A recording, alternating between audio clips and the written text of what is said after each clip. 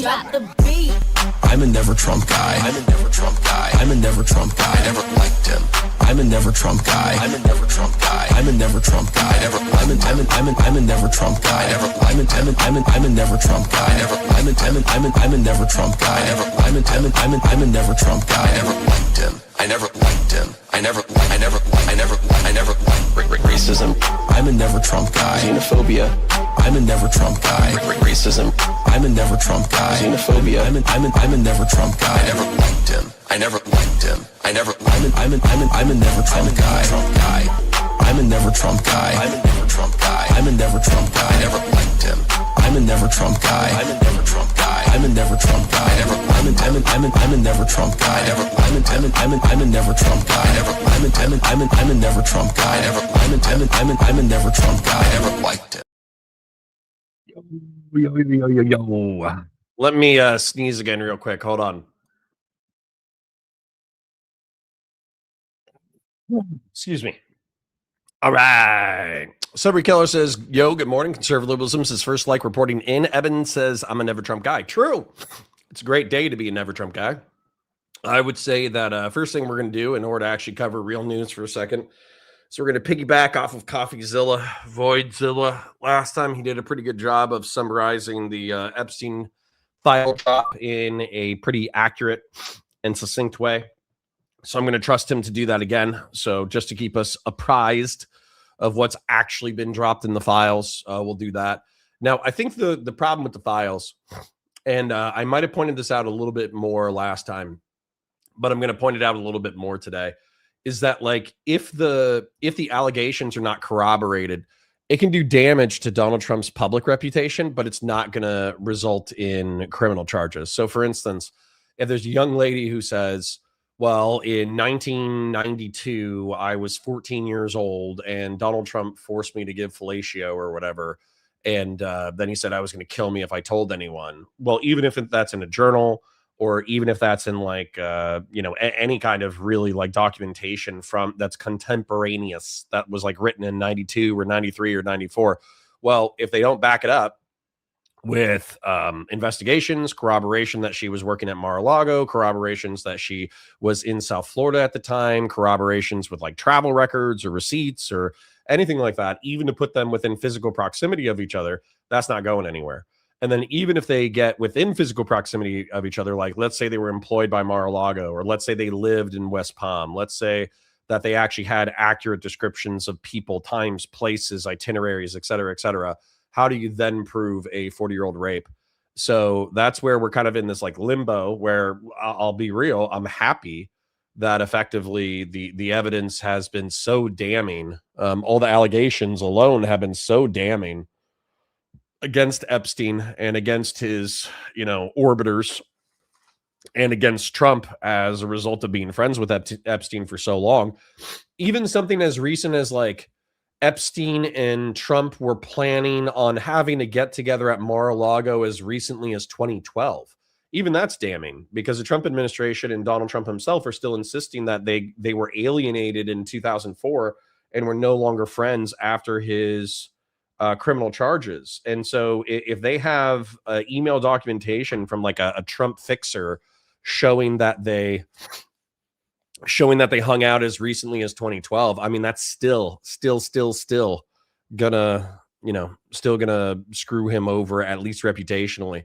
Also, I think that there was a Trump plus 17 district in Texas. Somebody correct me if I'm wrong, but there was a Trump plus 17 district in Texas that elected a straight, white, socially conservative coded Democrat, but still, plus 17 flipping blue is kind of crazy. So, I mean, I hope that's a bellwether for the midterms. That way MAGA can get properly dick punched. But at the same time, like I need I need Pisco and Destiny to chill the fuck out. I need Destiny and Pisco to chill the fuck out because they're like, yeah, let's go, Fed post. Let's go physically assault federal agents. And it's like, guys, how about you just chill the fuck out and win the midterms, you fucking idiots? How about that? How about you just chill out and you allow political momentum to actually carry you through the midterms instead of squandering all your goodwill by Fed posting, you fucking dipsticks. I can't believe that has to be said, but like I swear to God, I'm like the only sane person who like sees the way the winds are blowing, and I'm like, yeah, we could use this to, we could use this to fill our sails and sail in the right direction, and then everybody else is like, no, let's shoot our own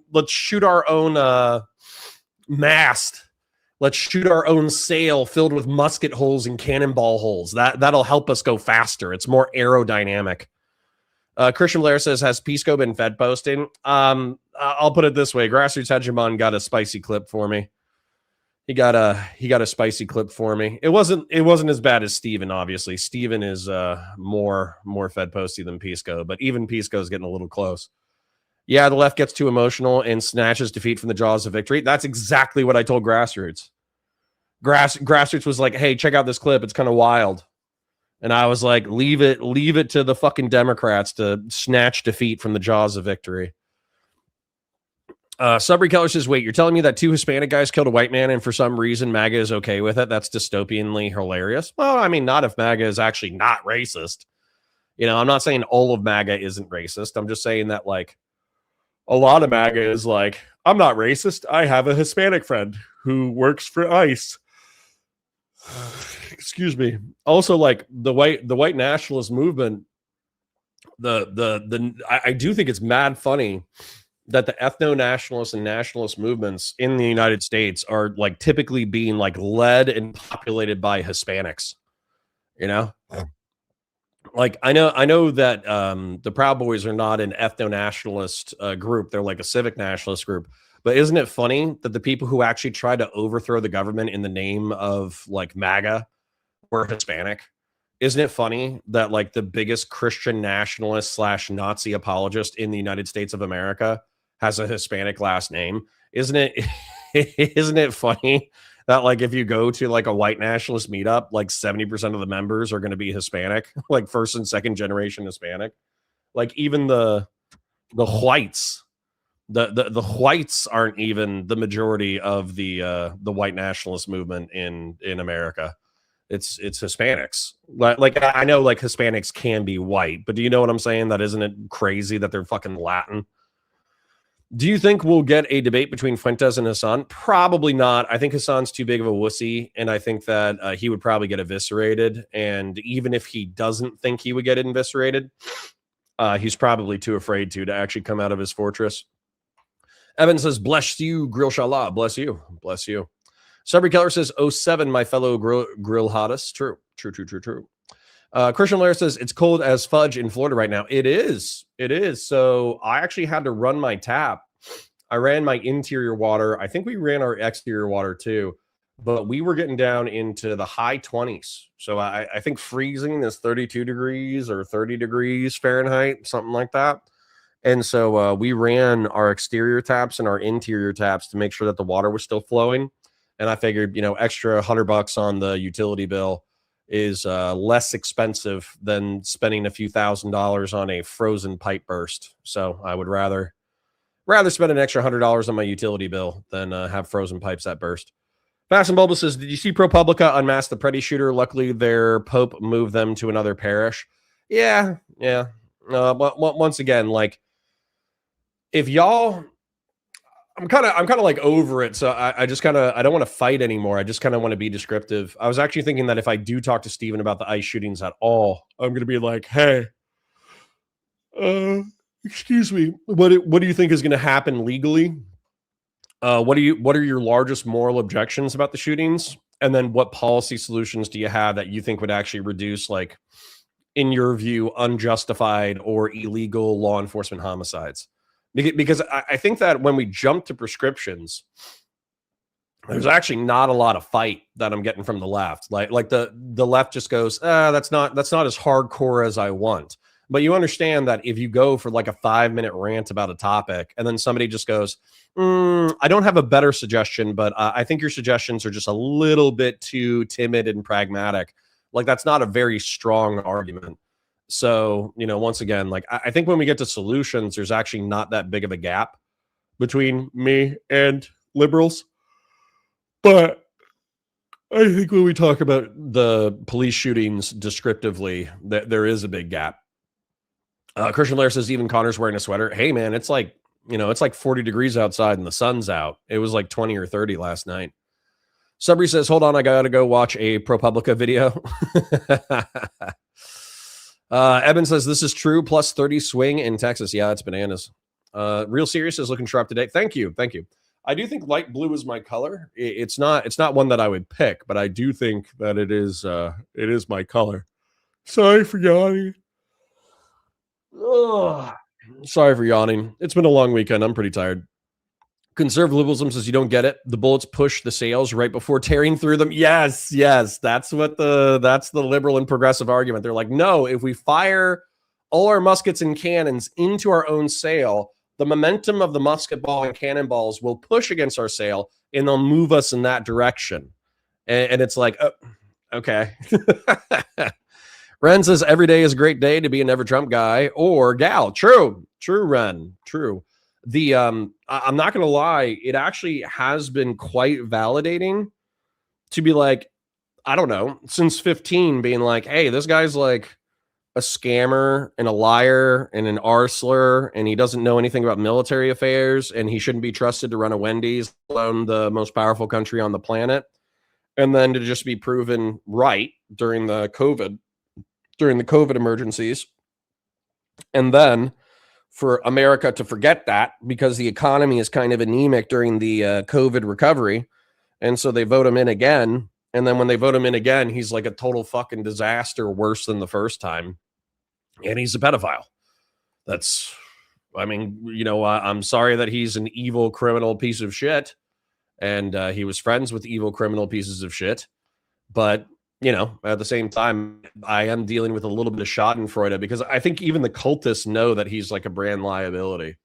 Like even the cultists have to be like, oh, well, I still think Trump is right for his policies. But as a person, we always knew that he was flawed.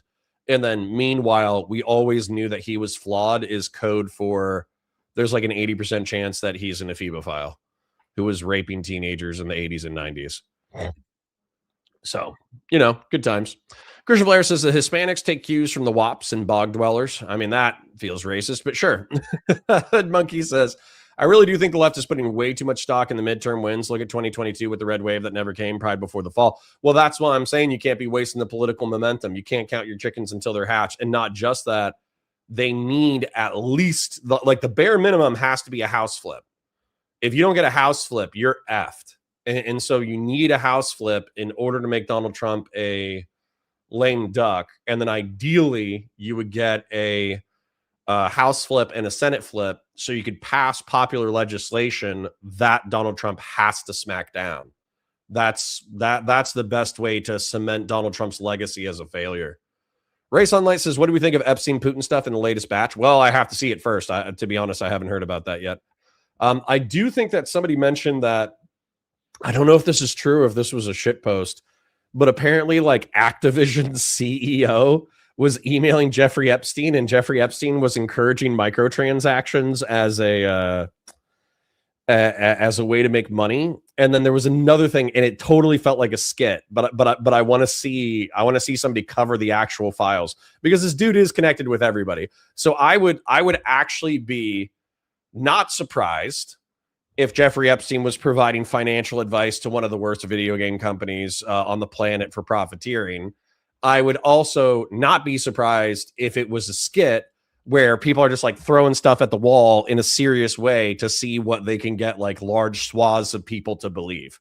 So if a verified source is like, no, he was actually boys with the CEO of Activision and they were discussing microtransaction and Jeffrey Epstein encouraged him to do microtransactions, I would actually think that was like hilarious, like hilariously evil and funny. But if Epstein and Putin, we did see that Epstein was already trying to smooth relations between the Trump administration and the Russians during the first Trump admin by giving the Russians advice on how to communicate with Trump. I don't know what further connections there are, but we'll take a look at the coverage by Voidzilla in a second. Christian Blair says, become Leos and you too get to be considered white. I mean, yeah, definitely honorary white for sure. Fashion 40 says, do you think we'll get a debate between Fuentes and Hassan? Nope, I think Hassan is too big of a pussy. Sabri says, I don't know what this is, but I'm starting to become suspicious of biracial people because it feels like they hate one half of themselves. I don't know if that's true. I think identity is complicated. I think you could be not racist and still be a pro-mass deportation person based on civic nationalist lines. I would just be skeptical. So for instance, like as an example of asking the broader law enforcement purpose served, that's something that I always did that sometimes my fellow cops didn't, which led to some frustrations in the institution. So whenever I was putting my cuffs on somebody, I'm a conservatarian. Okay. I think the state should only get involved in your shit when it's absolutely necessary, and minor traffic infractions and or minor disputes and or other shit is not when the state needs to get involved. And so I would always ask myself, like, what's the higher law enforcement purpose served? Like, we're trying to keep the peace. We're trying to serve the people of our community. We're trying to make sure that we have like a healthy, holistically good society. By putting this person in handcuffs, am I like pursuing that end or am I making it worse? And then depending on the answer to that question and the amount of discretion that I had in the scenario, I would answer whether or not I was arresting someone. So I think you could come up with the logic of, well, you know, illegal immigrants don't belong here. They should do it right. If we want to reform our immigration system, that's fine. But for 10 million people to come over the border within a decade is insane. And we can't sustain that much growth and integrate them that quickly. Therefore, I'm for quote unquote mass deportation. So you can have that logic, but then I kind of have to ask that person, okay, so you have that logic, but then we have like a 40-year-old illegal immigrant dad with a citizen wife and a 5-year-old kid, and law enforcement detained both of them. The kid's a citizen. They incarcerated them for 72 hours. And then a judge had to order them to release the feds because, like, I don't know where mom is, but I don't think mom's around to take care of the kid. What higher law enforcement purpose was being served by detaining a 5-year-old and his father and keeping them in a holding cell for 96 hours? You know what I'm saying? Whom are we serving with this?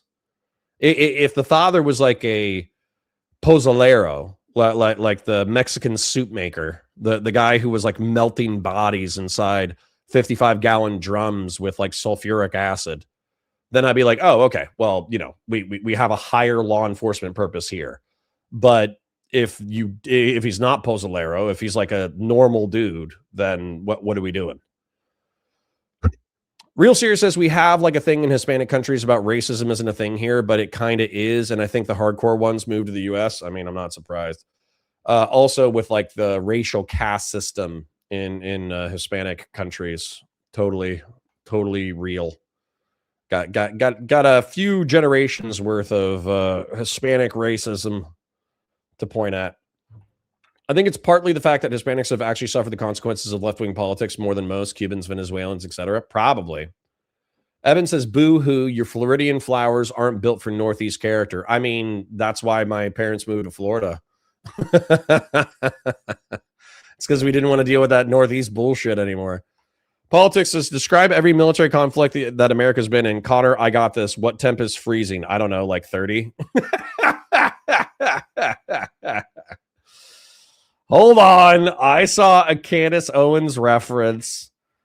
What temperature is freezing in Fahrenheit? If I'm right, I'm going to be pissed. Yeah, it's 32. I said 30 or 32, and it's 32. Y'all hating ass bitches. Hating ass bitches, and I was right. Sacred Snow says, I got down to low 20s in Citrus County. My wife turned off the sink when she got home from work at 1 a.m. Luckily, no pipes burst, but I spent a couple of hours in the morning. Yeah, you got to be careful. Throwing the pipe by the meter to get our water back on. Yep. The biggest update about Epstein is that he was an epic gamer, closer to all of us than we may have expected. No, don't say that. Sabri says, so you have been captured by your audience. Yeah, I've been captured by my audience. Let me say it straight up. I didn't want to work today, man. I did not want to work today. Not only so we have the Epstein files, which we should cover, but we've been covering police brutality for a week. I'm so sick of talking about police brutality, but at the same time, I feel like we should do a wholesome white pill segment talking about how law enforcement actually works. But I was like, that's going to be dry. Nobody's going to be into that. That fucking sucks. I'll be into it, but nobody else will be into it. We got like 2-week-old Fuentes versus Sneeko on Venezuela, which is like old shit. But dude, I need a palate cleanser away from the libs. The libs are driving me crazy right now. And then the reason why I put Destiny 10 is because we actually have a few. So we have Ryan Getty versus Destiny, but I have a feeling that that's going to be like a white pill chill combo that's actually fairly philosophically deep, but it's not going to be good for metrics. Then there's the Destiny versus Drew Pavlou from like a week and a half ago, which I'm assuming is going to like, I'm still friends with Drew, and he emailed me, and we do need to catch up, and we do need to call or whatever. But I have a feeling that's going to be one where I'm going to try to sweep for Drew, and it's not going to be, I'm not going to be able to sweep as much as I want to, basically. And then also there's the content of Destiny watching Live and Learn, watching Hutch freak out on lefties, which I tried to do last week, but realistically, I just did a bad segment on it because we spent more time. We had some engagement in the afternoon. So the real content I wanted to get into of Hutch getting dogpiled by Pisco and company for being too anti-lefty, I wanted to get into that, but unfortunately we didn't get there. We just got into Abolish ICE, and Abolish ICE was not my favorite portion of that content. Conserve says there's a very little gap if you keep ignoring people who would prefer a return to INS in lieu of ICE. Go ahead and secure the border in all ports of entry. No more mass black baggings. Yeah, but I don't want black baggings or masking. But at the same time, there can be an interior immigration and customs enforcement organization, and I wouldn't give a shit. Like if you just took ICE and you moved it back under INS, but it still did the same job, what have you achieved? And on principle, I do think there should be a law enforcement organization with detention authority that has the capacity to detain and deport illegal immigrants. And not all of those illegal immigrants have to be bad people. They just have to have like a safe place to go. And the detention and incarceration has to be humane. And I don't really give a shit. Chamorro says, what's your favorite law enforcement procedural show? Ooh. Good question. Good question. So you're saying procedural, like every show follows like a similar formula. So I think there, I have not watched all of Southland, but Southland was pretty good from a patrol officer perspective. I have not watched all of Blue Bloods. I think Blue Bloods is a little bit too idealistic while still dealing with the actual difficulties of the job. I actually do think Blue Bloods is, weirdly enough, fairly realistic, but the Reagan family itself is too idealistic. Like they themselves have like the grandpa's like an asshole, and he arrested somebody, but then he didn't stick around in order to be identified because he didn't want to get in trouble because he was retired. And then everybody's like, well, grandpa, you're still a good cop and you're still a good man. Derp, derp. And yeah, there's just like shit like that where like Blue Bloods is like too idealistic. I don't like SVU, and I don't like the FBI one where they're like behavioral people. The behavioral one drives me crazy. My wife used to be huge into that because she thought the nerd analyst guy was cute. But the that show drove me crazy because they were like, oh yeah, like back in 1972, this kid saw like a pigeon that got injured, and he was fascinated with the mechanics of injury. Therefore, like he started targeting like black women with sickle cell anemia, and that psychological profile we've nailed down to a 99% radius around Huntsville, Alabama. So we're gonna go hunting for this serial killer that loves kidnapping black women. And it's like, I have no idea how you got from wounded pigeon to kidnapping black women with sickle cell anemia. That doesn't make any fucking sense to me whatsoever. But they just like constantly do that jump, and it's very dumb. Like cases are built off of definitely more rock solid evidence than random psychological theories about the profiles of people. Very dumb. Hate that show. Hate that show with my entire fucking body. Also SWAT. I don't like SWAT. The reason why is like I do see the clips, but the clips are like it's effectively the war on terror where everything works out the way that it needs to be with like gunfights every show, every other show. And if you took the entirety of the experience of all of like SWAT experience in the entirety of the United States and added it all together, maybe what happens in the TV show SWAT would be possible.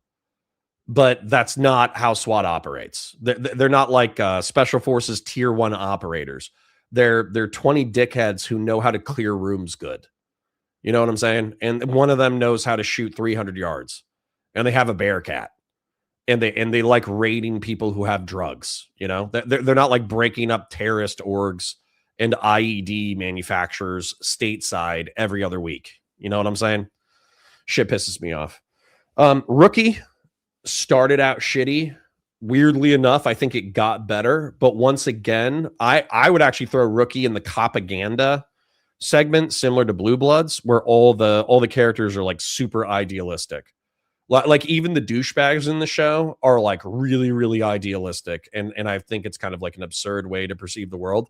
But, you know, maybe I'll do my Counterpoint Star Wars channel is 1/6 of the way to monetization. And we've only been doing it like 3 months. And then my Counterpoints sci-fi channel is 1/10 of the way to monetization. And it's only been 3 months. And I have not been maximizing like YouTube shorts or any of that kind of crap for either channel. And so as a result, I need to maximize, get those channels monetized, keep pushing content on those. And then eventually I'll do like Counterpoints crime and we'll start breaking down law enforcement stuff. That'll be fun. Conservatism says the trick to shooting your own sale is to jump while doing it because of that whole equal and opposite reaction thing. You don't want the recoil to travel through your feet into the true conservative liberalism. You figured it out, man. That's the problem. They're not jumping while they're shooting our sails full of holes. You cracked it. Robert says the Obama admin deported a lot of illegals and they did it without killing people or massive demonstrations. Trump derangement is Trump's America. The nation is failing. Robert, I don't think that's true. They definitely killed people. They killed people. You just didn't see it or hear about it. ICE CBP. Excuse me. ICE CBP. Local law enforcement, San Diego Police Department, LAPD, all those guys, New York, NYPD, they all got into gunfights with illegal immigrants and killed them. And they all got into fist fights with protesters during the BLM movement. I know that was after Trump technically, or excuse me, after Obama. But still, this shit happens all the time. Whenever it hits national discourse, it's because it was filmed and then it was picked up by news stations. But if you check like people who have been killed by ICE and CBP during the Obama years, I guarantee you're going to find a dozen people who were killed then. Matter of fact, I remember ICE and CBP during the Obama years shooting immigrants who were throwing rocks at them, right? There's like 3 or 4 CBP guys on the border. They were trying to stop like a dozen illegal immigrants from like running into the United States without getting detained. Some of the illegal immigrants picked up rocks and started throwing them at the CBP agents. And then the CBP agents like shot 1 or 2 of them to death. So it definitely happened. You just didn't hear about it.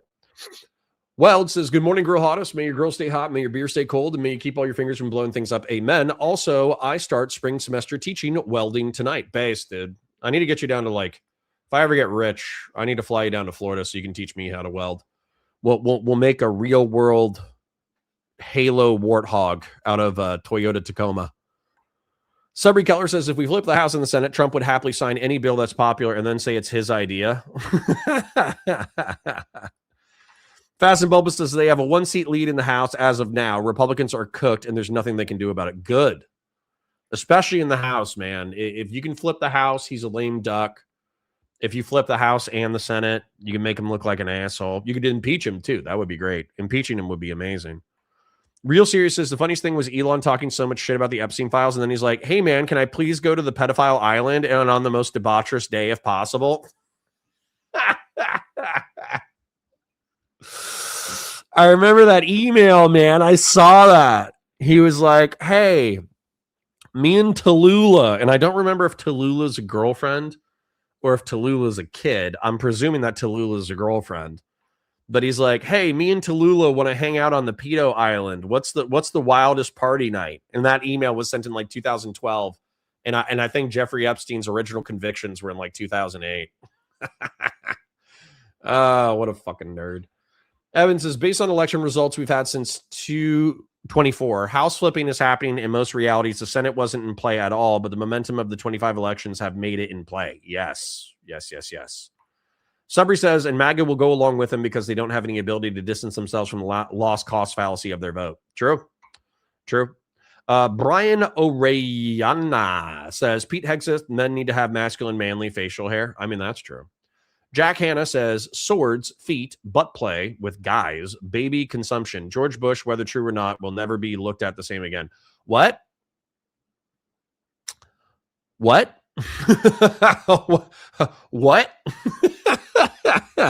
I posted this meme earlier today because I don't think Dick Cheney's in the Epstein files. And you have to understand, like, Dick Cheney and Donald Rumsfeld are viewed as some of the most evil people in American politics in the past 50 years because they were the architects of the Iraq war and arguably got a few 100,000 people killed for their own greed and hubris. And what's funny about that is Dick Cheney doesn't appear in the Epstein files. He just did it for the love of the game. I don't even think Dick Cheney's Jewish. He just invaded Iraq and had sex with adult women for the love of the game. He just loved being evil for the shits and giggles. He wasn't doing it as a way to become like a pedophile rapist. He just loved being evil. I think that's almost impressive. I think it's almost impressive that there's no blackmail on Dick Cheney. There's no underage pedophilia videos or photos of Dick Cheney. Dick Cheney just did that shit. He was just like that. Good Grief Griff says Epstein and Bobby Kotick is literally the most unsurprising connection in the universe. Yep. AK Batusai says he's got a better chance of losing money from Republicans than he does from the Democrats, though. Not sure who that's in reference to, but I did read it. Ray Sunlight says Elon thought he was good. Oh, you were talking about Elon. Elon thought he was good because no plane records, tried to be slick, but slipped away with a helicopter. There you go. Jack says it's cultural as far as I know with mulattoes in Hispanic culture, never an issue. In American WASP culture, a lot of weirdness of self-identity. I mean, I agree with that. But if you look at I agree that what's happened, especially past, what is it, Simone Bolivar?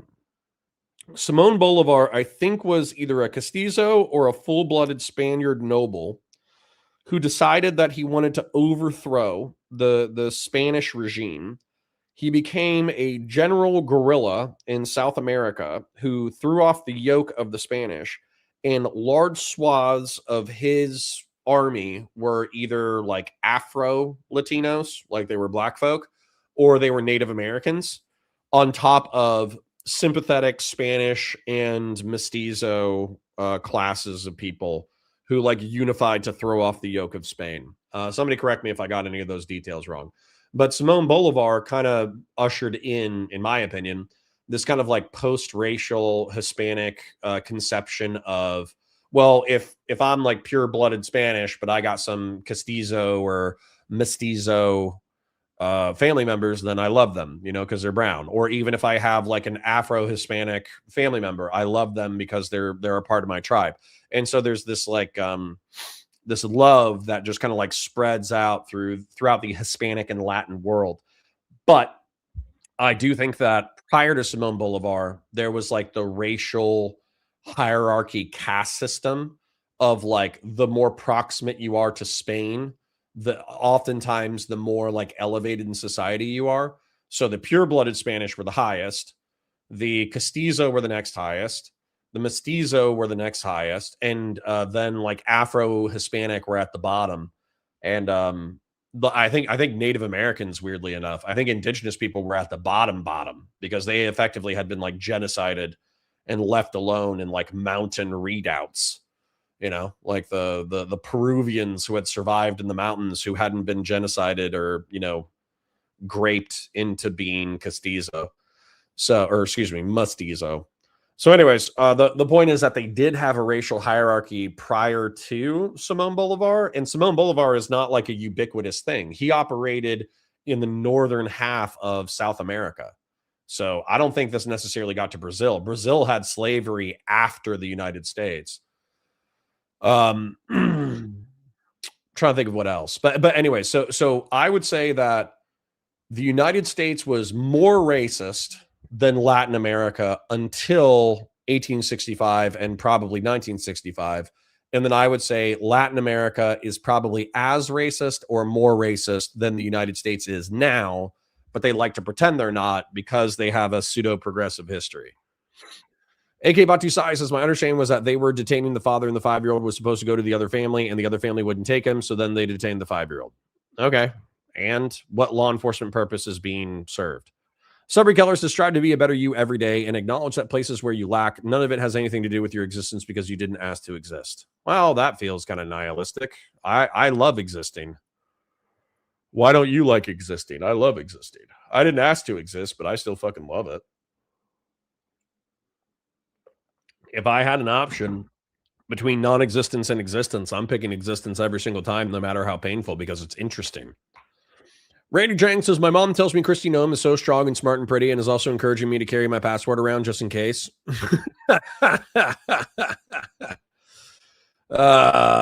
Jeb Kush says, I didn't want to work either, but here we are. Yep. Christian says, Wick versus Drew for me. Oh, yeah? When was that? Oh, Wick Destiny versus Drew. Okay, cool. Tiny versus Pavlou. Sounds good. Morning Connor finally have power and water back after more than a week without that from the storm. Okay, cool. Drew goes where the political winds are favorable, I guess. Timothy says, lol, Drew was unsweepable. Whoops. I'll try anyways. Hood Monkey says, don't bother with Drew versus Destiny. It's all Destiny avoiding the topic and personal attacks on conservatives. Sweet. Let's do that. Maybe I could sweep.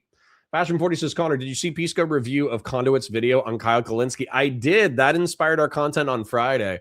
I know that not every single one of my regulars is going to watch every single bit of my content, and you guys have lives and jobs and family members and friends and other things to do between 9:30 a.m. and 2:30 p.m. every single day. And on top of that, the VOD chop and drop has been off recently because Danabo's like having a bunch of technical issues. But I don't know if I covered the same video. And I didn't cover it well. I'll admit it. It was very mid-content. But I was watching Pisco watch the Conduit video, and it was so funny because he had to, like, sweep every 3 minutes. It was mad funny. I only caught, like, 10 or 15 minutes, but he paused, like, every 3 minutes to be like, Conduit's not really making a specific point right here. You know? Conduit's not really making a specific point. You know? It's okay to imply that Kyle and Crystal are, you know, bad faith or stupid. But, you know, if you're not making I really would appreciate this content more if it did a follow through point on what it's trying to imply, but made it clear. And like that was for the 15 minutes that I watched Pisco on that content, that just repeat that every 3 minutes. And that's the content. Subry says, I want people to guess the person I'm blocking just on the vibes of their name. No idea. Christian Blair says Southland deserved to be renewed. Cancellation on a cliffhanger. Ooh, okay. Weren't the Pretty Shooters Hispanic? Probably. Reno 911 for its historical accuracy. True. I saw a Reno clip today. True. I just don't understand what we're gaining by making good people live in fear, secure the border, stop the bleeding, but let's take care of good people who are here. Yeah, me too. That's more of a libertarian perspective. True. Real Serious says, is the Shield any good? A lot of people really like the Shield. I think that cop was like super reckless and super corrupt, but he was one of the first like police anti-heroes on television. I feel like I need to go watch it. But just as an example of something cool that's not realistic at all. So this guy wants to go into a bad guy's shop. Okay. He wants to go in and he wants to negotiate. But the entire apartment complex is controlled by bad guys. And the bad guys say, you need to surrender your gun. And he's like, listen, I'm not going to give you my gun, but I will give you the bullets because I'm going to retain my gun. I don't want you motherfuckers stealing it. And so he just ejects the magazine and hands it to the bad guys, but there's still one in the pipe, right? So he keeps his pistol. He goes into the meeting with the bad guys, and then the bad guys are like, nah, we don't want to deal. Fuck you. We're going to kill you right now. And then he pulls out his pistol, and then he puts it like at the bad guy's dick. And he's like, hey, your dickhead fucking lieutenants didn't take the one out of the pipe. So, I'm not interested in dying. So number one, I would like my magazine back. Number two, you're going to walk out with me to my car and you're going to let me leave, or I'm going to shoot you in the dick in front of all your friends. Now, is that realistic? No. Is that cool? Kind of. Does that demonstrate an awareness of firearms necessary in order to write about it in a coherent way that is not present in all television shows? Yeah. So it's one of those things where like, I don't think the Shield is like accurate at all, but I do think that it's interesting enough that I would give it a shot. Connor watches Jag. I don't watch Jag, but the girl from Jag, very pretty. I'll put it that way. I'll be very nice about it. Very polite. The new Night Court or the old Night Court, because the old Night was hilarious and I haven't watched a new one. Well, the only one that I know about in reference to Night Court is that on the TV show 30 Rock, Kenneth, the nice page who has been sent by God to save everybody in New York by being a swell guy. That guy is, he's a huge fan of Night Court, and they have an entire episode about it. Hood Monkey says, End of Watch is the best cop movie tour, hands down. It is. The final shootout, not super realistic to me, but overall still a phenomenal movie. Grassroots gifted 10. Thank you for the Oil King. I guess I can just leave now. I'm not going to. I'm going to stay and suffer with you guys. We'll get the content cracking in a second. I just, I like hanging out with my chat. Christian Lair says Blue Bloods is annoyingly sanctimonious. Exactly. AK Batu Sai says SVU was probably the one I saw more of on Law and Order. True. Mind Runner Hunter was great, but apparently very expensive to produce. It wasn't that one. It was the fake one. I don't know. It was very silly. Oh, Criminal Intent. There we go. I think it was Criminal Intent. Hey, we got it. Tally, Anonymous, and Bud. Fuck yeah. All right, cool. Hi, Tally bots, if you're here. Hi, Anonymous Chatter, and hi, Bud123. Subry Keller says, Criminal Intent always sketch me out, mostly because of the D'Onofrio. That dude just seems like he's 5 minutes from snapping. I know, but that's because you watch Full Metal Jacket. Fast and Bulbous says, injured pigeon to cocoa butter to black woman. Yes. Use Celsius. There's a better metric for temperature than Fahrenheit. Nope. You know what 0 is on Fahrenheit? Cold as shit. You know what 100 is on... hold on. You know what 0 is in Fahrenheit? Cold as shit. You know what 100 is on Fahrenheit? Hot as shit. It's actually the perfect way to measure things. Grassroots says, oh, and K, haha, sorry to skip you, but yay. Old school for 5. I'll summarize the Epstein drop. There's no credible evidence of criminal wrongdoing by Trump, Musk, Clinton, Gates, or Dershowitz in the files.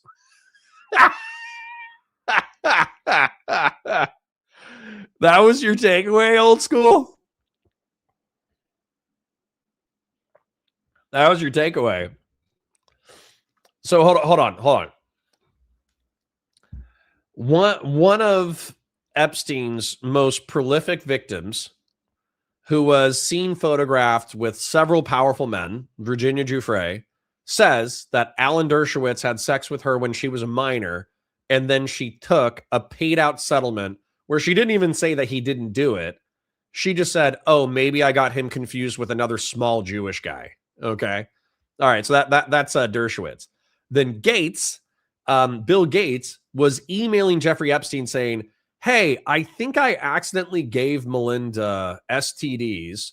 Can you help me, with STD drugs that I can then slip her without her knowing, so I can treat her STDs without letting her know. And then Epstein was like writing himself that in a note that Bill Gates like got STDs from like young Russian prostitutes. Bill Clinton was photographed hanging out and partying with Epstein in the 90s and thousands when he was at his peak of sex trafficking minors.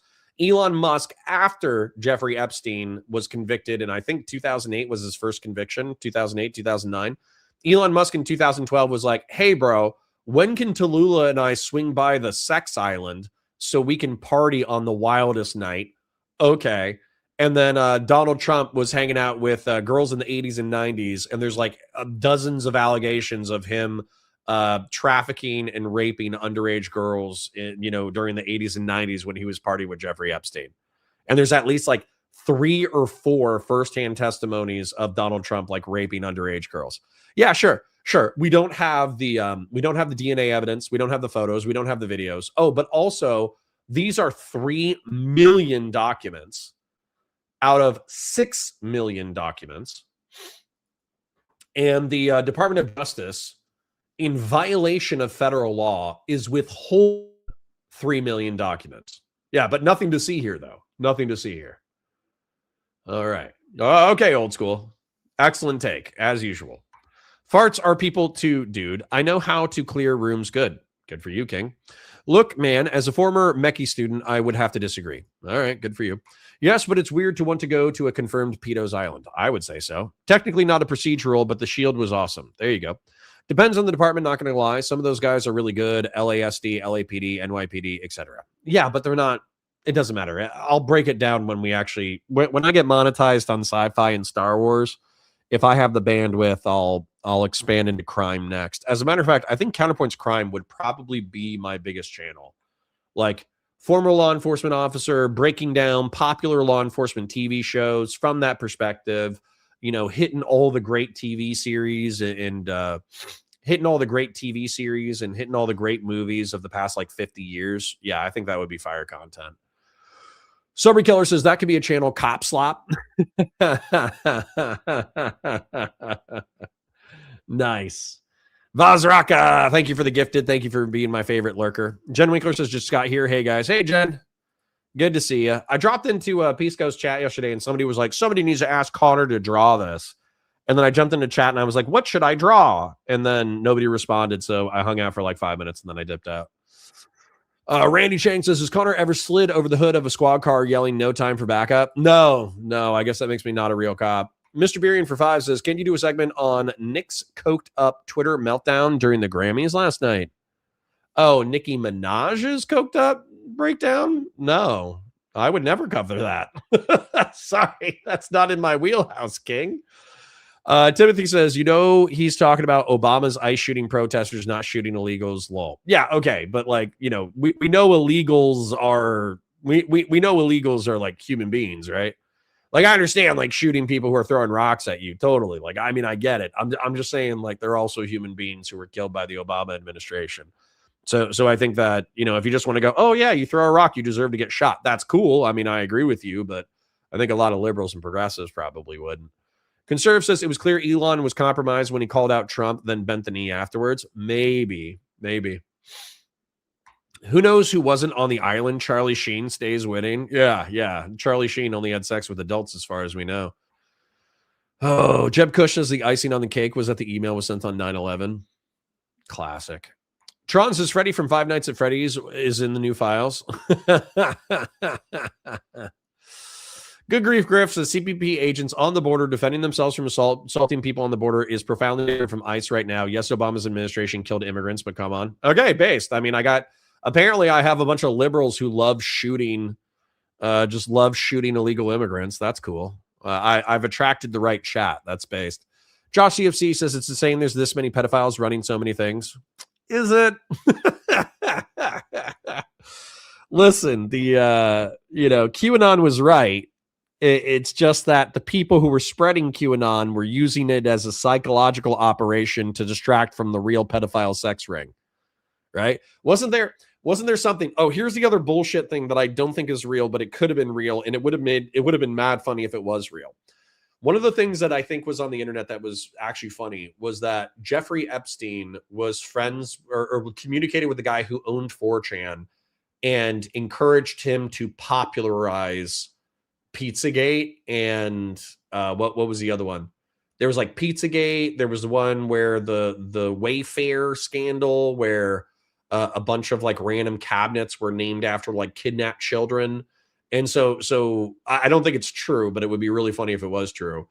if Jeffrey Epstein was doing psychological operations on the United States by popularizing anti-pedophile conspiracy theories in order to distract from his own real pedophile ring, and Steve Bannon helped him do that, that would be fucking hilarious.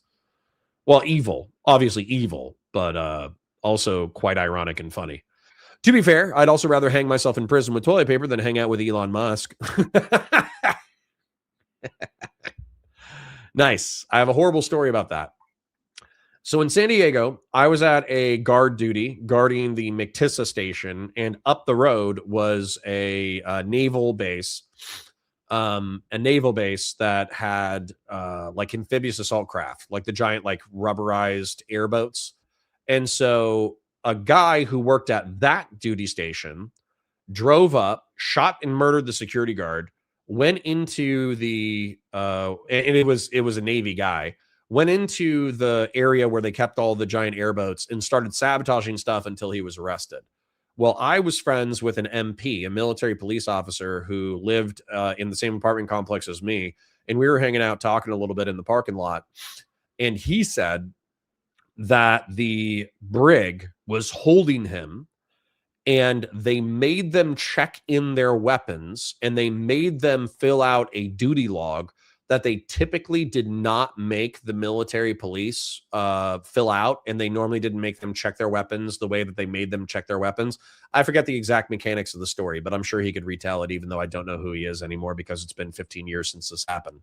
But the guy who shot and murdered the security guard and tried to sabotage the naval base, he killed himself by jamming toilet paper down his throat until he asphyxiated. And the corrections personnel, the people who were working in the brig, they watched him and let him do it, and they slowed down the military police. That way the military police couldn't intervene and save the guy's life.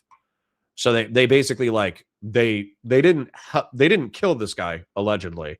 They didn't murder him, but they let him kill himself because they wanted karmic revenge for him murdering a security guard who had nothing to do with anything. Subry Keller, is that a Jessica Jones reference? I don't know. I like Jessica Jones perfectly fine. I think she's a cool actress, but I don't know what about Jessica Jones I referenced. Josh says to put these kinds of things in emails is fucking wild. Yeah, they just thought nobody was ever going to read the emails, which is funny. Hi, Rob. Josh says to put these kinds of things in email is wild. Just shows money and power doesn't always come with intelligence or conscience. Yes. Trill says, I would have figured out it was an enhanced interrogation he defended for years made him evil. Oh, there you go. Yeah, that's another one. Yeah, Dick Cheney was just in it for the love of the game. Subry Keller says, so I'm hearing there's no good hair issues in Hispanic culture, and I feel like that's a lie because I've seen TV shows where Hispanic have a Hispanic friend who relaxes her hair. What? What was that sentence? Excuse me.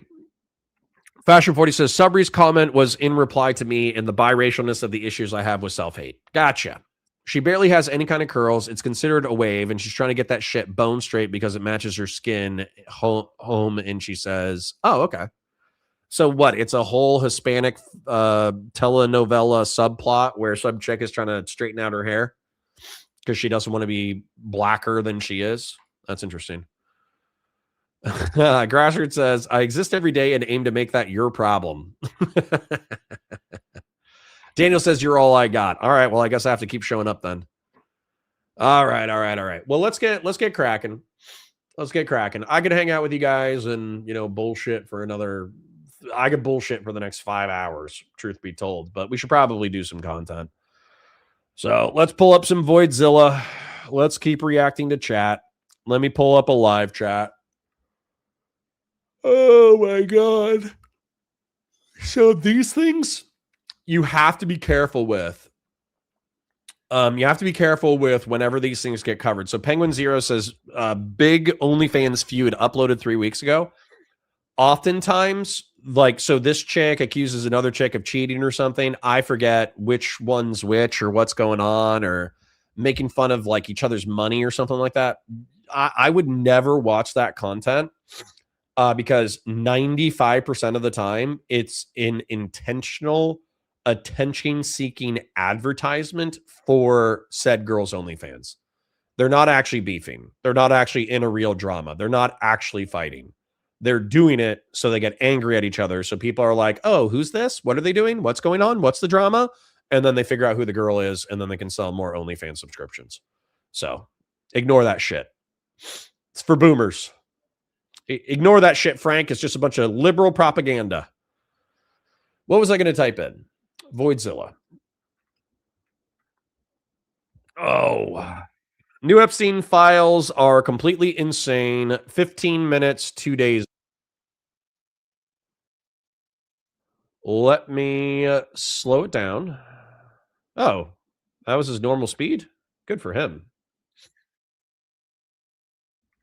Let me share the screen, add audio.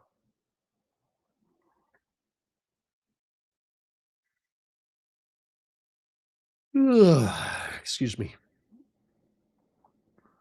All right, let's do it.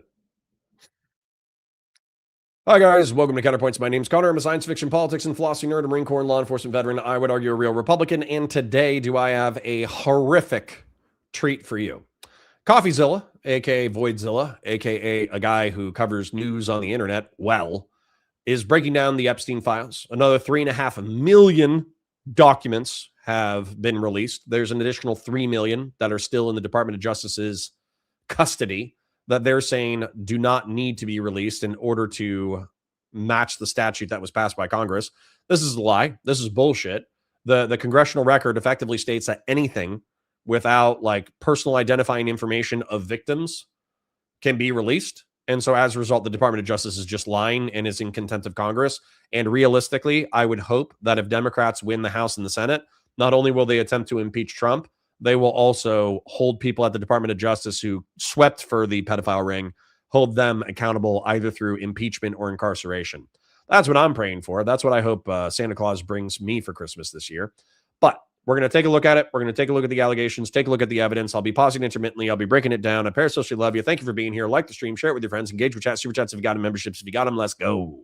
The FBI just dropped 3.5 million files, and it is incredible. Huge bombshells about some of the most powerful people on the planet. I can't believe they let some of this stuff out. I mean, it is stunning. Honestly, one of the biggest lies we've seen is the idea that the FBI could possibly come to us and say, not only is there not a client list, there was no credible evidence that Epstein blackmailed prominent individuals. Guys, we're about to see planned blackmail to one of the most powerful people on the planet, and that is Bill Gates. Listen, there's a lot we're going to get to, but we have to start with probably the craziest revelation here, which is Jeffrey Epstein emailing himself about Bill Gates. Now, if you don't know, Bill Gates and Epstein had a relationship post 2008. That's a big year. You're going to hear a lot today because 2008 was the time that Epstein pled guilty for soliciting of somebody under the age of 18. He was a predator at this point. Everybody knew it. Now, eventually, Bill Gates would get divorced when Hi, Dana. all of this came out. Melinda Gates said it was part of the direct cause for the divorce. She said she met Epstein and said he was evil. He was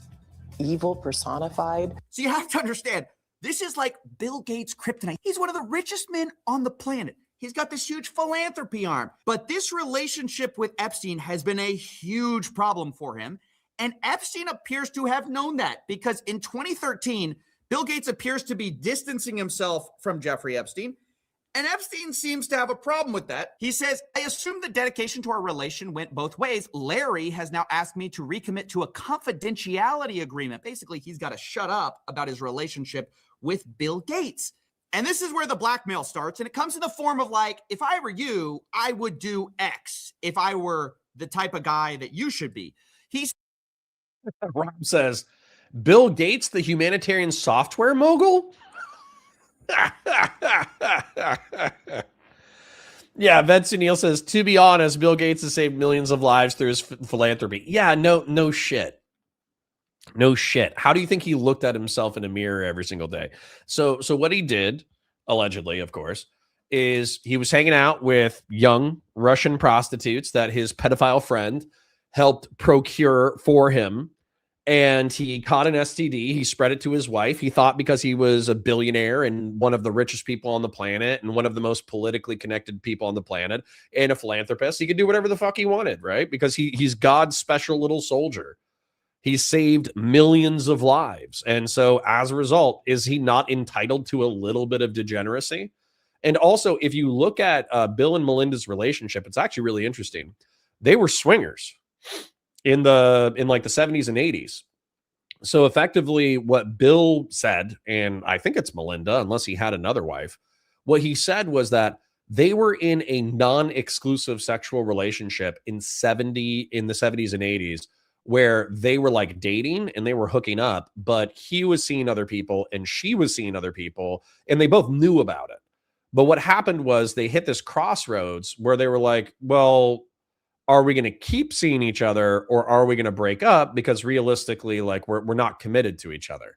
And so Bill said, well, I do love this woman and I want her in my life and she's a wildly important person to me. Why wouldn't I get married? And so he got married to her. But as far as like, if that's the foundation of your relationship, where it's like a sexually non-exclusive agreement where she knows that you're banging other people and you know that she's banging other people, then why would you not like carry on some level of that sexual expectation even after you were married? And I almost guarantee you what happened was Melinda probably thought that she had like sexual veto power over Bill Gates. And then Bill Gates thought that he was the main character, so he could do whatever he wanted.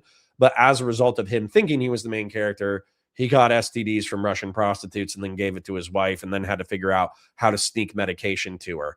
And yeah, so I mean, that's definitely the allegations that are carried out through this. And Melinda was saying, basically like, yeah, part of the reason why I divorced Bill was because of his proximity to Epstein, who I thought was a creep. And that's kind of wild, it's kind of a wild thing to say. There was something I wanted to show you. What was it? So Bill Gates gave her a virus. All right, so I'm going to show you something from It's Always Sunny in Philadelphia, where Charlie is going on a date and he's trying to say that he is a rich, successful philanthropist. And this is going to be a reenactment of Bill Gates talking to people about what he does in the world. Hi. Hi. Are you Charlie Kelly? Yeah, I am. Yeah. Sorry, I'm late. You're Jackie. Yes, I am. Are you all right? Yeah, I was running. Okay, because you're bleeding. Oh, shit. Is it bleeding again? I'm sorry. These are hornet stings, I run into like a lot of like hornets in my line of work and I get stung up like bad all over my face and stuff. And then, it starts bleeding. Oh, sounds interesting. Yeah. What is it that you do again? I'm like a janitor. And, I'm a full-on rapist, Africans, dyslexics, children, that sort of thing. I'm sorry. Did you say you're a full-on rapist? No. No. I help people. You know what I mean? I'm a philanthropist. Yeah, that's exactly what it is. It gets blocked up in my mouth. I don't say it no good. So. I'm a janitor at a bar. So what I would do with unlimited time is I would take that scene and I would AI put on Bill Gates's voice and Bill Gates's face, but we don't have time for that. So let's keep going with the content. He says, in that regard, I suggest I buy you the house that you had your heart set on. In addition to 5 years of severance, we'll buy you out of the investment contract we agreed upon, 30 to 40% of an $100 million partnership for $30 million in today's terms. That's what I would have done had I been in your shoes. Then he lays out what he has on Bill Gates, or what he says he has. Quote, to add insult to injury, you subsequently, with tears in your eyes, implore me to delete the emails I had regarding your STD. Your request that I provide you antibiotics that you could surreptitiously give to Melinda, and the description of your, I mean, this is insane. It's completely insane. It's like basically laying out in text form, I would give me millions of dollars, and I can't believe you're asking me to delete the message where you were going to give STD medication to your wife without her knowledge. I mean, it's complete. It's crazy. It's just completely obvious what he's doing here. It's just a nudge, nudge, wink, wink. Here's what you should do. But now that coming out after Epstein's death, this looks really bad for Gates, obviously. Right. Audacity for 5 says maybe the real Epstein files were the friends we made along the way. Indeed. Indeed. Like the stream, share it with your friends, engage with chat, super chats if you got them, memberships if you got them. I did set a goal. I am looking at live chat instead of top chat. So I appreciate you guys. Thank you for being here. Because you usually wouldn't blackmail somebody for something that's completely false or fake. I mean, maybe he did that. But we also know Bill Gates had affairs. Obviously, Melinda credits it for their divorce. So it's hard to believe there was nothing sketchy going on. Bill Gates, of course, maintains that it was completely above board. He says the fact this allegation was in here just shows how much Epstein was willing to defame people. But Epstein lays it out. He says he helped Bill get drugs in order to deal with the consequences of sex with Russian girls, facilitating his illicit trysts with married women, and to being asked to provide Adderall for bridge tournaments. Look, guys, this is exactly what we suspected the whole time. Epstein was providing services to rich people and expecting payment via blackmail. Now, you might say, and it's true, that we don't know that Epstein ultimately sent that version of an email to Gates. All we know is he sent that to himself. He may have planned the blackmail and just been drafting something. But what we do know are two things. The Wall Street Journal has reported that Gates was threatened by Epstein over an affair. We also know that after this blackmail email Jeffrey sent to himself was written, eventually Gates sent a $2 million donation to MIT directed by Jeffrey Epstein, which is a bit weird if you had distanced yourself from the guy and y'all had this big falling out. Now, again, do we know for sure that Bill Gates did all of that? No, of course we don't. But do I think Bill Gates was innocently looking for charity advice from a after he already pled guilty? No, I don't. I'm sorry. I'm not that gullible. And speaking of not that gullible, we've been lied to also by another richest. Zarenthia says, I see Bill Gates doing the work he does now, like gangsters and drug dealers wearing tons of crosses and holy wear. I'm okay with that analogy. Now, old school with the 2 says this guy needs to lay off the Adderall. I mean, shit. He's talking how fast I want to talk, so I'm okay with that. So what I would say, though, is I think Bill Gates, just because I've known bad people, right? I've known bad people in the Marine Corps. I've known bad people in retail work before the Marine Corps, after the Marine Corps, in college, as a law enforcement officer, in corporate stuff, like all that kind of stuff. I know I've met a lot of really good people. I've met a lot of really bad people. A lot of bad people don't want to see themselves as the villain. They really don't. And so I think that just because Bill Gates is doing a lot of full-on rapist work, sorry, I got caught in my throat, a lot of philanthropy work, a lot of philanthropist work, just because he does that doesn't mean that he doesn't actually care about humanity. Like the whole investing in nuclear and developing a city out in the middle of the sticks and going to Africa and helping to provide all these vaccines and mosquito nets and all that kind of stuff. He's probably doing that to Bowie. Yeah, he does a lot of phallus Anthony. Yes, exactly. So he probably does do that in order to boost his public reputation because they're like, oh, it's the world's richest man, or one of the world's richest people. But he also does a lot of philanthropic work that straight up just saves lives. And that's great. And I appreciate him for doing so. However, I am guilty of doing good things over here and then thinking that gives me license to do bad things over here. You know what I'm saying? So I quit cigarettes and I quit alcohol. Therefore, I can eat more ice cream. You know what I'm saying?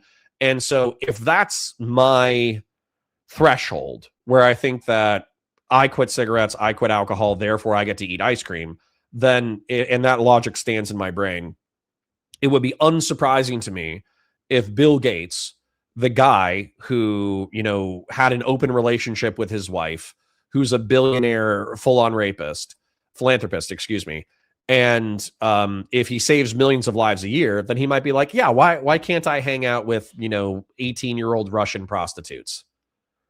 Why not? Why can't I give my wife an STD? I saved 1 million people last year. Why can't I why can't I cheat on my wife? So is this moral girl math? Yeah, pretty much. Yes, it is. That's actually that's exactly what it is. Yeah, penance for sex addiction. Correct. So yeah, I mean he's one of the world's most powerful and rich people. So once again, if I can quit cigarettes and alcohol, and then that entitles me to an extra chocolate ice cream, why can't Bill Gates, in his moral logic, not making actual excuses for it, I'm trying to explain the moral logic. But if he saves 3 million people, then maybe a few 18-year-old Russian prostitutes is you know what I'm saying? You're saying it's the Bill Burr Schwarzenegger bit? Yeah, basically the guy was in the zone. Yes. Real serious. So for those of you who don't know, Bill Burr has this rant about Arnold Schwarzenegger, how he was an Austrian immigrant to the United States. He was Mr. Olympia. He was a bodybuilder. He married into American political aristocracy in reference to the Kennedys. And then he was one of the world, like he was known as like one of the world's like strongest and most sought after men in reference to action films. Why couldn't he have a side piece? Why couldn't he have a side piece? And then Bill Burr is doing this like comedic bit of like everybody's trying to drag Arnold Schwarzenegger down, but if you try to do what Arnold Schwarzenegger did, like that guy's like 1 in 50 million. That guy is yeah. So basically the Bill Burr bit. So Grassroots says, look, you feed 100 YouTube channels, I get to smoke 16 packs a day. I mean, that's why I don't criticize your smoking too much, Grassroots. I tell you, I want you to quit tobacco because I don't want you to die early, partially out of selfish motivation, but also because I just don't want you to die early. But yeah, I also can't criticize you too hard because, you help back the channel. I can't yell at you too much.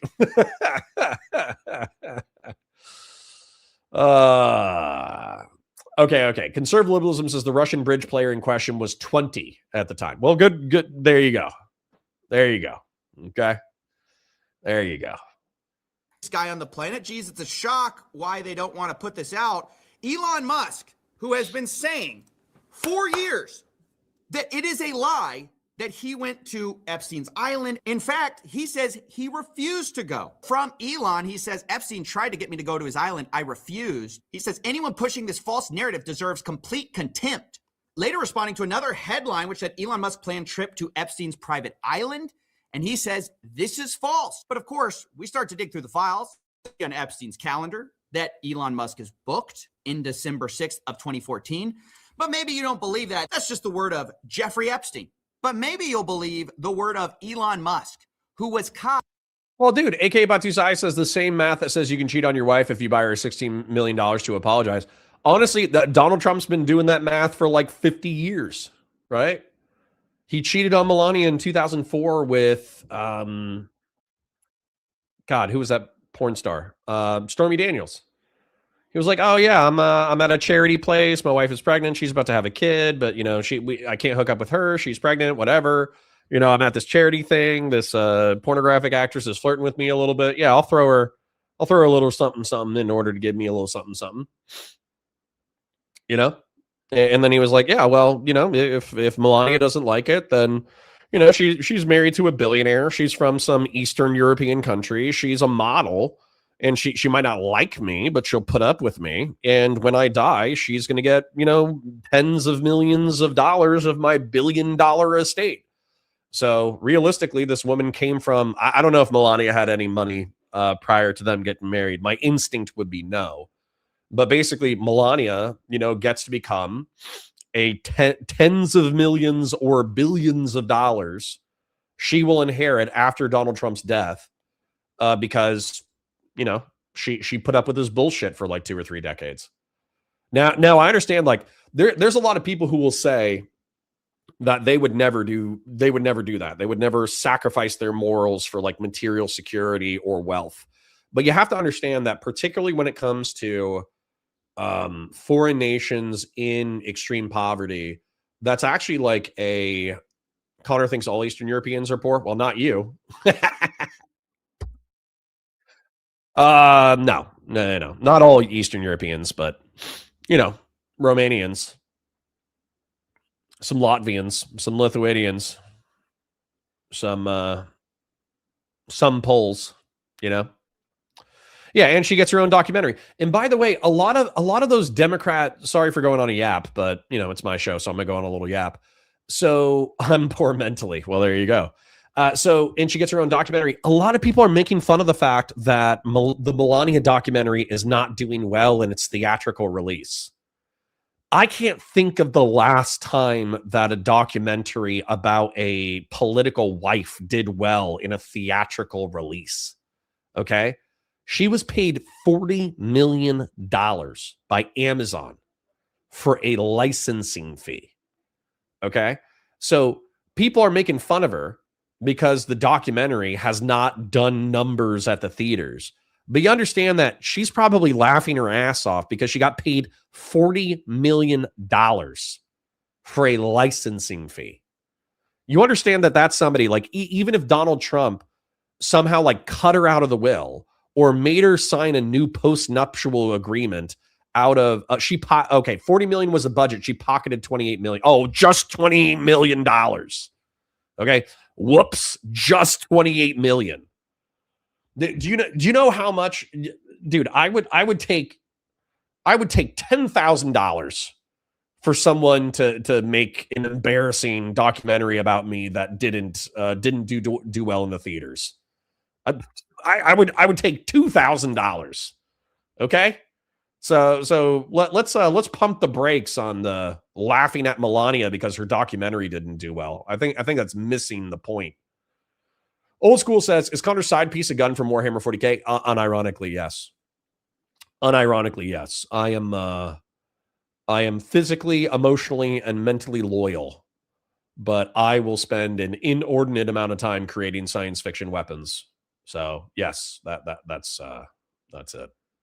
Emailing Jeffrey Epstein to go to his island, post the guilty plea. Elon Musk writes, will be in BVI St. Bart's area over the holidays. Good time to visit. Jeffrey Epstein says, I will send a heli for you. Later, Elon Musk writes to Epstein, probably just to Lula and me, his ex-wife, what day night would be the Thank you, Mr. Coffeezilla, for confirming that Tallulah was an adult and not a child. wildest party on your island. The world's richest man is asking the most pedophile man for the wildest party on his island. And then it gets more explicit. In 2012, remember, this is the guy who said, I refused it. I could never do that, right? It's false. But here in 2012, he says, do you have any parties planned? Targan says, is the documentary a real deal or is it's a bribe, bro? It's a bribe. 100% it's a bribe. It's the same thing with the Melania coin, the Trump coin, the crypto stuff, the appointments to random boards with $50,000 a month or $100,000 a month in consulting fees, the random control of foreign sovereign wealth funds, the UAE. There was a new one in the past week. I forget what it was. I think it was the UAE gave $500 million to like some Trump company that didn't have any products besides like a NFT that the $500 million didn't even buy them access to. Dude, the Trump family, I know I spent a lot of time talking shit about Hunter Biden, and I will continue to do so because I think you guys are just like ignoring like what's effectively just like nepotism and cronyism and corruption by another name. But I'll tell you that what Hunter did makes what the Trumps did like it's not even piss in the ocean. It's like a water molecule. Okay. You know, so just to describe this laboriously. Okay. I have a pinned message from Josh. Okay, well, I'll take Josh off of screen. How about that?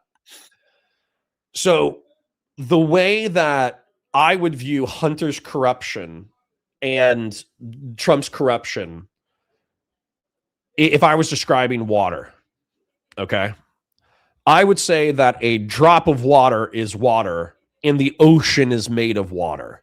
But Hunter's corruption is the drop and the Trump corruption is the fucking ocean.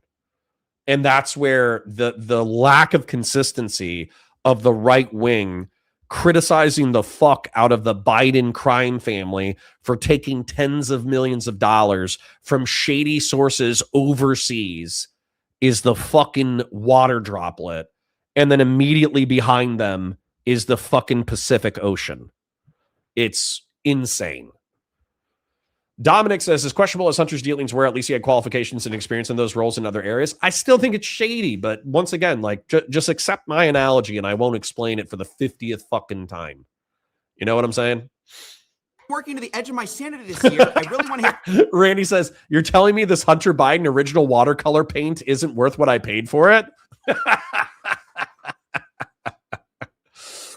All right.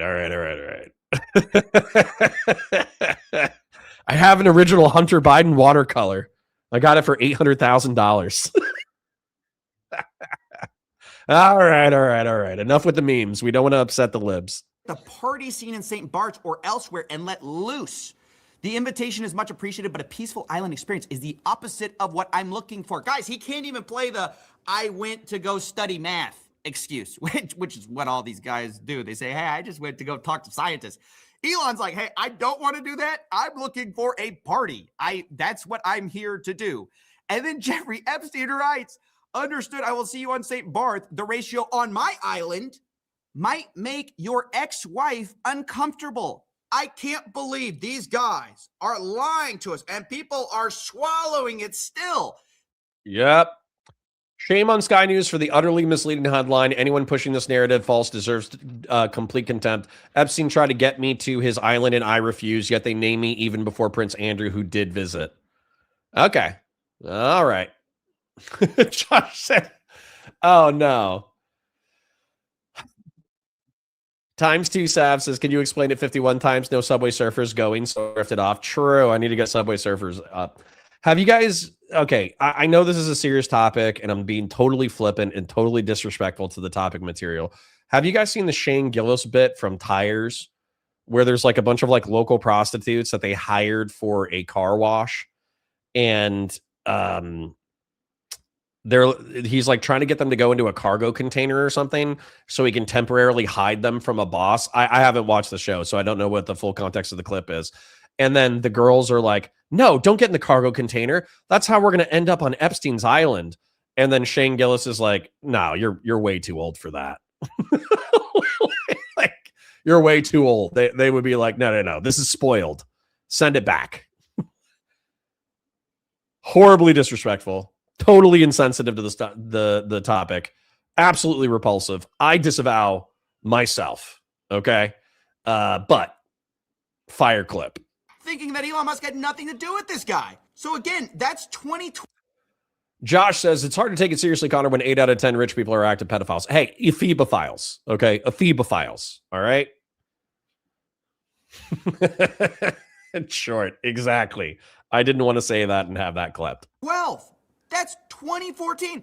But guess what? There's another time in 2013. I mean, this seems like a yearly thing with the boys. Here, once again, Elon Musk writes, we'll be in the BVI St. Barth area over the holidays. Again, is there a good time to visit? Jeffrey Epstein, any day, 1st to the 8th. Play it by ear if you want. Always space for you. They then plan some more, and you might think, well, if Elon ever told the truth, this is when he has to reject, right? Because he said, I refused. But actually, it appears to be one of those cases where, like, your friend says, like, oh, bro, I dumped her. And actually, it was the other way. Yeah, it turns out Elon didn't dump the p***. The p*** dumped Elon. He says... Unfortunately, my schedule will keep me in New York. I was really looking forward to spending some time together with just fun as the agenda, so I'm very disappointed. Hopefully, we can schedule another time in the future. All right, Elon. Bad news. Unfortunately, my schedule will keep me in New York. Hopefully, we can schedule another time in the future. Jeffrey Epstein let Elon down. That's actually the real story. Is the reason he didn't go in 2013 was because he couldn't go. Jeffrey Epstein was not there. Guys, I mean, how blatant do they have to make it before we start to just see through it, right? When they issue these ridiculous denials, they're totally associated with the guy after the guilty plea. They lie through their teeth, but they can't even keep their story straight. I mean, that's what's crazy. They're not even competent at this. They get caught in their own lies all the time. Remember, the FBI... Zarenthius says the truth behind Epstein's death has been revealed. Tell us more, Zarenthius. Guy's official story was they didn't blackmail. Well, before we even had these files, Howard Lutnick was on the record calling Jeffrey Epstein the greatest blackmailer ever. So how come Bill Gates and all these other people could hang around him and not see what you saw? Or did they see it and ignore it? Or no, they participated. Right. That's what his MO was, get a massage. And what happened in that massage room, I assume was on video. This guy was the greatest blackmailer ever. Interesting. Okay, so Howard has a different perspective. Now, if you don't know, that guy, do you think he's just telling the truth there? Even this guy who's contradicting the official narrative, this guy literally lived to Jeffrey Epstein. This guy was like, I'm going to tell the truth. Those guys participated. That guy lived next to Jeffrey Epstein. And by the way, he lied too. I love this video we're about to get into because this guy, Mr. He's the greatest blackmailer ever, does he know something we don't know? Because it's interesting. Mr. I'm his neighbor had to also explain how he. Dude, I love the sweep. And I'm not saying that Jeez. Are you being sarcastic? Or what is this sarcastic? Still no evidence of any blackmail fraud, baseless conspiracy theory? Wait. Sorry. So we have a billionaire who let the Mossad use his properties. There's apparently tons of videos and photos that we're not getting access to. There's still 3 million documents that the current Department of Justice is obstructing, from public view in violation of a congressionally unanimously passed law. We got like dozens of powerful people lying about their relationships with Mr. Epstein. And you're just like, yeah, nothing to see here. Nothing to see here. What do we, there's no black males. That's actually suspiciously true, Ray Sunlight. That's suspiciously true. Where's the black gentleman getting blackmailed? Where's the wow, I'm starting to feel like this whole thing's racist. I didn't say nothing to see here. I said no blackmail. All right. This is where it feels sweepy to me, okay? We got a couple of people who are like contrarian right-wingers or whatever who still do apologia for like MAGA and Trump. And they go, oh, yeah, well, you don't have any definitive evidence that Donald Trump participated in rape. Therefore, blah, blah, blah, blah, blah, blah. And it's like, dude, how are you still sweeping? Oh, they were with Diddy. Yes. Actually, you know what, Jamie Hayes? You just owned me in the marketplace of ideas. Diddy was the black Epstein. That's an excellent point, actually.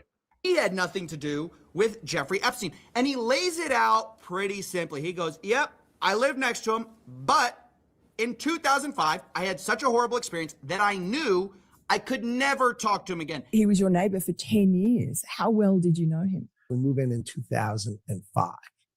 Okay. Jeffrey Epstein is arrested in like 2008, I think, or something like that. Right. So knock on the door.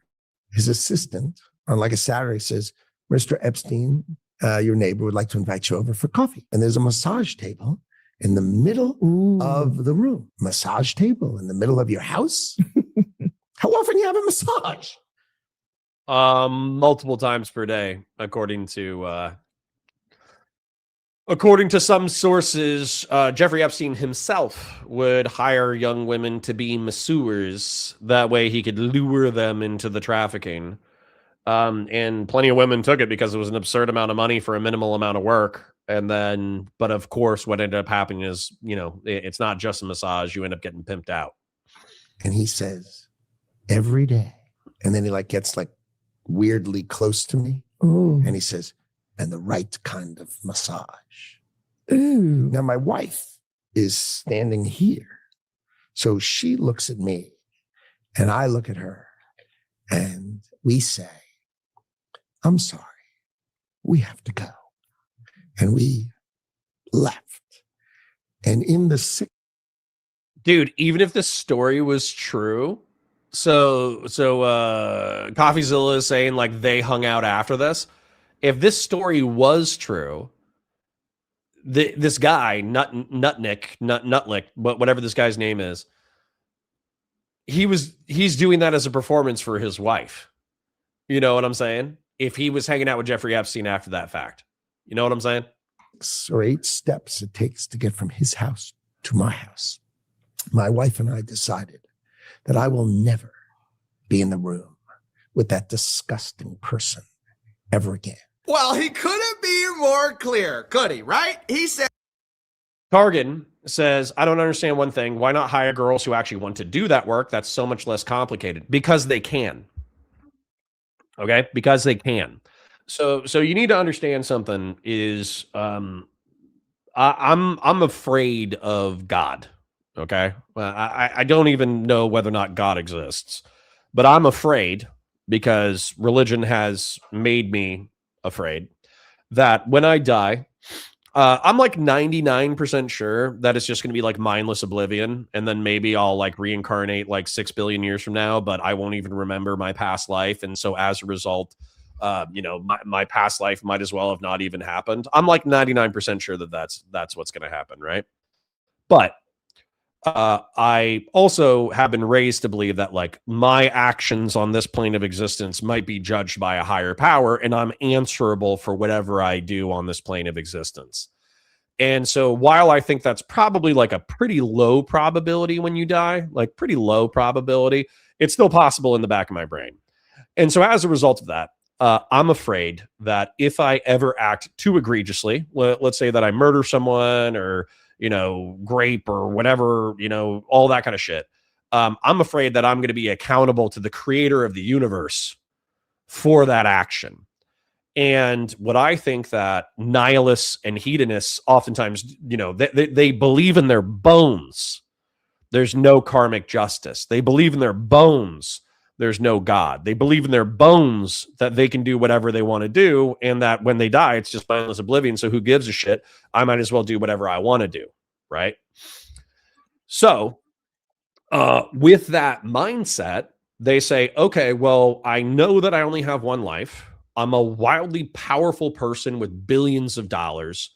What can I do? Okay, what can I do and what can't I do? And I think what ends up happening is people they skirt up to what they can and can't get away with.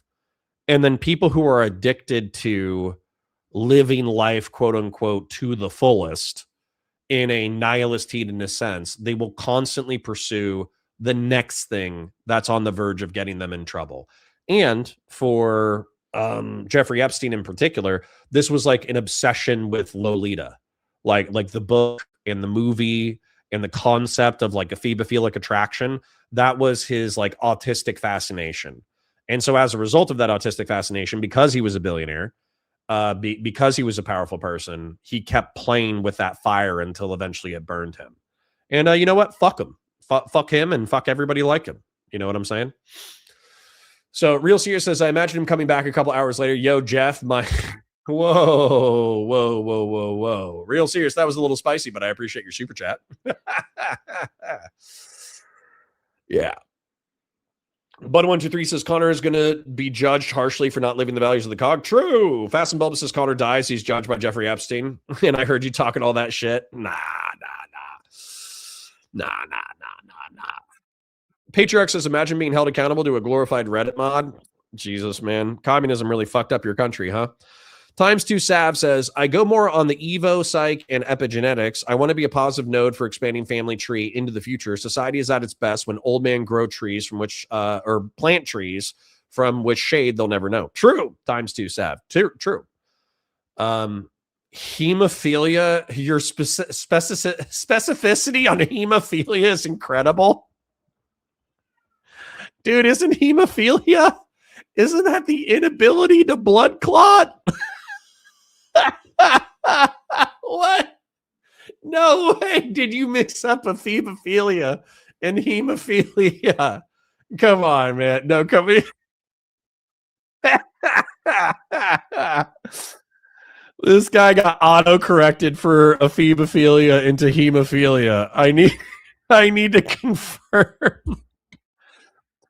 It's a bleeding disorder caused by a deficiency in clotting factors. Yo, everybody check out Josh CFC in chat. He's addicted to bleeding.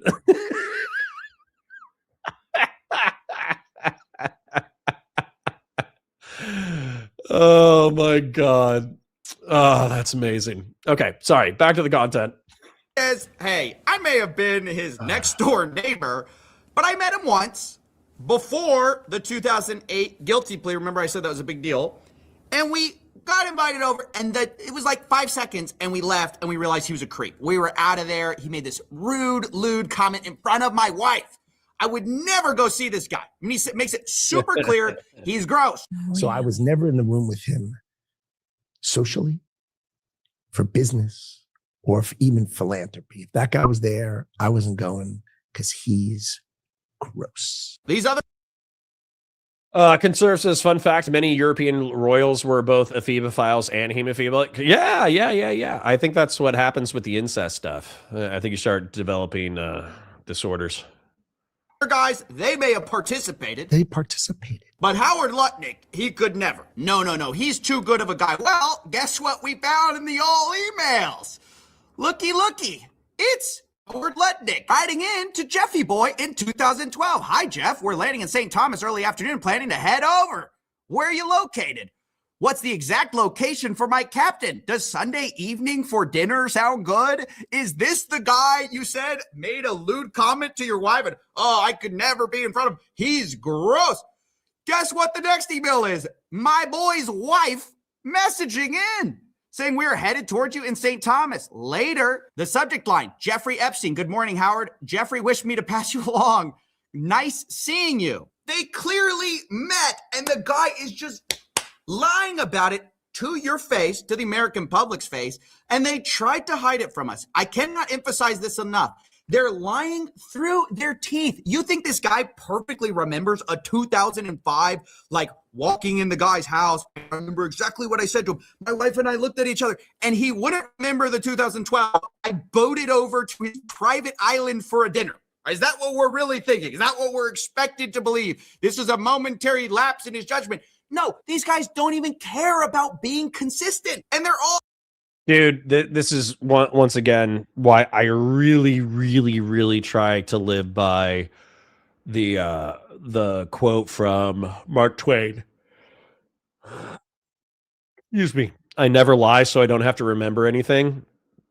I'm just telling you, it's so much easier to just, think about your day and think about what you did and this, that, the other, and just go to sleep. Going to sleep with like a clear conscience is so much better than thinking about like, what did I tell this person and what did I tell this person and how do I balance these things and how do I make sure these people don't meet and how do I manipulate the public into getting what I want and how do I manipulate these people into getting what I want and dude, how exhausting for your brain and for your soul to be a liar who has to balance all of your lies against each other, man. Just tell the truth as you see it. It's so easy. And the people that you'll attract to, I was thinking about this the other day. There are so many performative ways in which I could probably enhance my like digital media presence. I could freak out and I could play a character and I could be obnoxious and I could be hyperbolic about other people and I could stake out extreme positions and I could do this and I could do that. But that's all like sophistry, right? It's all rhetoric. It actually has no substance to it. And when I look at the people who are most successful in digital media content creation, they oftentimes, they're either at minimum, they're hyperbolic. Oftentimes they are liars. Not all of them, but oftentimes enough they are. And so that seems like an easy path. But then you also look at the gilded cages that these people have built for themselves, where they either are stuck in a performative hyperbole. I'm thinking of Sneeko when I think of that. He has to be extreme at every moment that he's on stream in order to maintain his audience. And the second that he becomes like boring and nuanced, he loses viewers. And then, so he's stuck in like a cage of performativity until he decides to retire. Then, I also think about like, well, I mean, that's realistically the best one. But even Pearl Davis is like a recent character who has been like hoisted by her own petard. She's single. She's in her late 20s, early 30s. She's not married. She doesn't have kids. And yet she's dedicated herself to propagating this rhetoric of like men like youthful, virgin, debt-free, no tattoos, no promiscuity women. And so we need to actually return to a society where women are like these submissive people who just like give up every level of autonomy in order to be attractive to men. And yet she's constantly being destroyed on the internet because while that hyperbole has worked for her to build a digital media platform, she's a walking contradiction. And so every single time that she just like is challenged by anybody, she just gets fucking annihilated. So yeah, Josh says it's a short-term house of cards. It's going to mandate that you end up grifting to any audience that'll pay. True.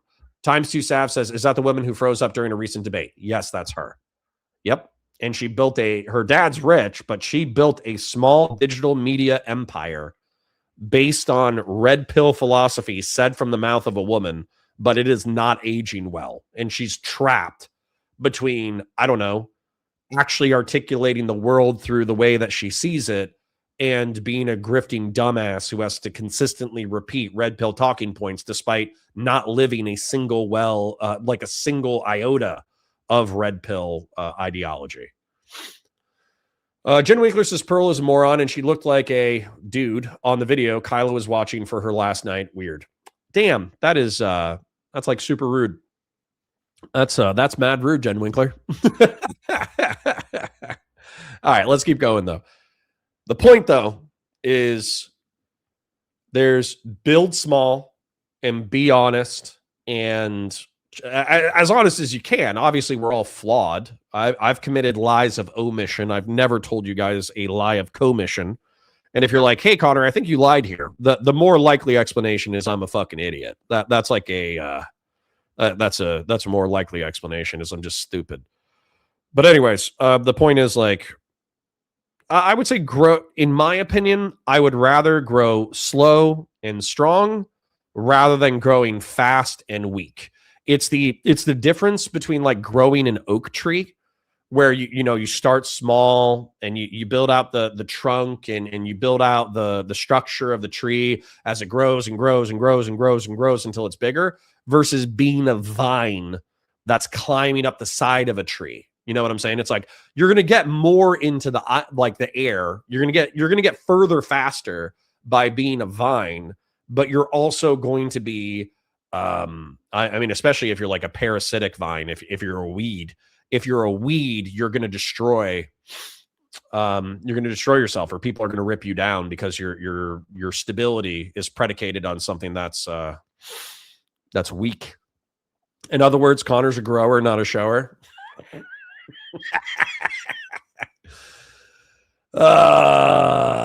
Vince Wilson says breaking news that the DOJ has removed files referencing Trump's calendar girls party. Nah, that's not news, bro. What's happening is malicious compliance. Okay, there are some people who are pissed off at DOJ who are abiding by the actual statute, and they're going through the files and they're setting it up, and the supervisors don't have enough time to eliminate every reference to Trump. And then they're releasing the files because the supervisors don't have all the time and they can't track all the employees who reviewed what files.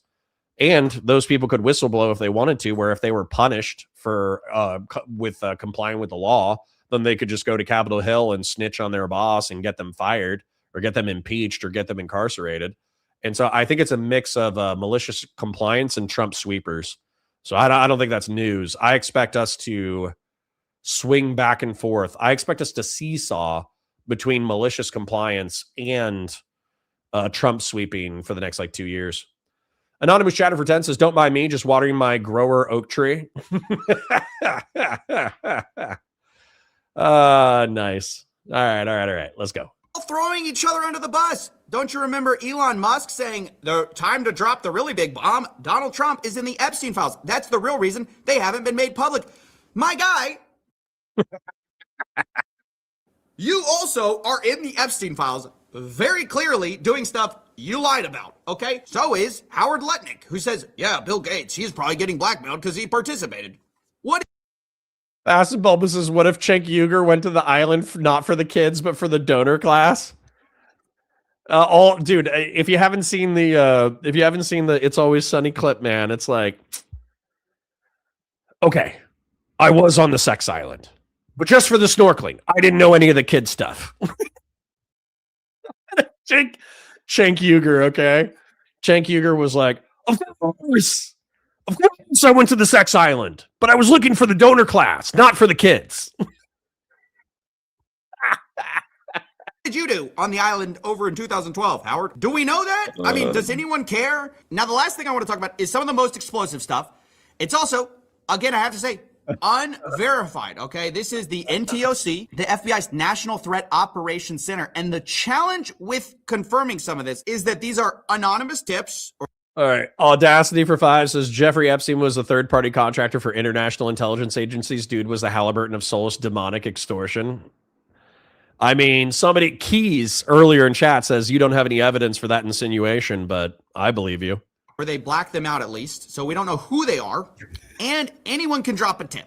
Now, that doesn't mean that you should disregard them. It just means we can't verify them. The other challenge is that the FBI has a heavy incentive to discredit anything with Donald Trump in it, just because he's in the White House right now, obviously. And so I want to be clear, there are notes related to some of these submissions where they say things like complainant was spoken to and deemed not credible. Additional research showed 3 separate redacted. You know, it's hard to tell how much this is the proper due diligence of the FBI, which they should be doing, of course, and not all complaints are credible. But also there's this obvious conflict of interest with the fact that the sitting president is in some of these complaints. But here they are for what it's worth. Well, with the 5 says, if you enjoy the Discord, please provide chips worth to boost the server. I am not a resident of the donor class island. I asked, Grassroots didn't call you back. No problem. Well, Felrun, thank you for dedicating yourself to taking care of the community on Discord. I'll actually share the Discord momentarily. And what I would say is, you know, we have lots of chippers and oilers, and I parasocially love you and appreciate you. But if you're an active participant in the server and you enjoy it, I don't even know what boosting does. But if you enjoy it and boosting helps the community, here's a Discord link. Go for it. Complaint summary. Blank reported an unidentified female friend who was forced to perform on President Trump approximately 35 years ago in New Jersey. The friend told Alexis that she was approximately 13 to 14 years old when this occurred, and the friend allegedly bit President Trump while performing. Friend was allegedly hit in the face after she laughed about biting President Trump.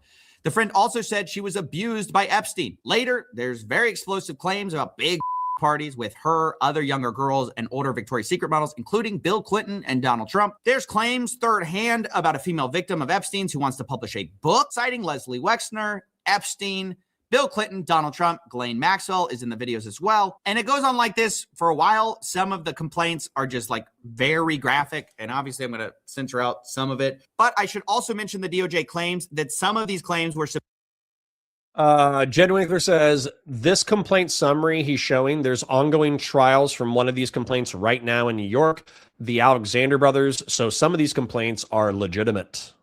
Jed Winkler. Submitted to the FBI right before the 2020 election. To be clear, the claims are unfounded and false, and if they had any shred of credibility, they would have certainly been weaponized against President Trump already. Now, I agree that if a complaint is timed right before an election, there definitely could be some other motivations to that, but it's also ridiculous to say that anything in the Epstein files, if it were true, would have come out already, because why didn't we see the stuff about Bill Gates, for example? I mean, that stuff apparently has been sitting in here for a long time, and not only did no one talk about it, the FBI literally, covered for it. I mean, they... Because it's a big club and we're not in it. Okay. Like I hate to be so cynical about it, but the truth is that whenever a MAGA person was like, why didn't Biden release the Epstein files if he thought it would be so damning to so many people? You know why? Because Peter Thiel, while he hasn't been accused of sexual impropriety with young women, he was hanging out with Jeffrey Epstein after he was convicted. Elon Musk was hanging out with Jeffrey Epstein after he was convicted. He was partying with Tallulah on St. Bart's, and he wasn't on the plane because he flew in on a helicopter. Lutnick was partying with Jeffrey Epstein as recently as 2012. Bill Gates caught an STD from a 20-year-old Russian prostitute / bridge player. I don't know the exact details of that. But the whole point of that is that, there might not be a sufficient amount of evidence in order to convict anybody of criminal wrongdoing, but there are so many powerful people who were clicked up with Jeffrey Epstein that it kind of like begs belief, begs belief. I don't know how to phrase it, but it kind of beggars belief that like there's nothing nefarious going on whatsoever. Okay. I think that it's not a Democrat Republican thing. It's an institutionalist and donor thing. Okay. If you're part of the institutionalists, you're a part of the deep state, you're a part of the government, you're a part of the philanthropic class, you're a part of like the top, if you're in the top 500 wealthiest taxpayers in America, and you give hundreds of thousands or millions of dollars to political campaigns every year, then motherfuckers are going to sweep for you. Yeah, the donor class unironically. Yes, correct. A.K. Batusai, thank you for the $2 chip king. He said that this was not the case. There are big claims against a lot of powerful people. Nobody in that file really wants to rock the boat or release the files because then they get in trouble and their buddies get in trouble. And that's a huge problem. So I don't really buy the idea that, oh, if it were true, it would have already gotten out. I don't buy that. That's why we need transparency. That's why it's important these files are out. But this is just to look at a small fraction of the files. And over the next few weeks, we're going to go through all of the major findings we can from this 3.5 million page document dump. But seriously, think about how discrediting this has been, not only to this administration, but to so many rich and powerful people who have lied through their teeth happily towards you in order to hide their relationship with this man. Many of them held post-guilty plea. And some of them, now we know, Epstein prepared blackmail for them and, according to reports, threatened. Based. Well, thank you, Mr. I just dropped Boyzilla, 3.5 million files. for quickly summarizing the scenario for us. I do appreciate it.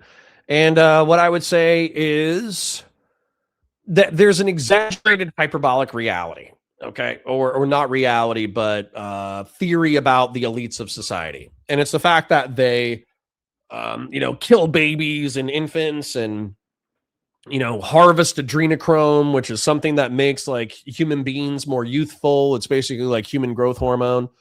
And that they all know this and do this, and the people in that like random place in San Francisco, they're a part of like a cult of Moloch. They worship like a sand demon from the Middle East and North Africa that they sacrifice children to, and they participate in underage orgies and this, that, the other. That way they all have blackmail on each other. And I think that stuff, like, it probably happens, but that's probably like a very, very, very extreme subsect of a cult that is statistically so small that it's not even relevant. You know what I'm saying? Like I don't think the Illuminati actually runs society. I think the sand demon, a new slur just dropped. Maybe. Now, but I don't think that that's like the way society works. I don't think that like you climb to a certain level of celebrity status and then Beyonce is like, hey, we're going to a Diddy party. We're going to go murder some kids and, do some blood rituals to a sand demon. I don't think that's how it works. I think that there's rich and powerful people who think they can get away with shit. They push it as far as they can. They hang out with other rich and powerful people. And there's a social cachet with, let's say, transgressing against the slave morality of the peasants. And so they all have this idea that being transgressive to the slave morality, they can do that because they're better. They climb to the highest echelons of society. They have the most amount of money. They have the most amount of political power, and they are the main characters. So they can do whatever they want. And even, and that's what Jeffrey Epstein did. And he sucked a ton of people into his orbit. And as a result of these people trading money and power at the highest levels, and then also being willing to look the other way and or participate in social transgression against the slave morality of the masses because they believe themselves to be main characters, it's cost them. And I'm so happy that it's cost them. Bill Clinton may never see the inside of a jail cell. I don't give a shit. Everybody's going to be calling him a pedophile until he dies. Bill Gates might never see the inside of a jail cell. He's going to be getting called a pedophile till the day he dies. Elon Musk probably will not see the inside of a jail cell because I don't think there's sufficient evidence to charge him. He just went to the pedophile island and partied a whole bunch. But guess what? From now until he dies, we can just say, hey, you might have colonized Mars, but you're also a pedophile. You know, you could say that on his own website. He'll probably ban you for it, but you could say it, and it's not slander. You could say, I earnestly believe that based off of the email of Elon Musk hanging out with a convicted pedophile after his 2008 conviction and asking said pedophile what the specific night to party was, where it's going to get the wildest, implies that Elon Musk was interested in participating in pedophilia or ephebophilia. You know what I'm saying? So if that's, you know, you could say that this is why I love the First Amendment. This is why I love the Second Amendment. This is why I love the Fourth Amendment, the Eighth Amendment, the 14th. Because of the way our republic is structured, we can actually just annihilate the public reputations of the world's most powerful people because they fucking deserve it. They fucking deserve it. And we're free to do so in this amazing republic. Sacred Snow says, Connor, I'm going to need you to give us a fat donor class. I don't know how Cenk does it. I haven't seen him say donor class, so I just gave you mine. Vince Wilson says, sent you a DM that's pretty hilarious. Yeah, so apparently the New York Times came across 40 unredacted images that appear to be in part the personal photo collection, showing both nude bodies and the faces of the people portrayed. The people in the photo appeared to be young, although it was unclear if they were minors. Some of the images seem to show Mr. Epstein's private island, including a beach. Others were taken in bedrooms and other private spaces. And then there's also a picture immediately after that of Donald Trump giving a speech with his face blacked out, which is kind of funny. Subry Keller says, I thought that 30 to 35 years ago, it was okay for men to be super creepy to women and they just kept doing it. I don't think it has anything to do with the government. I think it has to do with the culture. Well, I mean, I agree with you there that ephebophilia was a lot more tolerated and joked about back then. Is it Christina Applegate? So Christina Applegate in Married with Children, this girl, effectively every joke I ever saw of Christina Applegate in the TV show Married with Children is she's like, 15 to 17, but incredibly attractive, dresses. Look at that, dude. Her nips are showing. But she's incredibly attractive, and every guy on the show is like skeeving on her. That's like every joke in the show is she is 15 to 17. The dad kind of wants to protect her sexual virtue, but barely can bring himself to do so. And then Christina Applegate herself is 15 to 17 or whatever, and every single person in the show is either making lewd or perverse jokes at her expense. And then, what's the other one? So this is a little bit more of a more recent show, 70s show. I could probably just do that 70s show. This was more like good-hearted and well-intended, I suppose, but they're all playing teenagers. Jackie and Donna are constantly sexualized, and I'm not like knocking that. Like, obviously, when I was a teenager, I was attracted to other teenagers, right? But Jackie, I think, was actually 16 when the show started, and I think Ashton Kutcher was like 19 or 20. So there was like an age gap in that relationship that they thought was awkward, but she wanted the opportunity, so she did it anyways. And then this girl, I forget this girl's name now, but she's dead as a result of a drug overdose, which is kind of sad. But she plays Eric Foreman's like slutty older sister, and everything with her, she's right here. Everything with her, even though she's like teenage coded, although I do think she graduates and goes to college, everything about her is just like teenage slut jokes, everything. And so I'm not trying to like, I guess what I'm trying to communicate is exactly what somebody else said, which is effectively that like the sexualization of teenagers on the cusp of becoming adults was probably a lot more socially acceptable in the 80s, 90s, and maybe even early thousands, but it was still fucking illegal. Like as a society, we knew that it was wrong. We knew that there were age gaps. We knew that there were maturity gaps. We knew that that this area was ripe for abuse. And instead of Jeffrey Epstein and his rich peers being like, oh yeah, this is like a sensitive time for young people where they're growing up and they're not quite adults yet, but they're becoming adults. And, you know, they might be more physically developed or less physically developed, but they're definitely mentally and emotionally not nowhere near full maturity. Therefore, we should silo these people off from the rest of the sexual society in America. That way we don't abuse them or destroy them while they're in, you know, their sexual, transformation. And instead, Jeffrey Epstein was like, no, let's abuse the fuck out of people while they're in their sexual transformation, because that is transgressive and I'm a powerful person. Therefore, I'm going to violate the slave morality of the normies.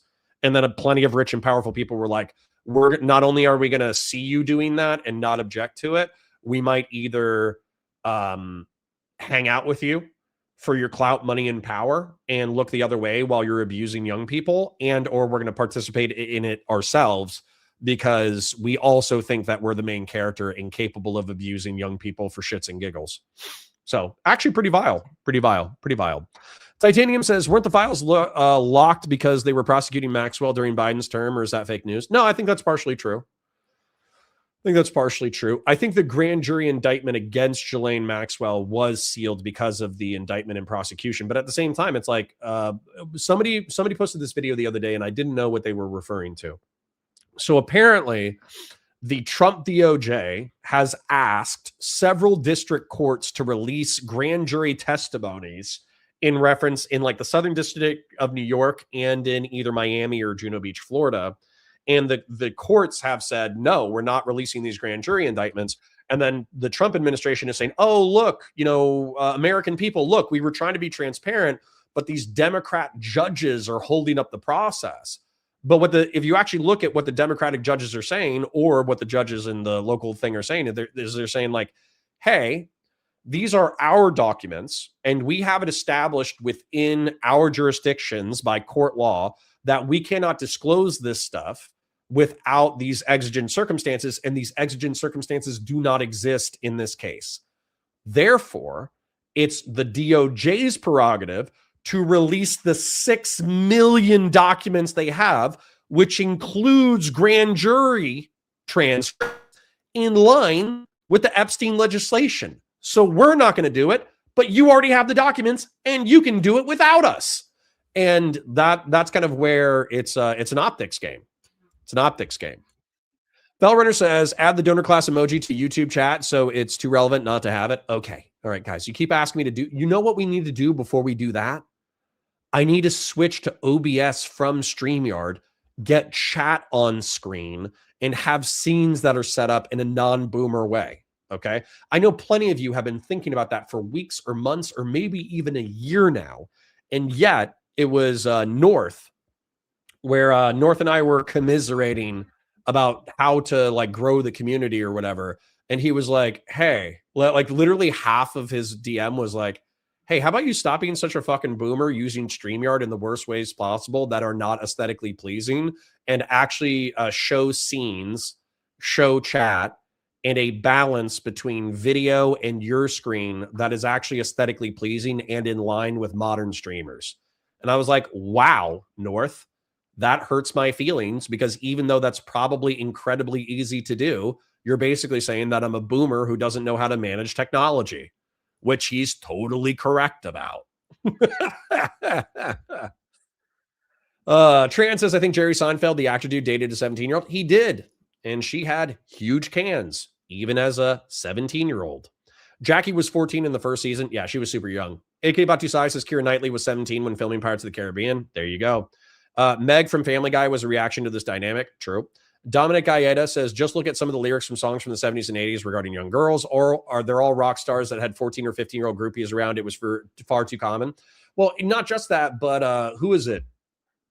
There's a song that I like a lot, but it does skeeve me out a little bit. But the lead singer is like 40, but he looks like he's 17, so I don't care about it. The 1975, okay? So the 1975 have a song that I think he wrote when he was like 24, but he's still performing it now when he's like 40. And some of the lyrics are like, she something about her being 17 where like you shouldn't be messing with girls who are 17 because they think they're, you know, getting high with 30-year-olds and you think you made it, something. But the clear implication is that he's like in his early to mid 20s and he's having a physical relationship with a 17-year-old girl. And it's like, I mean, it's a catchy song. I like the song, but could we bump the age a little bit? Targan says, okay, but in the 70s show, sexualization was between the teenagers. I remember one situation where an adult man made some crude remarks about one of the girls and it was not shown in a good light. Well, good. But obviously a lot of people who were watching that show were people who grew up in the 70s and they were sexualizing the characters because they were in their 40s or 50s at the time of watching the show, right? Britney Spears was 16 when she released it, Hit Me One More Time. Yes. Yeah. Wow, man says Diddy is going to say that the 70s show was his favorite show. Brutal. Remember in the 80s, a common plot for teen dramas was boys trying to do something to the girl. Literally what it would be today. Yep. But oh, yeah. Gay Mudgeon. Like, that's the other thing about whatever that show I was Married with Children or whatever was the brother was like an incel skis-ball. Like he was like nasty and it was done for like a laugh. And he was like a straight up creep, like committing like random sex crimes throughout the TV show. Yeah, absolutely. Kay says there's a difference between teenagers and young adults commingling and teens and middle-aged men. Correct. The former isn't inherently predatory in my experience. Yeah, of course. We saw children trafficking in Iraq and Afghanistan orchestrated by U.S. defense companies to buy local political favor. Whoa. I heard about that in Afghanistan. I did not hear about that in Iraq. Polymarket has Ghislaine Maxwell at 9%. Dang, we should probably take that towards the end. We should probably like throw $20 on that. Conserve says, honestly think putting chat on stream looks like shit, but it would be cool to not have two Connors on screen every time you talk to someone else. True. All right. Actual Kiss lyric. I'm 93 and you're 16, but I think I'm going blind. Woof. That's tough. Tough lyrics. I would sooner belt out rap lyrics with the hard R in the ghetto before I belt out she's only 17.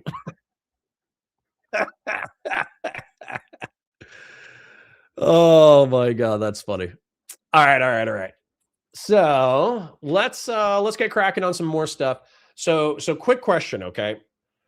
Destiny tent is so the harder content is 2-week-old geopolitical Sneeko versus Fuentes. Number one, I would have to find it. Number two, I expect we would lose some people because number one, they're probably not into dissident right infighting. Number two, they're probably not as into geopolitics as the true cog.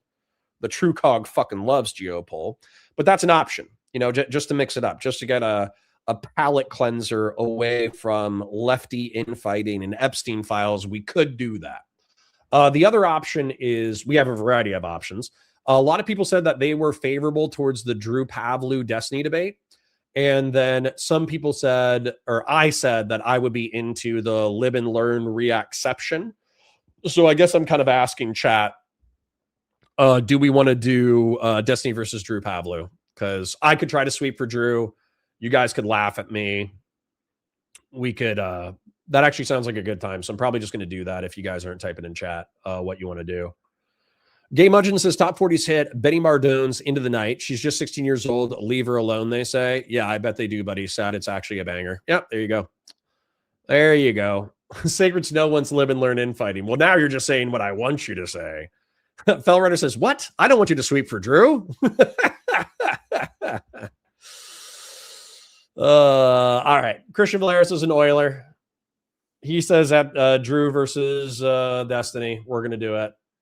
We'll keep the other stuff on the docket. Okay. We'll keep the other stuff on the docket. The other stuff on the docket will be, we'll get to it. But Destiny versus Drew Pavlou is probably going to be funny. So let's be real. I'll try to sweep. You guys will be like, no. There was one recently. I forget what it was. I don't know if it was like Michael Knowles or it was somebody, but there was somebody who was like a total dirtbag. and I was trying to sweep for them. I forget if it was like Tucker Carlson or something, but I was trying to sweep. Oh, it was the Indian guy, Dinesh D'Souza. Dude, I was trying to sweep for Dinesh D'Souza because he had like an okay opening versus Destiny. And I was like, okay, I agree with like 70% of this. And then he jumped the shark almost immediately. It was not great. So, why do I think that why do I think I might have a similar experience here? We'll see. We'll see. All right. Destiny streamer. I think towards the end, Drew like calls him a cuckold or something. He like freaks out, calls him a cuck. It was pretty funny. All right. Destiny is a sociopath. Debater loses it after Destiny calls out MAGA. Here we go. All right. So hopefully Drew and I stay friends by the end of this. You know, I'll email him back and say we should catch up at XYZ ABC time. Let's set this up. All right. And what's the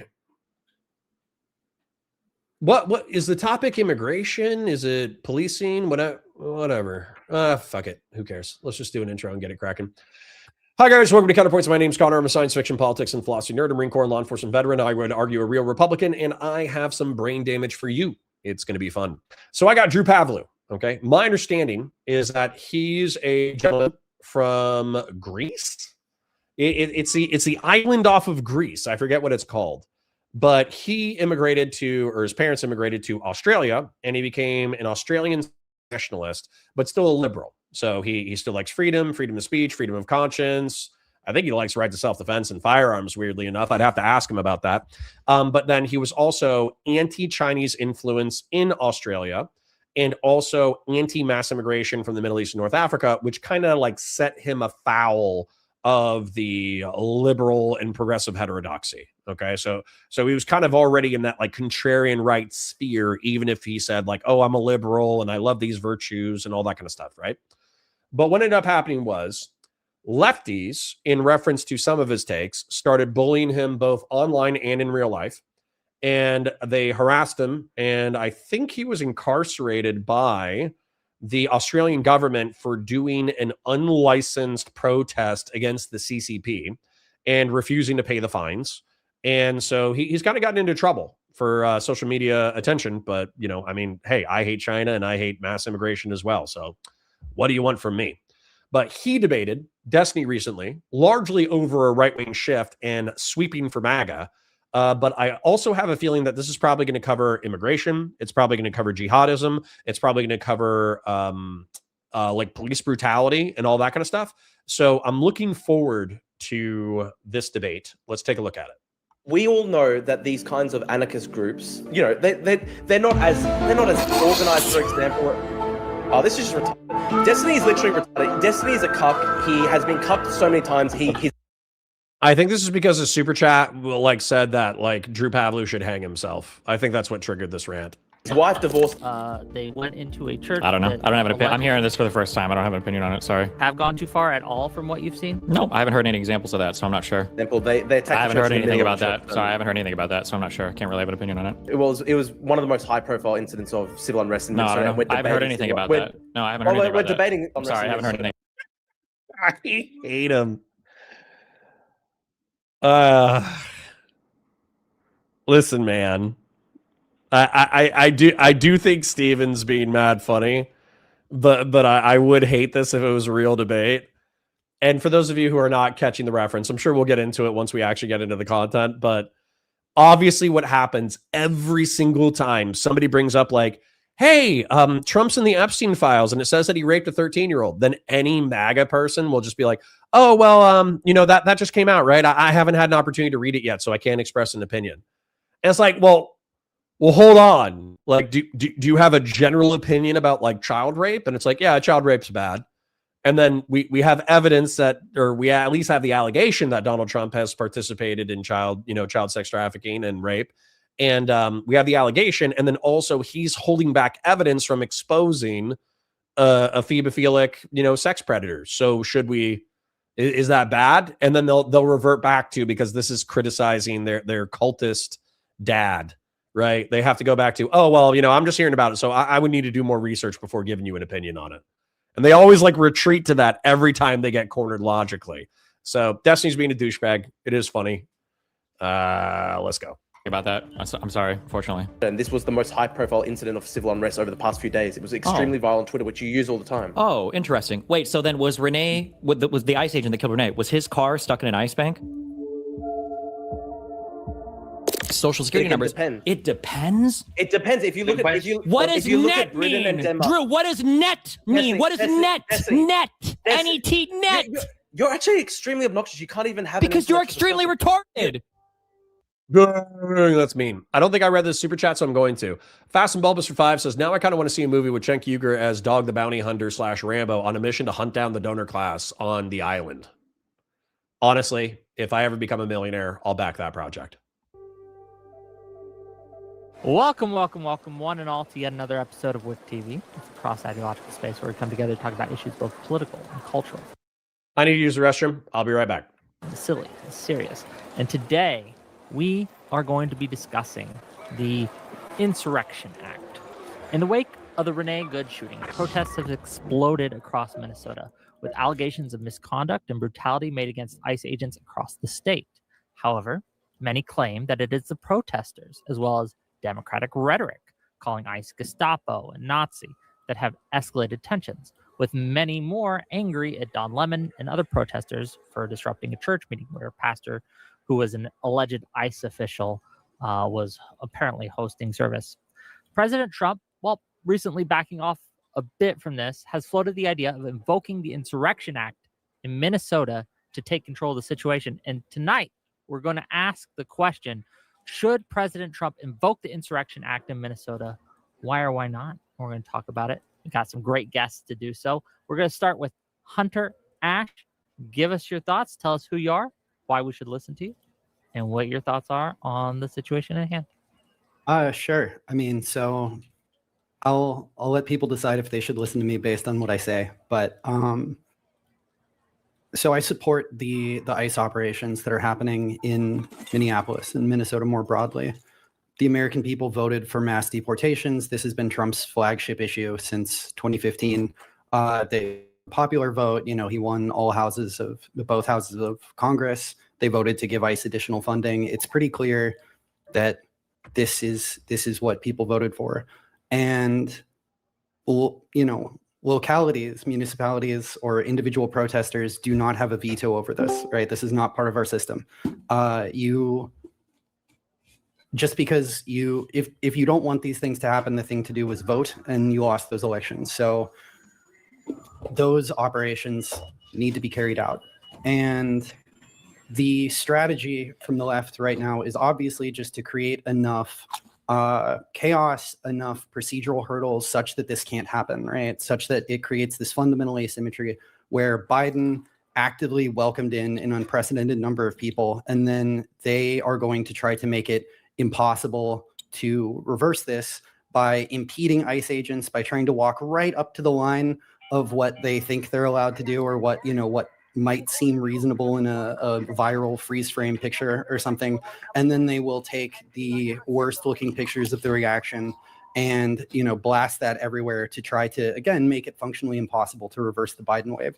And it seems like the only response that would be morally acceptable to my opponents is just to let this work, right? Is like, okay, no, you're just not allowed to deport these people. We're going to make sure that either it requires a level of procedure that would just make it impossible to scale this, right? That would make it such that, he can get 10,000 over his entire 4-year term or something.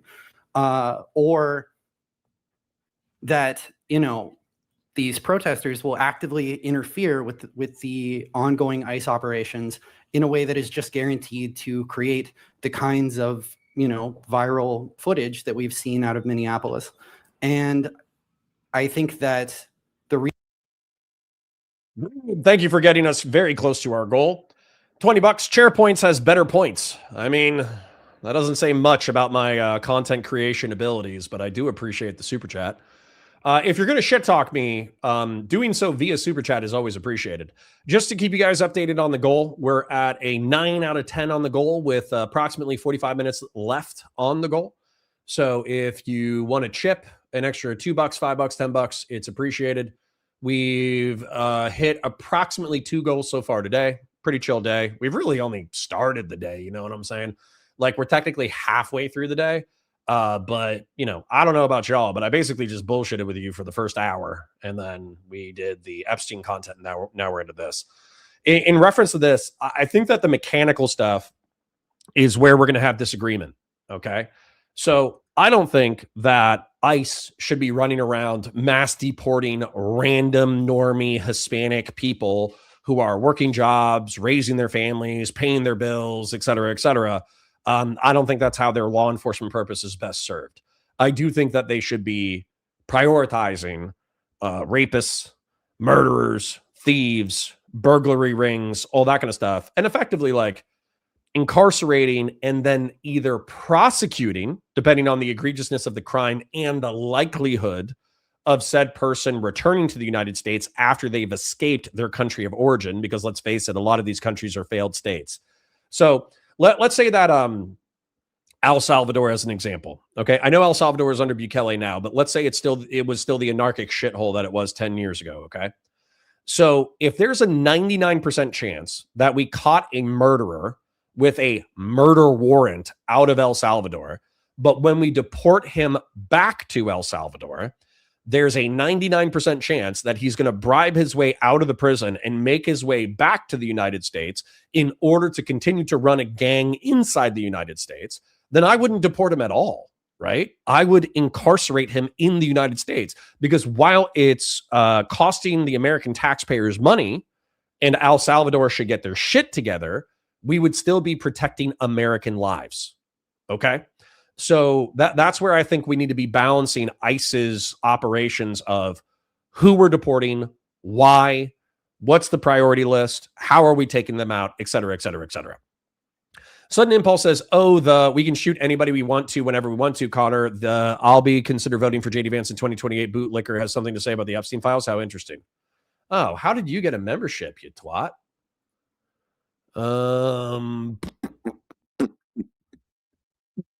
Am I in the right one? That's all right. I'll get to you in a second. Hold on. All right. Balls sufficiently twisted. Reason why we need to invoke the Insurrection Act is because local officials are clearly exceeding their authority. They think they have some right to veto federal policy, to veto, national immigration policy, which they do not get to set, right? The mayors and governors of cities do not get to set national immigration policy. They're trying everything in their power to do so, and they can't be allowed to do that. And I think that for the safety of everybody involved, right, for the safety of these, in my view, misguided protesters, for the safety of the immigrants who need to be deported and who have a better chance of being deported peacefully, they'll have better outcomes if this can be enforced in an orderly fashion. I do think that President Trump needs to invoke the Insurrection Act. I'm sure that all of these local officials will hedge their language. They've gotten very good at this, right? They'll make. No, it's not a muffin. It's a cupcake. Sure that they say things that don't quite seem to warrant this kind of response, but they're clearly in practice doing everything in their power to impede the enforcement of federal law, and that is not acceptable. Okay, we'll get to it as we go. Once Drew gets back, we'll see if he can actually hear us and see us and all that. But in the meantime, we are joined by Nicholas Decker. Tell people who you are, what you do, and your thoughts on the situation at hand. Go ahead, sir. Okay. My name is Nicholas Decker. I write about economics on the internet. I'm a research assistant at the moment and applying for grad school next year. I think the case for invoking the Insurrection Act is very stupid, and it makes the people who argue for it by proxy very stupid. So I disagree on the merits of whether or not we should have more or less immigration, but the jump to there is an insurrection going on is just so obviously specious that it's frankly boring to argue against, and I don't really care about it. Generally speaking, I think that we should have more immigration. I think that there are aggregate increasing returns to the number of people. And admittedly, the macro evidence on this is unsettled. But I think it strains credulity to come up with any production function involving easily replicable ideas and not think that there are increasing returns in a modern economy. Dominic Gaeta asks an important question. So the groundhog in Canada says it's an early spring. The groundhog in the US disagrees. Thoughts, Connor? Well, what I would say is that Canada's version of spring is still winter-like conditions for America. So for you guys, you're going to be walking around in 60-degree weather, wearing shorts and all that kind of crap. Whereas the US groundhog is still going to be freezing his ass off in 60-degree weather. So groundhogs disagreeing on the likely temperature of the spring of North America is actually not contradictory. So that's pretty much all. Okay, we'll get into it as we go. Thanks for being here. Drew, can you hear us? Can you see us? All that good shit? Yeah. Listen, can you hear my audio? Is everything okay? Yep, everything's great. What are your thoughts on the thing? Tell people who you are, why we should listen to you, and what are your thoughts? Go ahead, sir. Yeah, sure. So my name is Drew Pavlou. I am an Australian. Just came back from America. Beautiful trip. In general, across the Western world, I support, immigration restriction. I think that we should conserve national culture.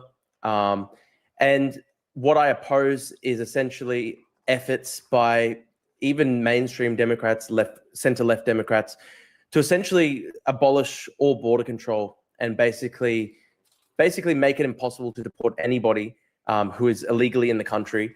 And the American people voted at the last election. A majority voted to have. All right, I got to pause there because I think we need to be careful. So national conservatism has infected the right. Okay. And what's weird about it is there's gradations of national conservatism. You should go watch the Ryan Getty video on national conservatism. I thought it was amazing. So I used to say that Donald Trump was not any kind of conservative. Okay. He's not a fiscal conservative. He spends more money than Democrats. He's not a social conservative. He's a sex degenerate.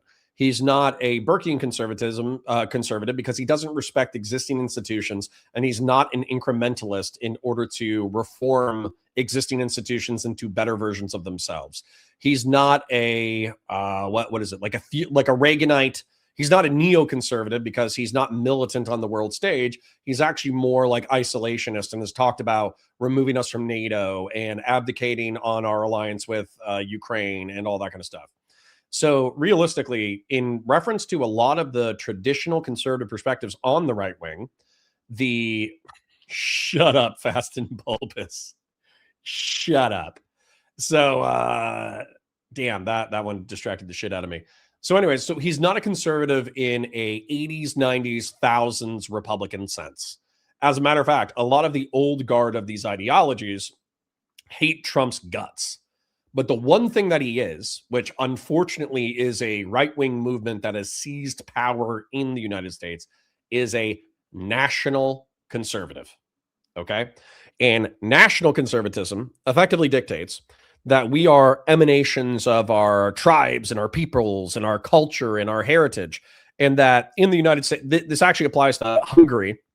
And weirdly enough, it applies to the Polish and German right wing as well, where the character of people emanates over decades and centuries and millennia. And that character can be quite unique. And if you don't preserve it, then effectively you just become, what did Richard Spencer call the United States? He's like a country without a defined nation is just another place that you go shopping. You kind of become soulless with no coherent identity. Now, I think the United States has largely survived and thrived under its liberal hegemony. But I do think that the anxiety that even I experience is the lack of coherent American identity and the fact that even under the American liberal system, adherence to the Constitution of the United States is not itself a prerequisite to be a member of our society. And that's like scary, because if sufficiently enough people decide that the Constitution is bunk, that our society is bullshit, that there is nothing that actually coheres us together, then that's the kind of like anarchy and destruction that can, you know, cause a civil war. And I hate that, and I'm afraid of that. So, he's playing to a real fear of mine that if we don't identify what binds us as a people, then we're going to fall apart. But I do think that it goes too extreme, where once again you're identifying potential allies as enemies. The mass immigration of Hispanic people into the northern United States, if they're integrated into the northern United States intentionally, is not an existential threat to the Republic.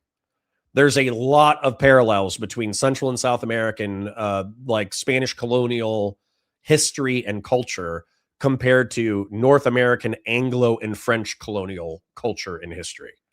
We're cousins, not enemies. And so I think, unfortunately, because Drew Pavlou is in an area of the world and deals primarily with Eurasian politics, he's afraid of mass immigration from the Middle East and North Africa, which I think presents more challenges than mass Hispanic immigration.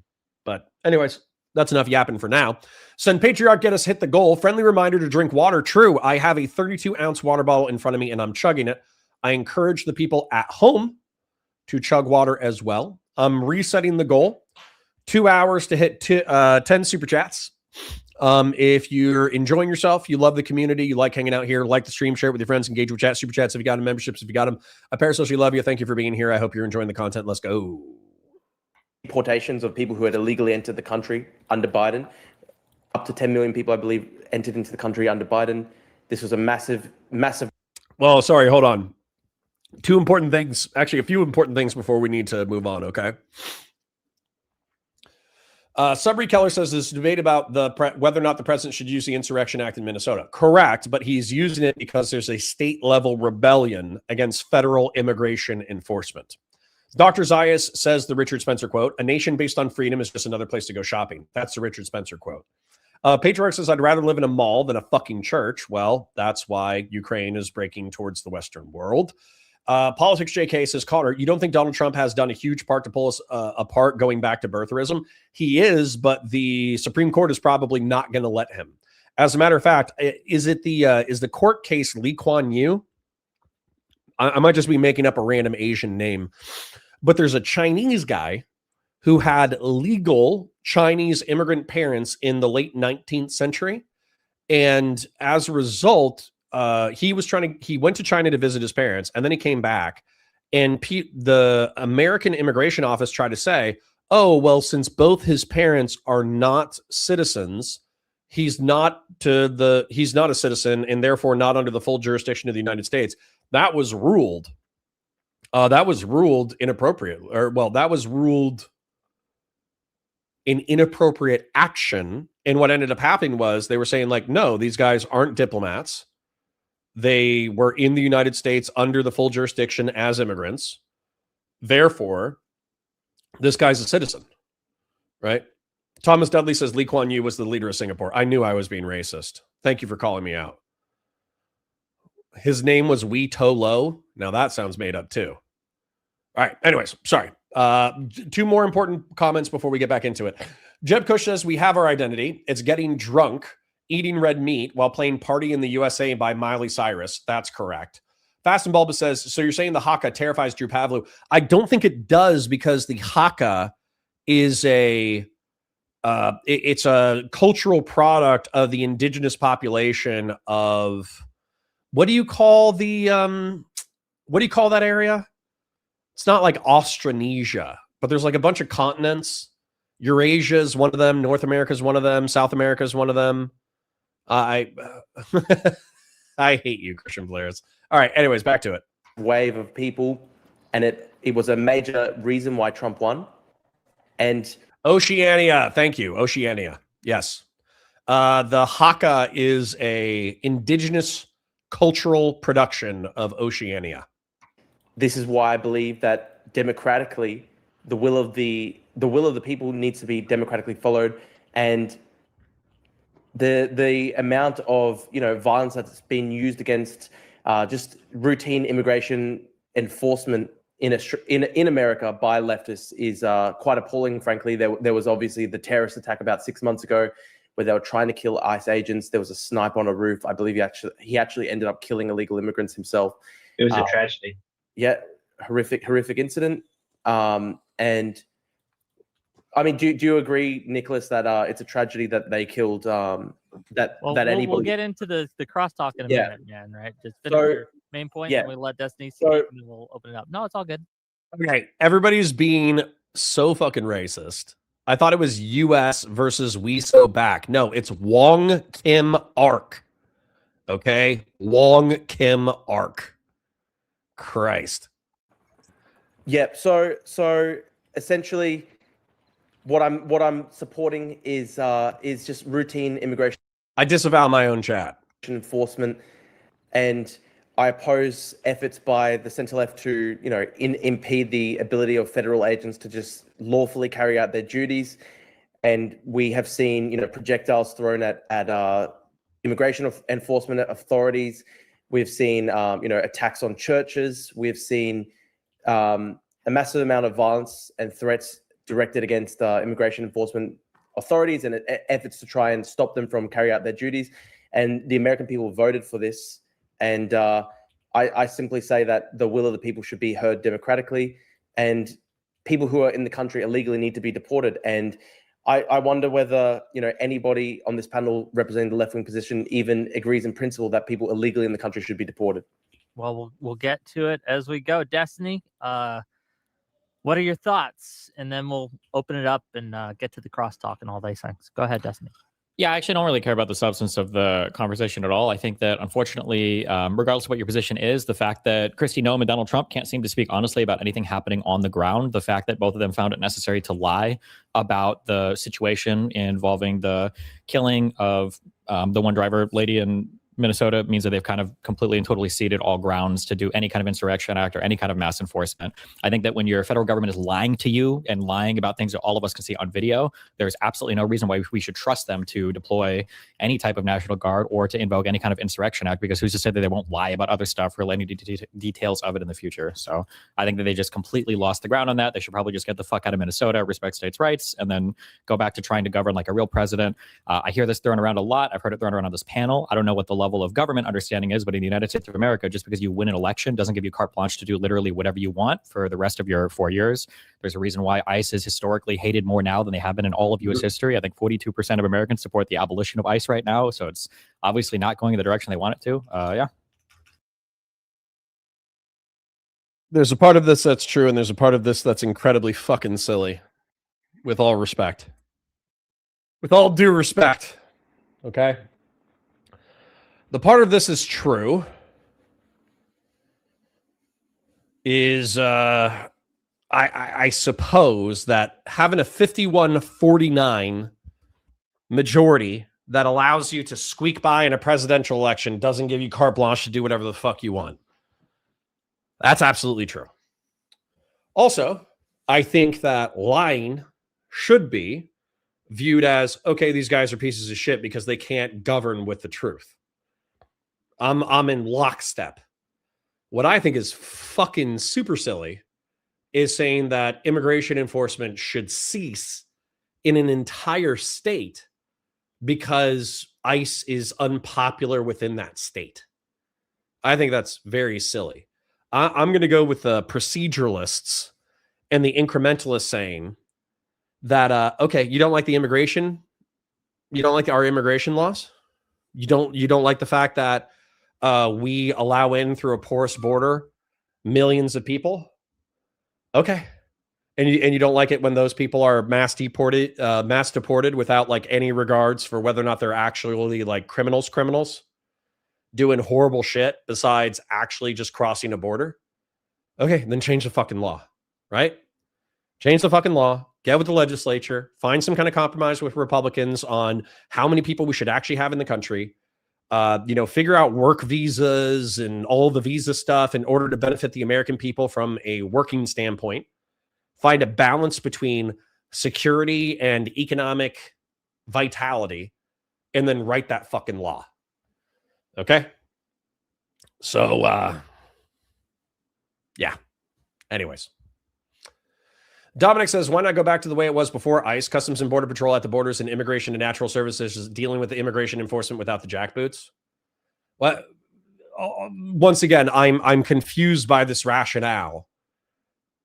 How does moving ICE's responsibilities to a agency with a different name, if the responsibilities are the same, how does that change anything? It makes no fucking sense to me whatsoever. Okay.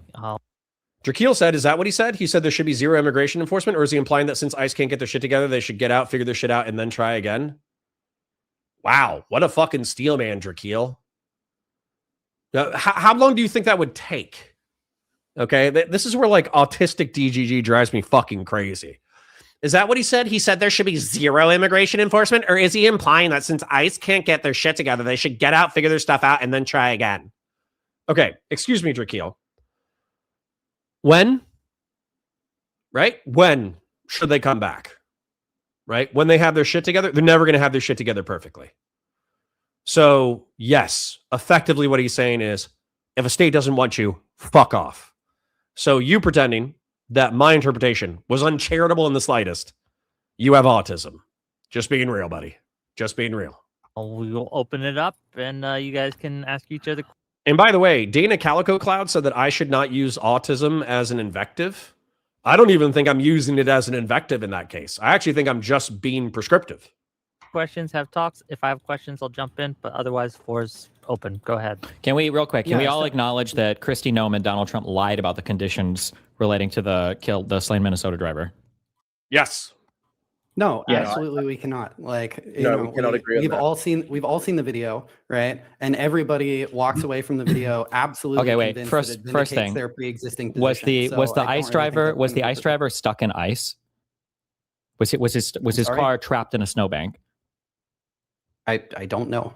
Okay, can we wait and bring up the video and then go and watch it? There's less than 10 minutes of video for this. This is probably going to be one of the most important No, I things think to that's finding a complete waste of time. No. What's a waste of time is having an argument about whether or not we should invoke the Insurrection Act. You haven't bothered to watch the 5 to 10 minutes of footage available on this. I don't even know why you're here right now. You should mute for 10 minutes. You should just go watch all the available footage. It's going to take you less than 10 minutes to watch it, and then come back when you can have a fully formed opinion on like the inciting moment.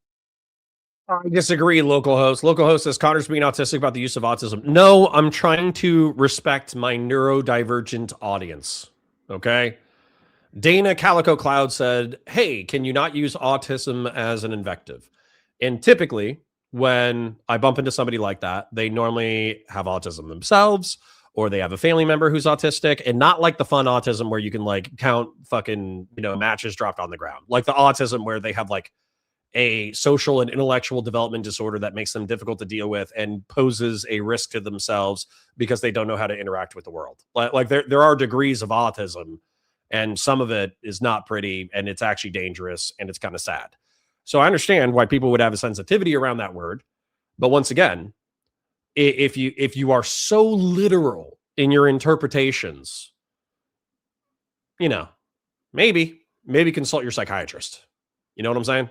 But that would be why the Insurrection Act. It is a typical, yes, leftists, liberals like to derail with facts all the time. I know, it's really agonizing, but yeah, unfortunately the facts are kind of important.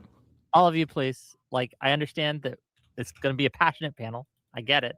But we can't just talk over each other, so we got to go one at a time. Renee, I'm sorry, not Renee. Drakeel says no one wants perfect performance, but 47 days of training ain't cutting it if people are doing it. It's crazy to take how long, I don't know, maybe a few months after you can overhaul the training at least. Yes, listen, I agree that it should be 3 months of a boot camp style training with like classroom and first aid and weapons and defensive tactics and all that kind of stuff. I'm 100% okay with that. And then I do think it should be another 3 to 6 months of field training where a veteran officer goes with a junior officer and they're effectively a team until the junior officer has done enough on the job training that they can act independently in a responsible way. Now, they're still going to make a mistake. They're mistakes. They're still rookies. So, I mean, you can't expect perfection, but you can't expect them to be better than if you just throw them on the road. So if it's true that they're doing 47 days of classroom training and then just throwing these people on the road, yeah, that's fucking crazy, right? But you're doing it during a surge. For those of you who don't remember the surge during the Iraq War because you were 5 years old at the time, or even younger, holy shit, a lot of time has passed. During the surge, we had like felons, dude. We had like felons with like minor violent crimes and neck and hand tattoos joining the army. It was fucking crazy. Okay. So if we were hiring felons with neck tattoos and finger tattoos during the Iraqi surge, I'm sure they're taking trash candidates into ICE right now. Of course they are. Now, that being said, this doesn't apply to the Renee Good shooting because the Renee Good shooting was a veteran of 10 years. So, unfortunately, this increase the training standard stuff, that doesn't apply to the Renee Good shooting. Hunter. It sounded like two people on drum solos at the same time. Hunter, if you want to give us your response to that, do you want me to bring up the footage or should we just skip that part? What do you think? You can if you want to. I don't think it's particularly relevant to the substance of any debate. Like, I don't think anyone's position on anything that's happened would change based on whether or not the car was caught in a snowbank. Right? True. The issue Conservative positions are never fact reliant. That is absolutely true. I do agree with that. The issue, I don't think anybody is, right? I think the issue is that, like, the question with regard to the Renee Good situation was whether it's a good shoot. We can argue about that forever, but frankly, that wasn't the question that I posed at all. Their own mind. What I'm a bit confused about is it seems that Destiny is basically arguing that if the ICE agent was unjustified in shooting. Nope, that's not what I argued. I didn't argue that at all. Do we have? I know you have an Australian accent. Can you speak English? Hello? I mean, you're talking about the Renee Good shooting as the... No, I'm saying that Kristi Noem and Donald Trump made egregious lies about what led up to that and what happened with that shooting. Whether you think it was a good shoot or a bad shoot, they demonstrably lied about the facts leading up to that. That would be the inciting moment for any type of Insurrection Act thing, right? Because all the protests and everything have kind of been based off of that, the her being shot, whether you think it was good or not. And the fact that they lied so much and so egregiously about that means that they lose any right to invoke any kind of insurrection because we have no trust in them as the American public to actually wield that power in a responsible manner. No. But this is the core question is there an insurrection in Minnesota? And you're seemingly arguing that if the... Okay. I think this is silly. Boog says, Connor, come on. Everyone knows you can't police a populace that doesn't want to be policed. You have to get others on your side first. Get their shit together means doing that first. No, I don't agree. I think that force is more dominant than you guys want to give it credit for. Also, you think Iraq wanted to be policed? They didn't want to be policed. And yet, we had the invasion where we dominated. We had the peak in the insurgency. We had a surge. And then we had a collapse of violence against coalition forces. And then we left a power vacuum.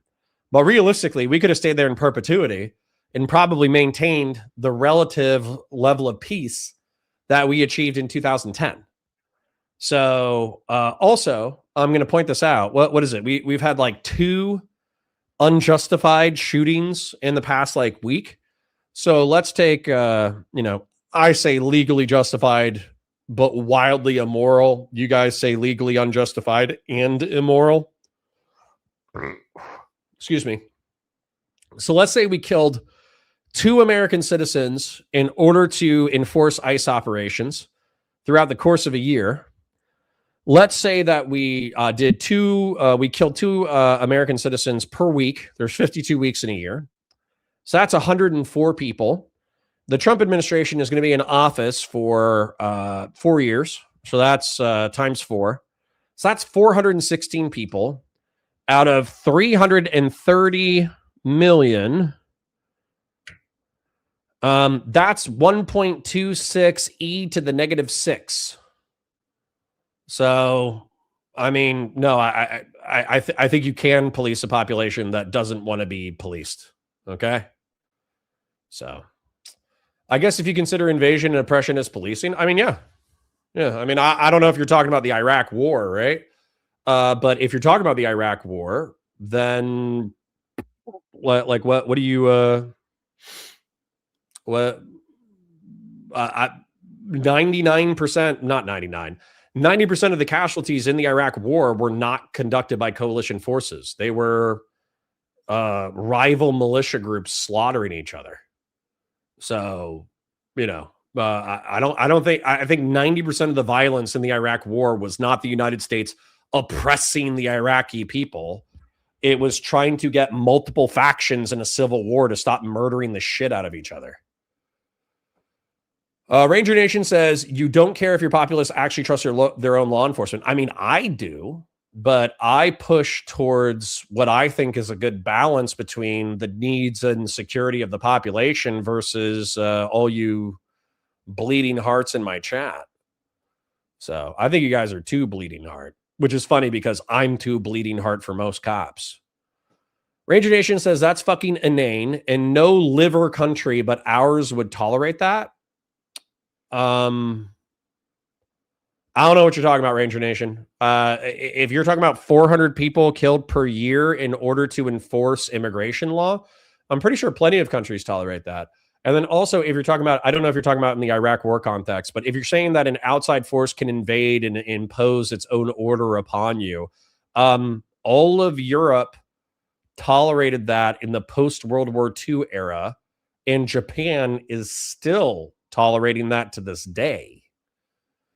Connor, is your suggestion that having 400 Americans killed in a morally unjustified way would be acceptable to you? Not that it's acceptable, more that it's not an existential threat to the Republic. Because somebody earlier, Boog said, this is the comment that inspired it, and I want you to listen to it closely.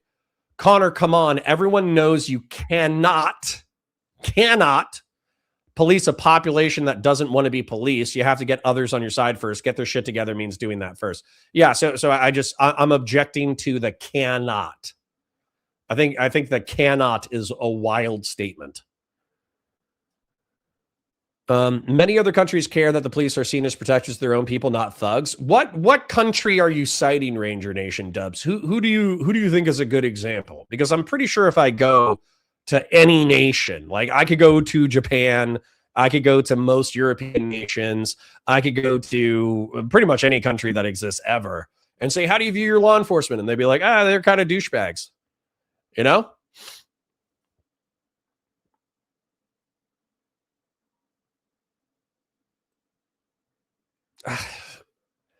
It's an existential threat.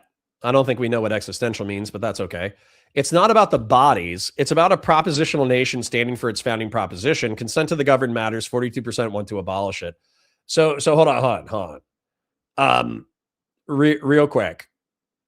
So you think that the current sentiment of a random poll saying that 40% of Americans want ICE abolished, which I don't even think they know what the fuck that means, because let's face it, most of the population is R-slurred.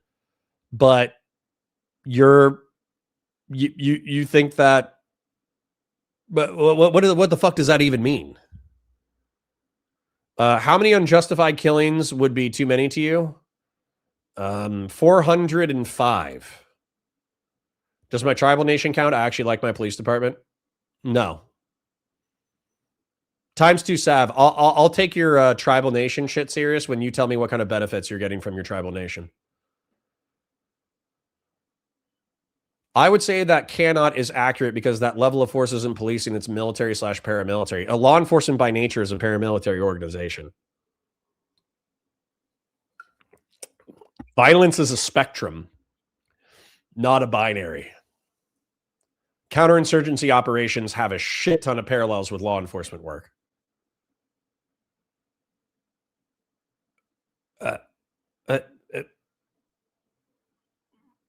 Okay. I think you guys are being soy, but that's okay. Let's keep it flowing. Shooting. Sorry, I don't know where that came from. My bad. I was just coming through. My bad. Hold on. So conservatism says, what the fuck does our founding propositions being compromised means? If you don't see the problem, you're part of the problem. But do you think it's part of our founding proposition to not have immigration enforcement? Can you back that up legally or historically for me, conservative liberalism? So you're saying that it's part of the American zeitgeist that we can't dictate who comes to this country and becomes naturalized? Is that an actual assertion that you're making? Because I don't think it's based in reality. Go ahead. Every time he talks, it just happens sometimes. Sorry, go ahead. Okay. The core question is there a state of insurrection in the state of Minnesota? You're arguing that if the shooting of Renee Who's arguing that? Conservative liberalism. Good was unjustified, then potentially No, that's not what I said. The resultant unrest would be justified. No, that's not what I said. So maybe this will help. Destiny, you claim that Kristi Noem and Donald Trump have lied about the shooting, and therefore it doesn't matter what they say. They've lied to the American public, so they cede ground. Can you give us an example of a lie that maybe we could talk about, and maybe we can go forward from there? Yeah, the way that they both characterize it, we can find the exact words if you want. Pretty sure it's still up on Trump's Truth Social. Kristi might have made a tweet. I know she's made multiple statements about it. Their claims were that Renee tried to viciously run over the guy with her car, that the ICE vehicle was stuck, and that multiple ICE agents were trying to get it out of the like an ice bank or a snow bank or whatever when she was trying to run them over. There was one other statement, but they lied. They completely mischaracterized. I wouldn't even say mischaracterized. They just told factual lies that anybody that's seen the footage knows that these are just total lies, regardless of whether it was a good or a bad shoot. Even if you think it was a good shoot, they lied about all of the circumstances surrounding the event. And they continue to lie about paid protesters. They haven't shown any evidence or proof of that. And that's a lie they've also carried on for a decade. So all of these things, they've lied so much about that inciting moment. Why would I allow them to use that moment and the ensuing riots to invoke the Insurrection Act? That's crazy. What riot? Well, the core question is there a state of insurrection in the state of Minnesota? Would you agree there is? Or would No, you I don't care. If conservatives came to agree on fact here, they don't have the right to participate in this conversation. That doesn't make sense. The core question is there civil unrest in the state of Minnesota? That's a much more complicated question than the very simple facts relating to Renee's shooting. And if you can't even understand the simple facts, you don't deserve to be in a conversation about invoking the Insurrection Act. I want to hear from Nicholas Decker. He's been trying to get in. Go ahead, sir. I just wanted to carve out the position that there is no state of insurrection in Minnesota, and this is kind of laughable. And the last time the Insurrection Act was... I'm going to have to start doing mind maps soon. Jakar says, if 2 unjust killings happen every week, I think there would be a crisis. People would fight against politicians and police at some point if it happened with consistency. I mean, that's probably true. At that point, I would think that, like, similar to the BLM riots of 2020... Excuse me. Well, I don't think that's like an existential threat to the nation or the country or the government or the state of the United States. I think it would be serious enough to address. The Xenocrat says it's part of the American zeitgeist that people are protected from unreasonable searches and seizures, but some violations of the Constitution are acceptable to protect the country. Yep. Y'all need to grow up a little bit. So, for instance, we have the mobile conveyance exception to the Fourth Amendment of the United States because vehicles are a combination of public and private property because they travel on a public roadway. There's risky behavior that can endanger the public. It's in plain view of the public, and therefore we have Fourth Amendment exceptions. So, for instance, while a vehicle is your personal property, if you have a bong and a gun and quaaludes and lolicon pornography and an unregistered Burmese python and all that kind of stuff that like sitting in your passenger seat, then a law enforcement officer can say, hey, I can clearly see, even though this is your personal property protected by the Fourth Amendment of the United States, I can clearly see that you're committing crimes right now. Therefore, you're subject to detention and arrest without a warrant because I can plainly see in your public-private hybrid thing that you are committing crimes. And so that's where, like, yeah, there's areas around the Fourth Amendment and the First Amendment and the Second Amendment and all that kind of stuff that we kind of chip away at based off of reasonableness.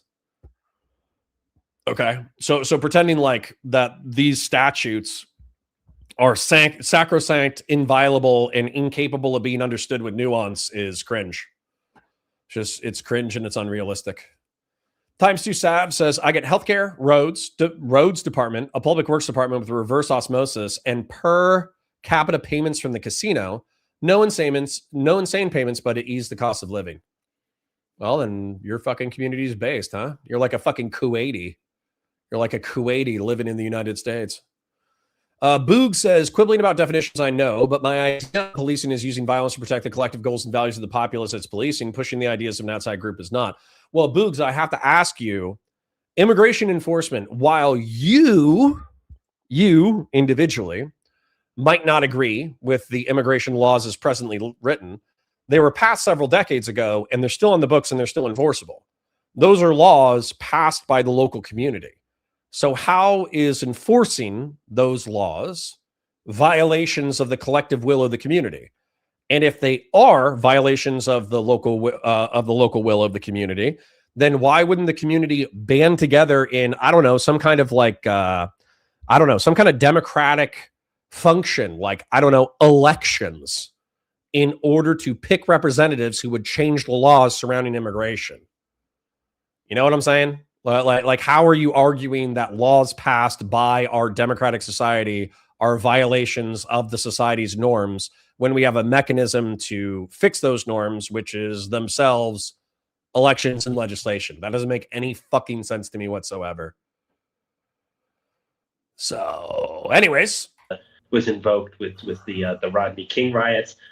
I don't think that this is anywhere comparable to the Rodney King riots. Like it's not even comparable to 2020. So I think it's absurd on its face. Don't take my Quaaludes and Chester my Python. He's a good boy. Thank you for that, Sen Patriarch. I have a feeling we're going to be fighting Chad a little bit. Yeah, I just wanted to put that on the record, I guess. Carry on. That's fine. I guess well, let's start with there. And I want to ask Hunter and I want to ask Drew. Like, we can get to the question of the insurrection in a minute, but I am just curious. Do you think that DHS has lied about the Renee Good shooting? No. Conservative liberalism says, we have seen ICE officers allude to an internal database of domestic terrorists that apparently use facial recognition, and the criteria is that you're recording them. That's not existential. No, it's not existential, particularly if you don't get arrested for it. Matter of fact, if you're not on the ICE domestic terrorist database, I don't think you're working hard enough. I don't think you're working hard enough at all. Moving away from the memes, because I am kind of like, I'm poking the tiger right now. I understand chat's getting sensitive. And they want to hear an impassioned defense of the Republican values that we all share. They don't want me to. What's happening now? Have you seen those videos where there's like a German Shepherd or like a Belgian Malinois sleeping, and the owner like sticks their finger in their paw pad, and then the dog gets like annoyed and like kicks them a little bit, and then their owner sticks their finger in their paw pad again, and then the dog gets pissed and kicks them again, and then they stick their finger in their paw pad again, and then the dog like gets up and goes, like that kind of thing. That's what I'm doing to you. Okay, I'm screwing around. I'm kind of screwing with you. Listen, I love the First Amendment. I love the Second Amendment. I love the Fourth Amendment. I love the Eighth. Shit, I love the Third. I love the 14th. I love the Constitution of the United States. I love the Republican values, and I think that when push comes to shove, not even push comes to shove, even right now, if I had a JD, if I had a Juris Doctorate and I had the means, I would create a class action lawsuit of Hispanic citizens, U.S. citizens, who had been randomly harassed by ICE, and I would sue the federal government and cost them tens of millions of dollars. Didn't say the 19th, correct. I would sue them for tens of millions of dollars in order to get ICE to back the fuck off. Okay. I'm trying to throw y'all a little bone here as well. And then also what I want is, as much as I want the right wing and the Republican Party to recover, right now, MAGA just needs a solid dick kicking. So whatever I can do in order to counsel and temper Democrats into a sane public position that allows them to stomp the Republican Party in the midterms, I'm going to give you advice that you don't want to hear. Because even though it's not as exciting or fun as hearing Destiny or hearing fucking Pisco or whatever being like, rah, rah, rah, rah, rah, rah, rah, revolution now, guillotines. Oh, let's overthrow the government. Which I know is a little bit exaggerative, but still, like, I want the Republicans to get stomped in the midterms because I think they fucking deserve it, and they need a reset. So I'm going to help y'all where you need help. I still I still respect and love the Constitution of the United States, but I do think you guys are being a little bit fucking soy. Having an enforcement wing for immigration is not crazy. It's normal. Being able to deport people from your country is normal. Taking in tens of millions of people over the course of 5 or 10 years is not normal. And this should cause pressure on both the right wing and the left wing to create smart legislation that actually serves the economic, social, and cultural and national interests of the United States of America. Okay? Okay? And when you guys are saying like, no, 2 people got shot, we need to abolish ICE. No, like I think you're being fucking soy. I think you're being soy, and I don't think that you understand history or politics. Ranger Nation says it's not about it being exciting. It's not about enforcement. Everyone here is okay with enforcement. Well, it doesn't sound like it. Ved Sunil says having it be the most well-funded, largest Leo in the country is not normal. I agree with that. Xenocrat says, Connor, no one is saying no immigration enforcement. No one. Well, Destiny just said that ICE is so irresponsible that the federal government should stop enforcing federal immigration law in the state of Minnesota for the foreseeable future. So yes, somebody is saying it. Matter of fact, they just said it like 2 seconds ago, and you're gaslighting me and you're peeing on my leg and you're telling me it's raining. Ranger Nation says, we're not okay with the general dismissal of human life. Okay, well, Ranger Nation, number one, your name's Ranger Nation. So if that's military affiliated at all, that's ironic.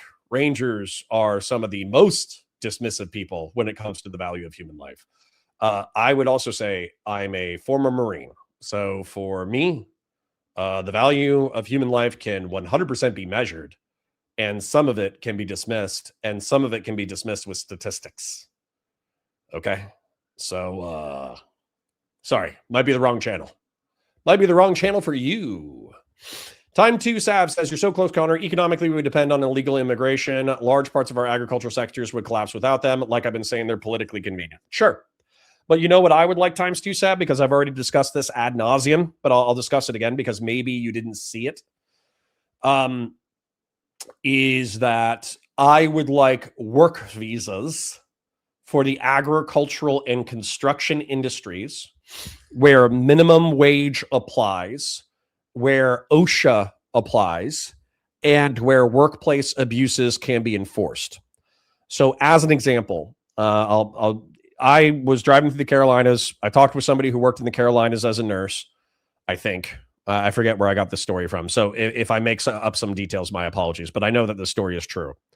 They had a bunch of illegal immigrants who were working Christmas tree farms, and they were spraying down the Christmas tree farms with preservatives. But they did not give the people proper PPE, personal protective equipment. They didn't give them the masks, and they didn't give them the proper equipment in order to keep them from getting burns to their lungs. Okay. And so what ended up happening was they had young men, late 20s, early 30s, that were showing up to the emergency room, unable to breathe with effectively COPD. Like their lungs were permanently scarred as a result of not having the proper PPE. But the guys from the Christmas tree farm stabilized and then ran away because they knew that, number one, they couldn't pay the bill. And number two, they couldn't report the workplace abuses because there was no enforcement mechanism for illegal immigration, right? And so for me, I would rather have an immigration system that actually says, no, you're allowed here to work in agriculture and construction. You will be paid a minimum of minimum wage. And on top of that, if your workplace actually injures or kills you as a result of you working here, then we are going to punish the people who own and operate dangerous operations. I think that's sane. I think that's normal. And then I would use like an economic calculator to, I would probably use the Trump years, where whatever the shortfall in labor is, I would calculate that for my work visas, you know? And I would balance the needs of the local population versus the needs of immigrant labor. So hold on. Let me respond to a couple of more before we get back into it. Titanium says, he also says we need immigration enforcement. It just needs to be restructured because of what's happening now isn't working. Isn't working for who? Once again, 2 people getting shot, dude. Like, I don't understand how to communicate this to you. We're a country of 330 million people. That's a 250 million. Okay. What are we talking about? Not working. Okay. You see 2 people get shot. Like, you don't understand. This happens every fucking week. This has happened every week that you're alive. People have been shot in shady and shitty circumstances. This has happened every single week that you've been alive, but you freaked the fuck out because you've seen 2 videos on social media. So, like, this is like somebody becoming aware for the first time of factory farming. Like, you guys are like, oh my God, I can't believe they line up these cows and shoot them in the head all the time. It's so abusive. It's so terrible. And it's like, yeah, but you've been eating beef like a motherfucker.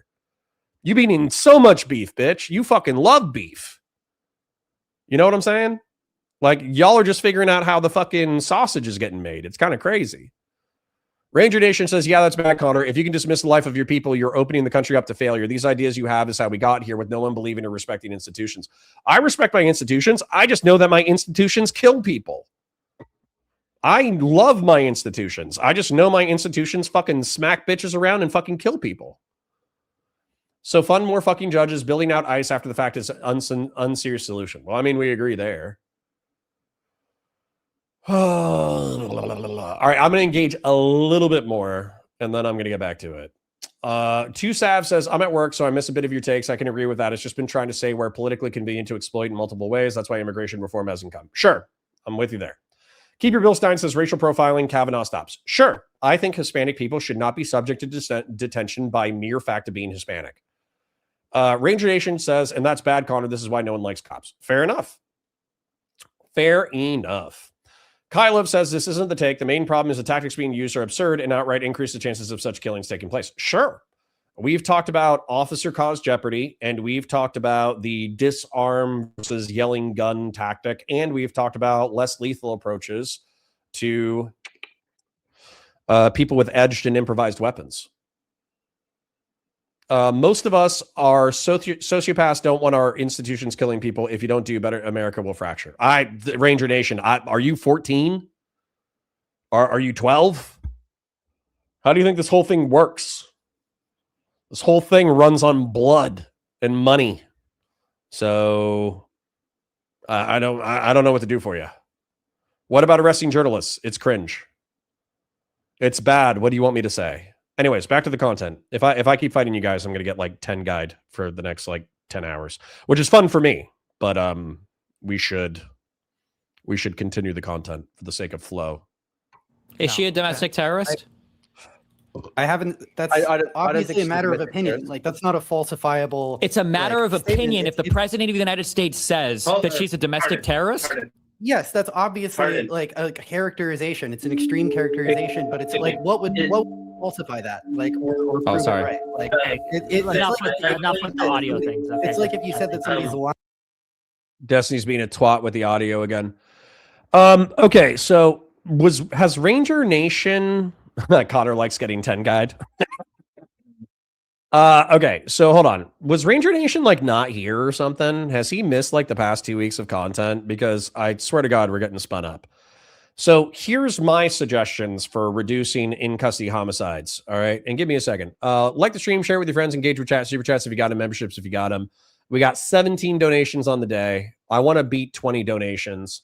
We are at, we got an hour and a half left, and we got 10 donations left on the goal. So if somebody would chip or oil, it would be most appreciated. But don't also pace yourself. I know it's a new month. So, Ranger Nation, this is for you. I hope you're still here. So, I said that Renee Good case law needs to define officer cause jeopardy and prohibit officers from knowingly, maliciously, or negligently provoking a use of force scenario resulting in death or injury of a member of the public. If they are found to have also, quote unquote officer cause jeopardy, then I think they should be liable for civil suit. And you soy people say that he should be open for criminal prosecution, but I don't agree with that. Thank you, Samson, for the 5. And thank you for the small chip. I parasocially love you. Okay. Let me like that. And Loud Sisters was the 10. My friend is a mortarman in the army. Is there any mortar-based insults that I should know about? I don't know any, but you should probably tell him that he's not real combat arms. Okay. Because like combat arms, sorry, real quick. This is a distraction, but it's a good one. Kyle Lab for the 5 says money, smiley face. Thank you. So combat arms is like artillery, tanks, infantry, all that kind of stuff. So what I would do is I would just insult him for not being like an 0311 or I think 11 Bravo is the infantry. So I would look up the Mortarman MOS and be like, if you were a real man, you would be an 11 Bravo. Whatever, like if he's like an 11 Echo or 11 Foxtrot or something like that, then just be like, oh yeah, well, you're kind of a pussy. You're not even really combat arms. You hang out in the back, not really doing anything. If you were a real man, then you would be 11 Bravo. Boom. That's what I would do. All right. Anyways, let me get back to the content though. So officer cause jeopardy should become a thing. Okay. Preddy, in reference to this shooting, the belief that a gun was present led to the death of an unarmed man, and as a result, law enforcement communication in a fight needs to be codified and trained for. The simple yell of gun should be identified as an imminent threat of death or great bodily harm, whereas if an officer shouts disarm, then that should notify fellow officers that they have seen a weapon but have secured said weapon. So I think those two things would reduce the amount of Renee Goods and Alex Preddies that happen on an annual basis. American law enforcement can still rely on imminent threat of death or great bodily harm as guidance for when they can use lethal force, but cops should be retrained in reference to edged and improvised weapons like golf clubs, baseball bats, screwdrivers, hedge trimmers, box cutters, knives, etc., etc., etc. To adopt capture devices and bolo nets, tasers, riot shields, etc., to reduce the deaths, particularly of people experiencing drug overdoses, excited delirium, schizophrenia, and uncontrolled diabetes. All cops have to be trained on the signs of drug overdose and asphyxia to reducing custody deaths. And then chokeholds and neck restraints should be moved to the deadly force category and otherwise restricted. Okay. So these suggestions could probably reduce law enforcement homicides in half. Okay. I think American cops kill roughly 2,000 people per year. I think we could get under 1,000 if we implemented these worldviews, Ranger Nation. And so what's going to happen is, let's say there's like a pedophile, right? Let's say that like Jeffrey Epstein exists, okay? And Jeffrey Epstein dies. Well, then I'm going to laugh at him being dead, right? I'm going to laugh at him being dead. I'm going to make fun of him. I'm going to make fun of all the people that were his friends, et cetera, et cetera.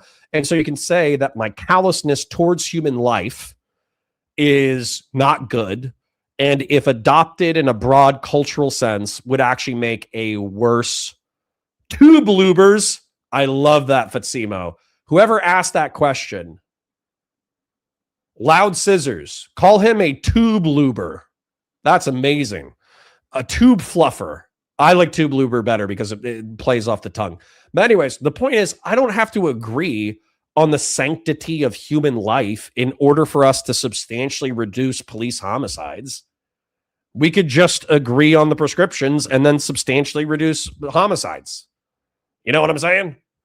And we don't have to like moral frog about it where it's like, Connor, you're a bad person because you're not sufficiently sad about unjustified police killings. And I could just be like, hey, I'm flippant about it, but I actually do want the world to be a better place. Here's all the prescriptions that would make the world a better place. So there we go. Excuse me. Andy B says 12B here. We secure the way so the 11Bs can pretend to lead the way. Based. There you go. Well, QC John says 11C used to be mortars. 11H was tow missiles. Field artillery was 13 series, if I remember correctly. Well, perfect. Then if 11C is mortars, then you can say, if you were a real man, you'd be an 11 Bravo. That'd be, I think that would be mad funny. Times Two Salves has a great historical pattern we can see and learn some lessons from is the Chinese Exclusion Act of 1882. What, you want to exclude more Chinese people? That seems racist. Ranger Nation says the problem isn't just the law, it's an accountability that is missing from these people. If you don't care about people trusting law enforcement, then I guess we can't agree. Well, I'm also not gonna piss up a rope or pee into the wind or spit while driving a car. You know what I'm saying?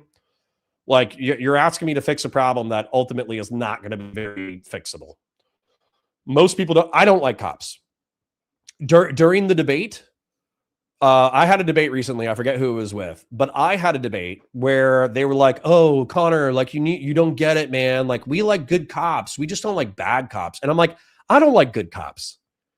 Are you kidding me? I wish I could drunk drive. I wish I could have bought marijuana as a teenager without the fear of being incarcerated. I wish that, I could do 50 miles over the speed limit everywhere I go without fear of tickets or incarceration. I wish I could go through red lights without having to stop. I wish I could just not pay my taxes. I hate cops.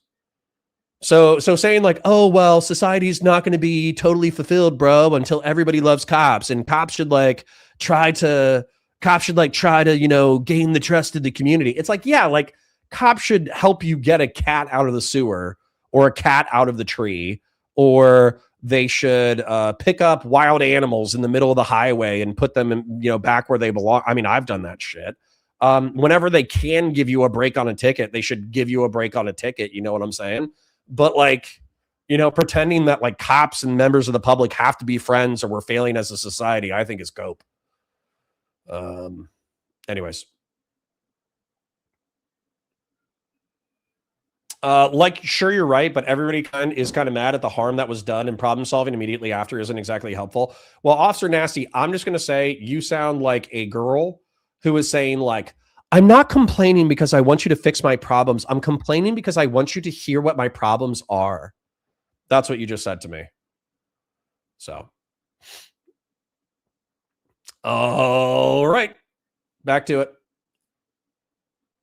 Lying because like they said someone's like a really, really evil bad person when they're only a moderately bad person. Like that's not, there's no way to adjudicate that. Okay, Nicholas. I would like.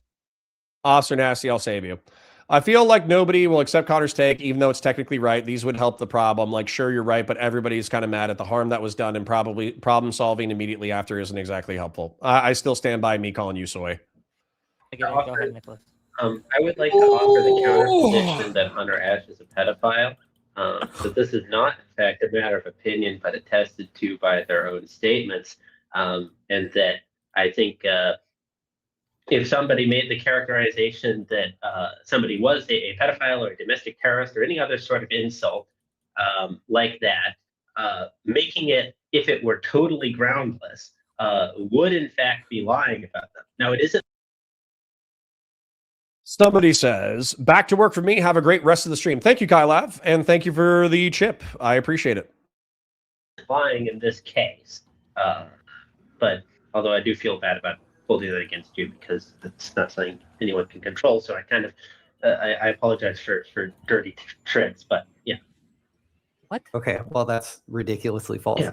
But I think I would much rather have the conversation, Decker, that you wanted to have at the beginning, which is a substantive conversation on immigration, because I think if we're just endlessly haggling about like the minute details of what exactly one video shows or another, we're not addressing anything that could actually change anyone's deep substantive, right? Wait, okay, I agree with that. Do you agree? No, people's views on ICE operations in Minnesota are entirely predictable based on their views about immigration in general. I think that's true. Hold on. So wait, just curious. Do you agree that 30 million? Let Hunter finish. Yeah, Houston. Do you think 30 million people came in illegally under Biden, like Trump? Yeah, he was done.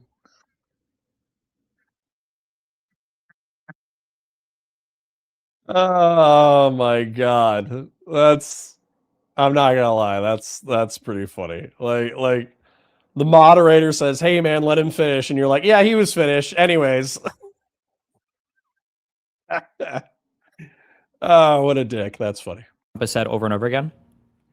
We probably don't know exactly how many people came in illegally. Oh, so it could be a billion people. Do you think it could be a billion people? You think it could be a billion people? Could it be? I mean, do you think it could be a billion people? Obviously, we can put ranges around it that are. Do you think it could be 500 million people? No, there's could a it probability be 50 million people? No, that's probably unlikely. Okay, 30 million though. More likely. More likely. Than Okay. 50. That's very So silly. that's That's two very times. silly Yeah, and that's not about. worth regard. That's almost 3 times the amount of total illegal immigrants that were in the United States prior to Biden. There. So Donald Trump says 30 million. Does it bother you that he's given no proof of that number? You're saying it's on a distribution. Donald Trump doesn't say it's on a distribution. He says this is the upper end of a normal distribution. Dana says fact check time. Do you want me to take a look? Because one of the things that I was always told is that we're a country of 330 million. We might be up to like 350 now. And then there's this is a recent stat. 55 million people are here on a visa. But that doesn't really there's like work visas and shit. That does seem high.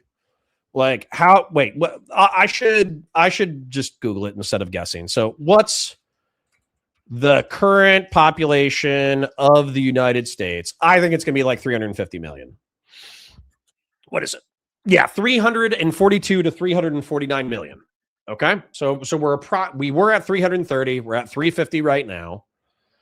And let's do how many illegal immigrants were let in during Biden's term.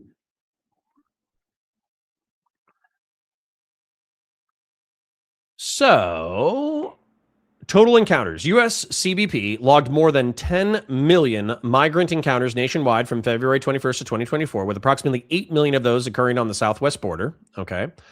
Getaways. In addition to encounters, nearly 2 million gotaways, individuals observed crossing illegally who were not apprehended, were recorded between fiscal year 2021 and 2024. Analyses indicate between 3.5 million and 5.8 million migrants were paroled or released into the U.S. to pursue immigration cases, with many being released with a notice to appear in court. Okay, so that's 6 million people who got approximately 3 to 6 million people who had effectively like the Biden catch and release program. Then there's 2 million people that we know got away. So that's 8 million. And then I'm going to have to assume that there's another million or two of people who just weren't even spotted by CBP, right? So it seems like the 10 million or 11 million people getting into the country is actually kind of close to reality. And then how many illegal immigrants are in the U.S.? So as of mid-2023, there was an estimated 14 million unauthorized immigrants in the U.S., representing a record high of roughly 4.1% of the total U.S. population. Okay. Because I always remembered it being like 11. You know what I'm saying? I always remembered it being estimated at 11. But, I get it. So you're going to assume 2 million people that aren't in what you're reading? Correct. I'm just going to stab in the dark at it. I'm just going to guesstimate like every other asshole on the internet. Welcome to the internet, by the way, whoever said that. So you're just going to assume 2 million people that aren't in what you're reading? Yeah, that's correct. It's correct. I'm just going to it came to me in a dream, okay? It just appeared to me. Just whoop. All right. Then there was another thing that I wanted to Google. How many people in the U.S. are here on a visa? Because I think it was like somebody said 50 million. Yeah, 55 million visa holders, which is bananas. The State Department on Thursday told the Associated Press that it is conducting continuous vetting of more than 55 million people who currently hold valid U.S. visas, sparking speculation online that there could be 55 million illegal migrants currently living in the U.S. However, the real figure is far lower, as the 55 million, including all those with visas such as for work or study, many of whom are not currently in the U.S., according to figures of the DHS. The total number of U.S. visa holders can also include tourists. Why it matters. Since the second inauguration, blah, blah, blah, blah, blah, blah, blah. Okay, do you have a guesstimate for who the people are? What's the guesstimate? Just imagine how much the cost of rent, 50 million, 20 million. So, see, dude, you're saying like You're saying like you're just guessing an extra 2 to 3 million. Listen, man, I'm like reading current government stats, and the government stats are like, yeah, it could be 50 million, but realistically, it's probably 10. It's like even they're just guessing. So non-immigrant visas can also be issued for tourism, cultural exchange, program participation, and to represent a foreign government. According to the State Department's most recent annual report, a total of 10 million people were issued in fiscal year 2023, including 6 million tourist visas. Yeah, so is it 10? Is it 50? Who knows? Who cares? If they're not committing crimes, who gives a shit? That this is a Yeah, obviously he's a politician, and like if they spoke like that, okay. almost nobody would understand. Sure, that. I rest Like, my case. Then he shouldn't invoke the Insurrection Act. He's a politician. He's going to lie about everything. Then I can't trust him. So no Insurrection Act. That's my position. Strictly speaking, a normal distribution is unbounded in any direction. So a billion would also be equally true under this standard. And the fact number would be equally Well, true. not equally. So that's very silly. It's weighted by the likelihood of it having happened. So you're saying that he like 90% lied. He like Hold on. This is what's weird to me, though, okay? Because Vel T. Win says, so this must clearly justify a wildly disproportional enforcement response. Out on a limb, I will say that immigration is only a divisive issue because of right-wing media insisting it must be. Well, hold on. Is it proportional to have like, what would it be? Like 7 or 8% of your population? Hold on. Let's actually just do the math real quick. Let's say, what was it? 13 million. 13 divide by 350. So is it normal to have 4% of your population just be illegal immigrants? Now, once again, I'm going to tell you, I don't care. The reason why I don't care is because I've worked in immigrant communities. 99% of the people are super chill. They stick to themselves. They're not trying to commit crimes. They're cool people. They're working their dicks off. They're paying their bills. They're taking care of their families. So I don't care. But that's like a me thing. That's because I'm a Hispanophile. Okay, I like Hispanic people. I think they're cool. I think they make good food. I like their food. I like their music. I like their culture. I like their work ethic. I think they're funny. I like Hispanics. Okay. So me having 4% of the population be illegal Hispanic isn't a problem to me because I know their kids are probably going to be cool because their kids are going to go to American schools. They're going to learn English. They're going to get through public school. Half of them are probably going to join the military, law enforcement, or first response, and they're going to perpetuate the American dream. So I don't care about it. But I'm kind of asking you, I'm me. There might be other people who might be like, who do think it's a problem. And it is illegal. So, is it normal to have 4% of your population just not even technically be authorized to be in the nation or in the country, excuse me? So I don't know the answer to that question.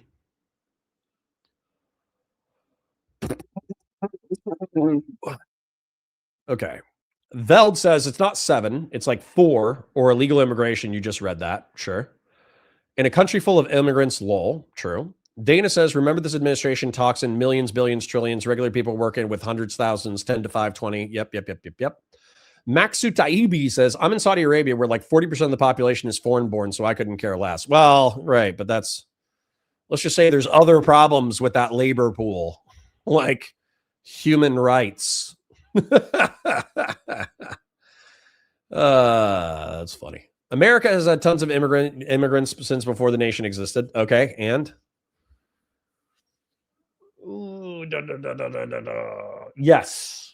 Boogs, I think, is correct, even though I was giving Boogs flack earlier today. Illegal immigration, I think, is the legal castle people retreat to. What they're really upset about is cultural islands like Dearborn, Michigan, but that sounds gross to say. But I care about that way more than I care about immigration. So, for instance, let's say, what's the population of Somalia?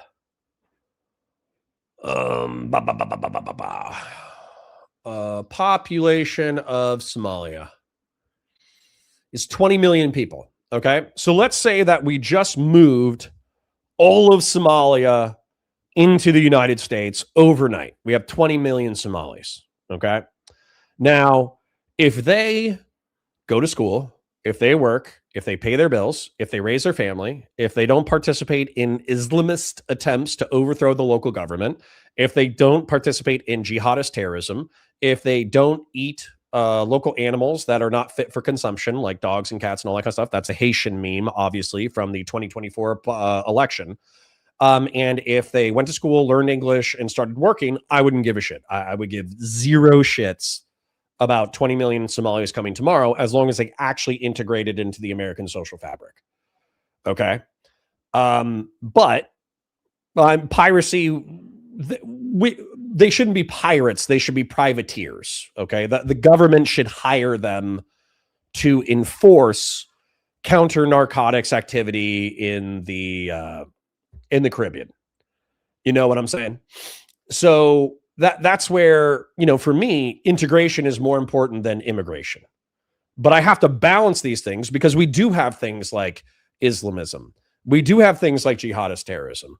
We do have things like crimes between different communities not being perceived the same way, like female genital mutilation. We do have different things like, honor killings in reference to like sexual morality in certain communities. So the whole point of it is, if we can integrate and get away from those challenges, those cultural communication challenges, I don't care. But we have to deal with those challenges sincerely. Yeah, good pirates are called privateers. They're pirates that are hired by a government. Veld says the administration's crackdown is disproportional. Disproportional to what? How many people have they even deported?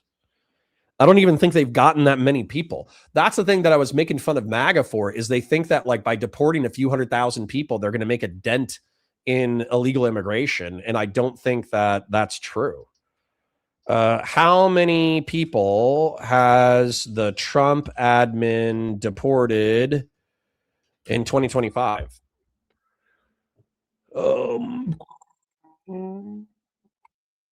Dude.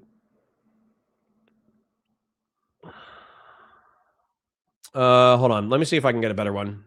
Deportation since Trump took office. January 2026. Excuse me. Migrants in ICE detention is at 70,000. What's this number? Deportations by month is like 10K, 20K. Bro, that's almost nothing.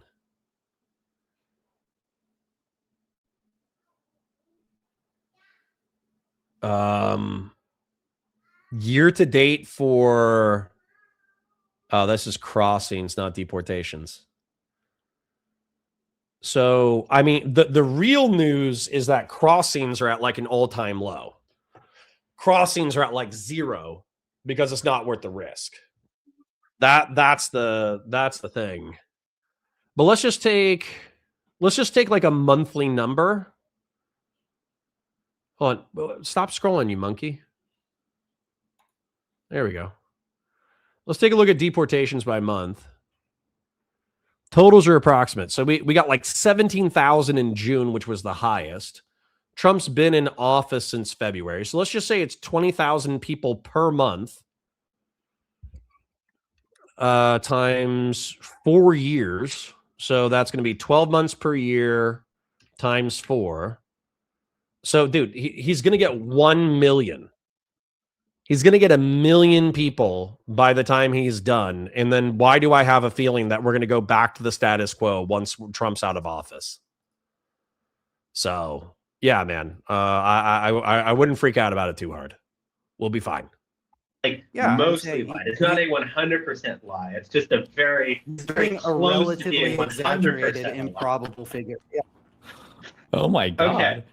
relatively inaccurate, improbable figures that are much higher than what actually happened to the best of our knowledge. But also, we don't know This is not a exactly. lie. Like, how could we possibly know how many illegal immigrants are actually in the country with any degree of reliability? Like, this is the guy how that would I'm we know supposed to trust to use the Insurrection Act, right? And to trust to deploy troops and federal agents against U.S. citizens. Is the guy who lies as a politician? You keep on using ancillary points. The core question is there civil unrest in the state of Minnesota right now? There is. We civil can't even unrest agree on demonstrably. what happened with the shooting. We can't agree on how many illegal immigrants came to the United States. How can we agree on a state of insurrection? Do you see the problem? The shooting isn't the shooting isn't even the core thing here. The core thing is there civil unrest in the state of Minnesota? And yes, there is civil unrest. There are people who How are can I violently trust that? attacking How can I trust? I don't know if I can trust that because We can- apparently you Renee can look Goodman at was the a footage. paid There- agitator there- terrorist. So there- how do I know that there are people there- assaulting ICE the officers? Renee Good thing is completely ancillary to the point. Is there a state of civil unrest in the state of Minnesota right now? Yes, there is. How do you Are know? there attacks on How do you ICE know? agents in How the do you state know of there are Minnesota attacks on right ICE? now? How do you know there are attacks on ICE agents? This is fucked up. Ranger Nation says no Muslim Americans have done anything near as bad as Italians and Irish when they first came here. It just takes time. For real? The Pulse nightclub shooting, the Boston Marathon bombing, the San Bernardino terrorist attack. You don't think those are as bad as like I understand if you want to compare it to the mob. I think the Italian and Irish mobs have killed shitloads of people. That's probably true. But I think the people that they were targeting were oftentimes in the game. Like Irish mobsters killed Italian mobsters killed other Italian mobsters killed Irish mobsters. Like, yeah, of course there were like civilian casualties and shit, but just to say randomly massacring civilians is, worse, or excuse me, not as bad as the organized crime of the Italian and Irish enclaves. I think that's a wild take. I think that's a wild take. Like if you want to do statistics, sure. I'm sorry. So you want to go over all the mass murders of the mob? I mean, well, yeah, sure. What's the mass murders of the mob? If you want to say, do you mean mass like big? Like what are we talking about, man? Like, isn't the St. Valentine's Day massacre like one of the worst mob hits in American history? And it's like 20 people in like 1920. That's kind of a wild take, King. Veld for 5 says you've responded to my chat a few times without reward, chipping for gracious use of your time. Thank you, Veld. I appreciate you. Sorry if I'm being spicy today, but Ranger is bringing it out of me today. Ranger's my soy target today. The way that AF Racing and Beef Supreme normally get me worked up is the way that Ranger Nation is getting me worked up today. No Muslim Americans have done. Wait, hold on. That's what I just read. Alonzo says, do you feel the real goal is to just round everyone up because the detention centers keep getting bigger and the deportation numbers are not getting better? It seems they want to keep them. Nah, I don't think so. I think the Trump administration is incompetent and they got 1 year left until they're lame ducks. And then after that, they're effed. And then after that, we go back to the status quo. I mean, that's what I'm hoping for anyways. Let's take a look at it. How many people have been killed by the Italian mob in the United States? I'm actually the stats for this must be really, really hard to figure out. It's impossible to determine an exact number of people killed by the Italian mob, American Mafia, La Cosa Nostra in the United States, as no comprehensive definitive database exists for historical casualties. Killings occurred over a century, ranging from Prohibition-era gang wars to internal mob hits, The murder rate in the U.S. cities rose significantly, over 40%, by organized crime, as noted by the Wikipedia article on the American Mafia. While specific aggregate figures for the Italian Mafia alone are not established, the violence was extensive through the 20th century in cities like New York, Chicago, and Philadelphia, according to studies on American organized crime. So if you wanted to say that the drug war from the 60s to the 80s and the 10s through the 30s or whatever, that was responsible effectively for a doubling of the American homicide rate, then American homicides related to organized crime are, far and away more statistically relevant than jihadist terrorism. I would accept that as like a logical as like a logical output. However, to say that like you line up a bunch of civilians and just like gun them down for shits and giggles versus gangsters killing gangsters, to make those morally equivalent, I think is cringe. But, you know, that's okay. Jen Winkler says that Pisco wanted to talk. I don't have a DM from him. I can DM him later. I think I need I think I need some aftercare. I think I need Pisco, the BDSM debater. I think we need an aftercare conversation.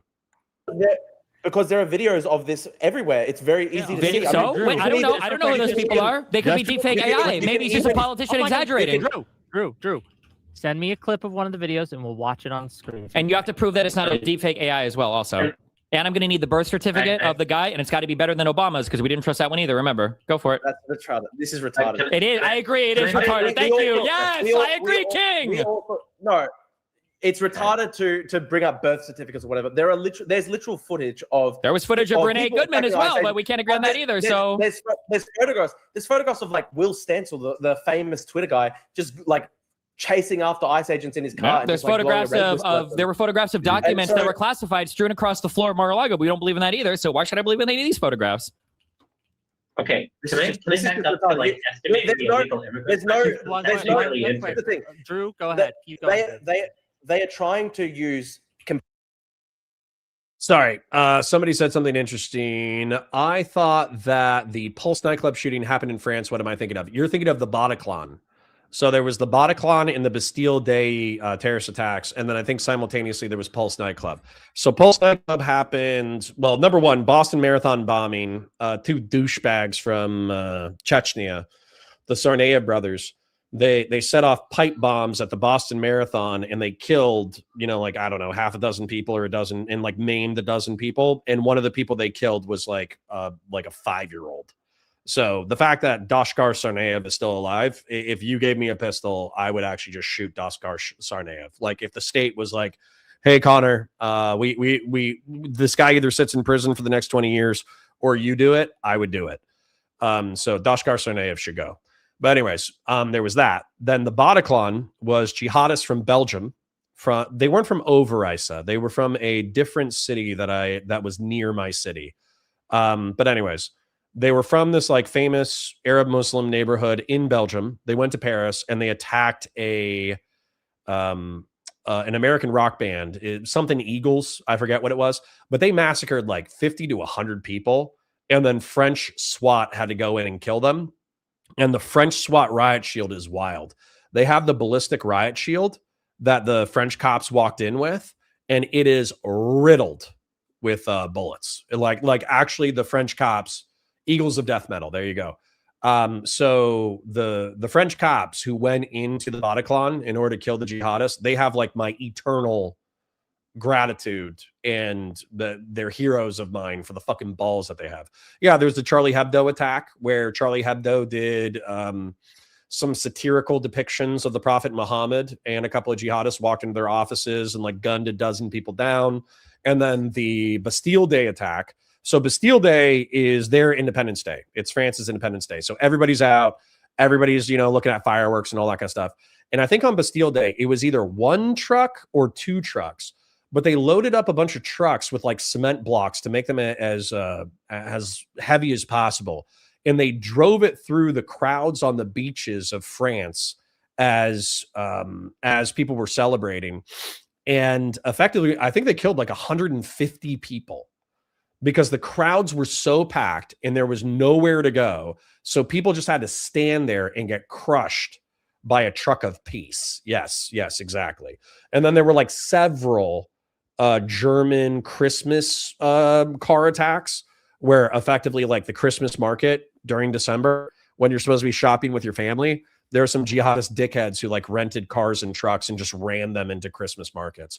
So once again, like I will descriptively acknowledge to Ranger Nation that if you look at the amount of gang killings and people killed by drug overdoses caused by the Italian and Irish mafia, then I'm sure the blood and death that you could lay at the feet of the Irish and Italian mafia is real.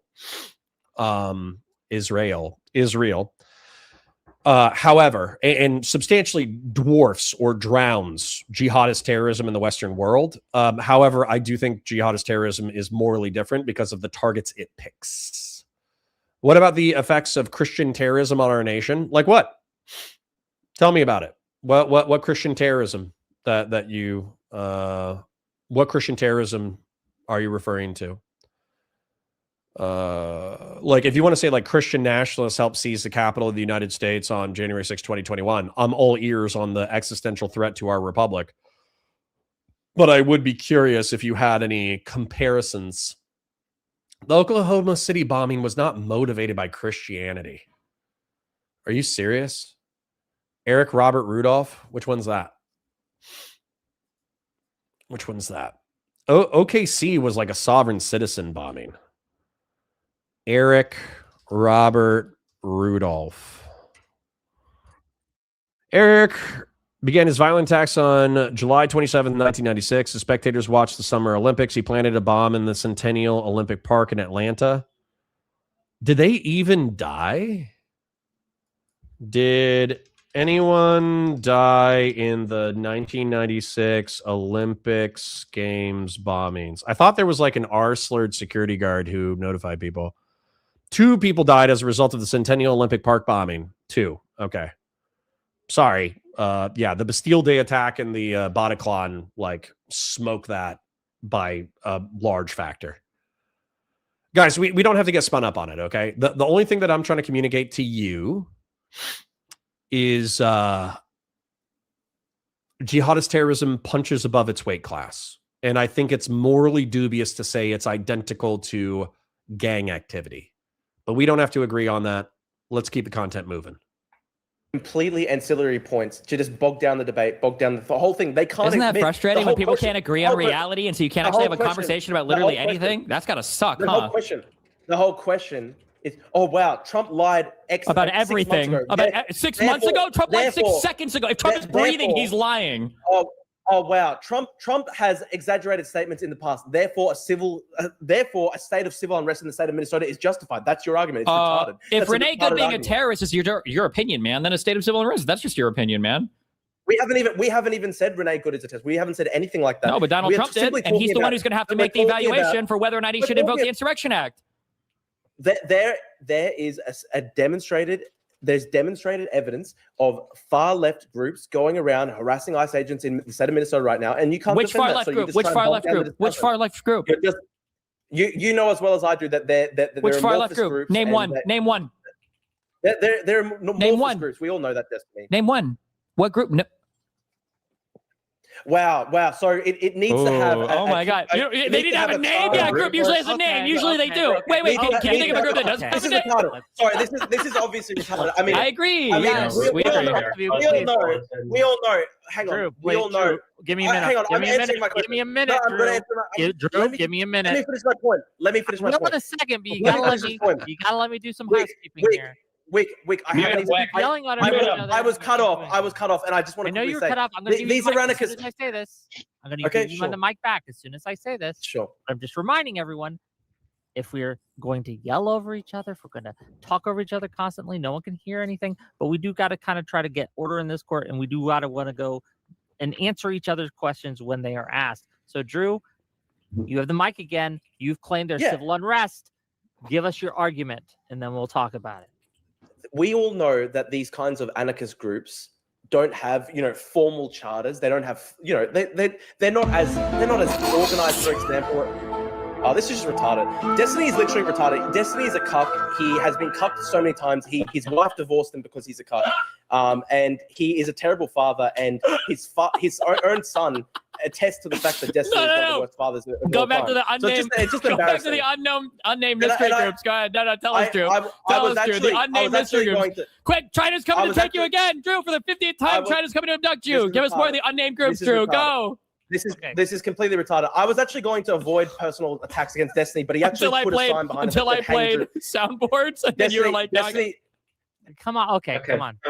Can I back up to how do we count the illegal immigrants? Because the thing is if you had 30 million illegal immigrants come, right, and they aren't registered in like your regular population figures, they are going to show up in either the economic output figures or they're going to show up in welfare or something, right? So you can that's how they make estimates, right? Destiny, It's going to be implied. Destiny, Let definitely. Nicholas finish. Let Nicholas finish. Okay.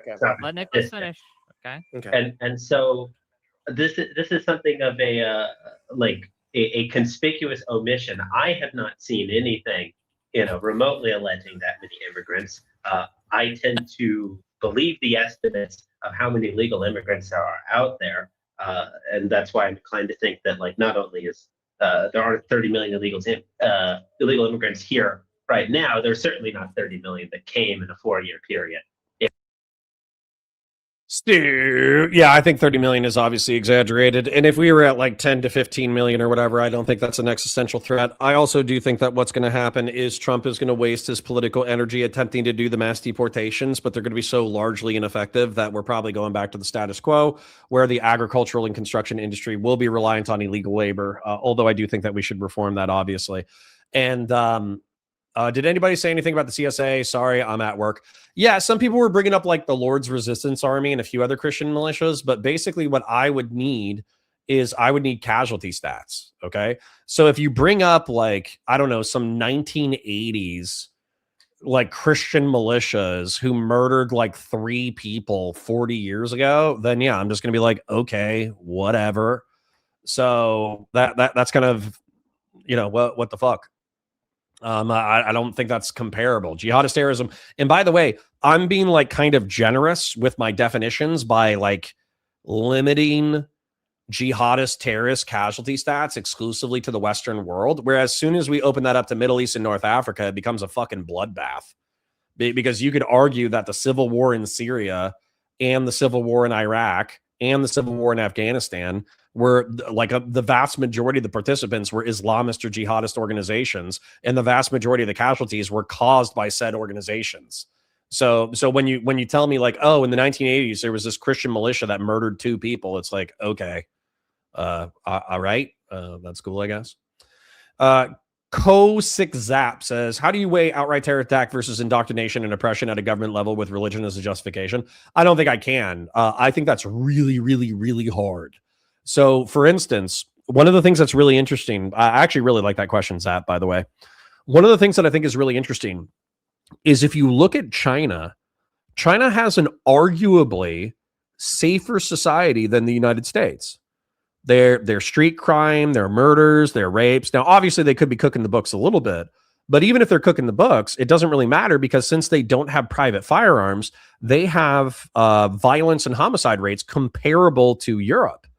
And so if you look at China, which I view as like an authoritarian, draconian police state accused of all sorts of, horrific violations of human rights against the Falun Gong and against the Uyghurs and against political dissidents and this, that, the other, they have a much more safe society.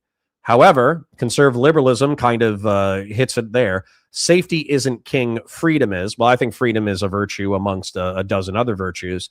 But at the same time, safety isn't the only principle that matters. And so how do you evaluate the social harm of keeping all of your citizens in fear that if they say the wrong thing, they'll be disappeared or killed? You know what I'm saying? I don't know how to measure that. It's difficult to measure that. And when you talk to authoritarian apologists like Christian nationalists and Trump cultists and fascists and post-liberal right-wingers who want a new monarchy, it's kind of hard to explain to them like, hey, actually people, being free to make mistakes and do dumb shit is actually like part of the social fabric that we're willing to tolerate, even though it comes with all these correlated bad things. And they're like, why? Why should we tolerate bad things? We understand what's right and we understand what's wrong. And that's because life is complicated. Life is complicated and fucked up. And freedom should be not the only virtue, but it should probably be like a top 10 virtue. It should be a primary virtue, not an exclusive virtue, but a primary one. Hunter Dombrowski says MAGA isn't explicitly a Christian nationalist movement, but all the Christian nationalists are MAGA, so it's kind of de facto is a Christian nationalist movement. I'm with you. Not every MAGA person is a Christian nationalist. As a matter of fact, lots of MAGA people are libertarian or conservatarian, but every Christian nationalist is right wing. Machiko says almost like bearing arms is an individual's responsibility. I don't know what that addresses. Zap says China is a really interesting example too because of how outwardly secular it is. I was thinking more of Iran or super Christian sex with America, but that's a really good point. Yeah. Well, and that's the other thing too about Iran as an example. Iran has phenomenal statistics in reference to like homicide and theft and all that kind of stuff. And yet it's an authoritarian society that arguably just killed between 3,000 and 20,000 of its own citizens in order to maintain power. So, you know, that on a day-to-day basis, there's not that many homicides or rapes happening in Iran. But when you actually try to go against the government, there's a shitload of homicides. So what does that say about their society, and how do you quantify that? I don't know how. One of life's mysteries. I need a water refill. I'll be right back. Like the stream, share it with your friends, engage with chat, super chats if you got them, memberships if you got them. We did smash through 2 goals today, so I'm going to thank the people who helped us do that. Veld T. Wind, Kylav, Loud Scissors. Those are all new people. I have not seen Veld T. Wind, Kylav, and Loud Scissors before. So if you're new community members, thank you for being here.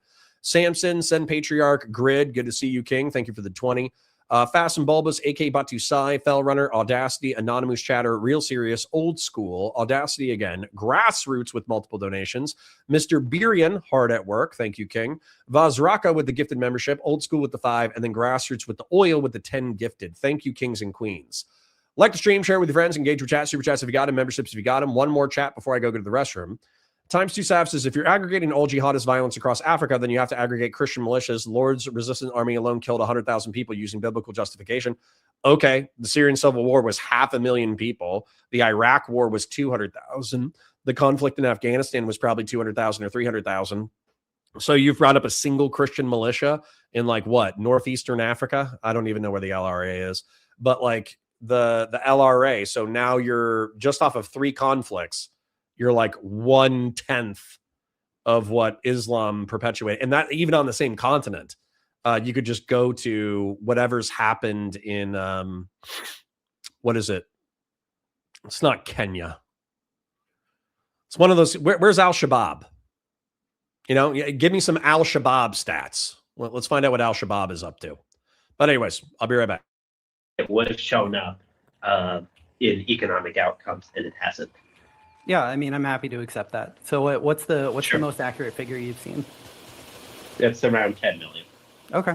And it varies, but because people cross back and forth, there's a considerable, like, especially in the agricultural sector, but like people come here, they work a few years, they go back home because this is like higher paying, but you know, you're away from family or whatnot, and you go back home.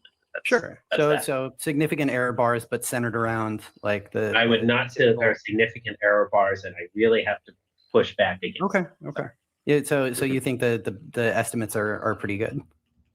Yes. Okay, that's fine. I just want to flag. I doubt this is how things are actually going to go, mainly because I don't think Destiny will let them go that way. But I agree with Decker that the more interesting way we could spend this time is having the substantive debate about the merits of immigration, but whatever you guys want to. Yeah, just to be clear, for my point, to be clear, right? This is not an adult conversation when conservatives aren't capable of engaging in reality. You're the one. You're the one who. I'm sorry. Why is he interrupting me? Destiny. Why is he interrupting me? Wait, why is he? I can't work. I just want to talk. Let Destiny go for a little bit, and then you can respond. Destiny, does it make you feel sad that your ex-wife fucked another man? And does it make you feel bad that your ex-man, your ex-wife literally fucked other men? That's pretty sad. I can't wait. He's going really hard on me. He's going really hard. Can you save me? Go ahead. Thank you. Okay. Destiny. So conservatives have lost the right to have a serious conversation about anything related to immigration when they lie about almost every single subject that is related to this topic. It is deeply unserious to me that a conservative would throw a fit when you're trying to discuss anything and they just lie about anything related to the topic. So if you're going to say 30 million people came in illegally, right? 30 million people coming in illegally. He didn't say that. He never said that. Donald Trump said that. Okay, that's not what Hamish said. That you're debating us right now, not Donald Trump. I'm talking about the United States of America, okay? The country that you prayed every day that you were from, okay? And I know you're mad that you have to be in your fucking shithole Australia, Destiny, so I'm talking about the United States. And in the United States of America right now, Destiny, Donald Trump is the president. You're debating us. So what I'm saying, what I'm saying is, you're not debating Donald Trump. that's fine. I don't care whether I'm debating Donald Trump or his cum socks. I'm having a conversation about U.S. policy right now, and Donald Trump is the president, okay? So for Donald Trump and the conservatives to lie about every single topic peripheral to immigration, and then to try to come to the table and say, well, now we need to have a serious fact-based discussion related to whether or not we can invoke the Insurrection Act. There's no reason to trust this administration to responsibly wield. Sacred Snow got me. Chat, do we want to trigger Connor? Actually, all the conflict in the Middle East is basically the US's fault, so it's really Christian extremism. Checkmate, Western man. God, we need some Hassan Pikers in chat. We need some Hassan people in chat. Tyler Pham says, why doesn't Connor stream on his own channel? I do. I just do it on Tuesdays. So I'll break that down for you real quick, Tyler Pham, but I think I missed another super chat. Let me take a look. Oh, maybe I didn't. Oh, nope. Wait. Nope, I didn't. Okay, cool. So Tyler Pham, I think. Okay. So back in April of this year, not this year, last year, I went to Washington, D.C. because Sam Drismala, the head of PV, said, hey, you and Kyla, aka Not So Erudite, were some of the most productive and enthusiastic members of PV, and I want you to come meet some fancy people in Washington, D.C. So I did. And I met a gal by the name of Renee DiResta. She's very cool. I also met Ken Harbaugh. Renee DiResta is like a San Francisco Republican. So she's pretty cool. And then Ken Harbaugh works for Midas Touch. And so he said, we're starting up this thing called Valor Media Network where we want to get a bunch of veterans together in order to show positive masculinity. Now, I would say I am not the biggest indication of positive masculinity, but I'm better than most, right? Better than a lot of people. And so I said, hey, Ken, I want to stream. And basically, if you give me $2K a month, then that'll be enough to cover my bills because I make money from other sources like my YouTube and other sources. And so as a result, give me $2K a month, I can pay my bills, and then I can do this for 6 months. And I promise you, by the 6 month mark, I'll bring in more money than I cost. And we hit that by month 3. Okay. I brought in more money than I cost. And so the deal is Monday through Friday, 9:30 a.m. to 2:30 p.m. I stream, I hang out with you guys. Then we cut up the VODs, we post them onto the channel Counterpoints Politics. And then one time a week, just to cross-pollinate between the channels, I stream on Counterpoints Politics on Tuesdays. So Monday through Friday, 9:30 a.m. to 2:30 p.m., I'm live. And then I also do debates throughout the week at nighttime. On Tuesdays, I'm on Counterpoints Politics. The rest of the week, I'm on Valor Media Network. And Hungry Man says, so why are you defending a predator like Destiny? I don't.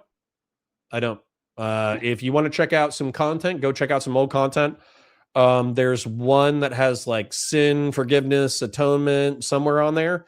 And I think I do a pretty good job of articulating Stephen's sins and also saying what my perspective on them are. I don't defend Stephen's bad behavior. So still think he's a funny guy. I still think he's smart. I still think he's a good debater. I still think he's a pretty good debater and political force in the online political movement. But I do think that his personal life is led recklessly and sometimes very stupidly.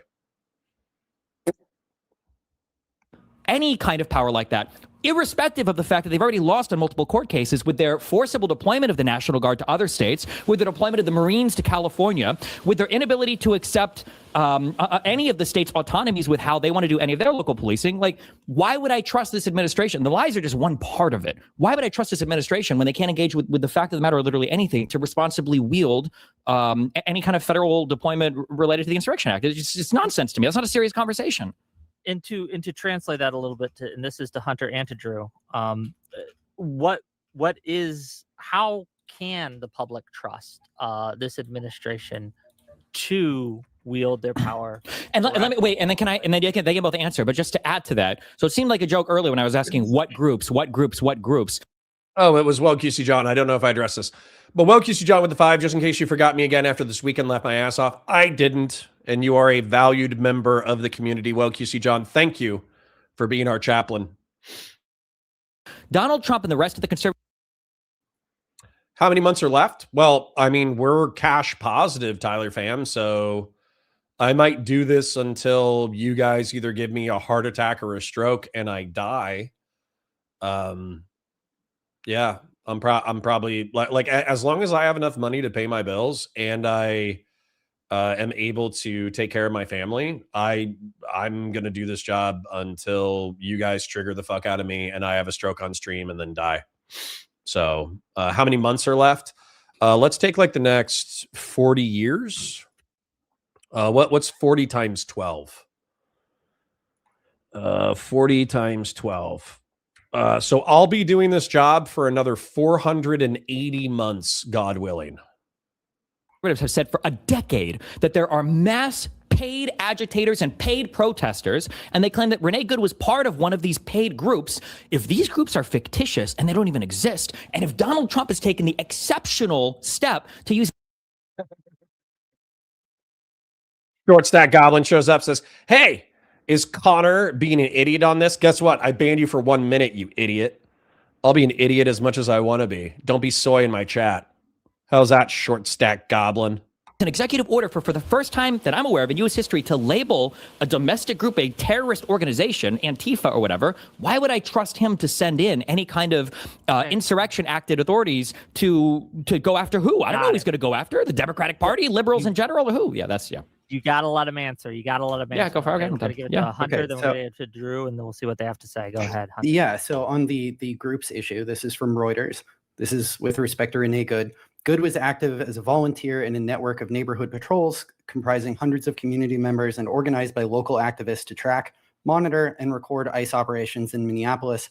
According to Michelle Gross, president of the Minnesota-based Community United Against Police Brutality, and she was a paralegal for the National Lawyers Guild, which is effectively a leftist activist organization. You can think it's a legitimate one, but it is one. So yes, there absolutely are groups, and like her. So Connor says, how long did it take you to go from zero media recognition to I can make a living from this when it comes to streaming? Okay, so streaming is different than YouTubing. Okay, so I'm gonna tell you YouTubing because YouTubing is my backstop. YouTubing is my security blanket. Okay, it took me 2 years of throwing things at the wall to be successful enough in YouTube to bring in a decent amount of cash. And decent amount of cash is $1,500 a month to $4,000 a month, depending on the month. Okay.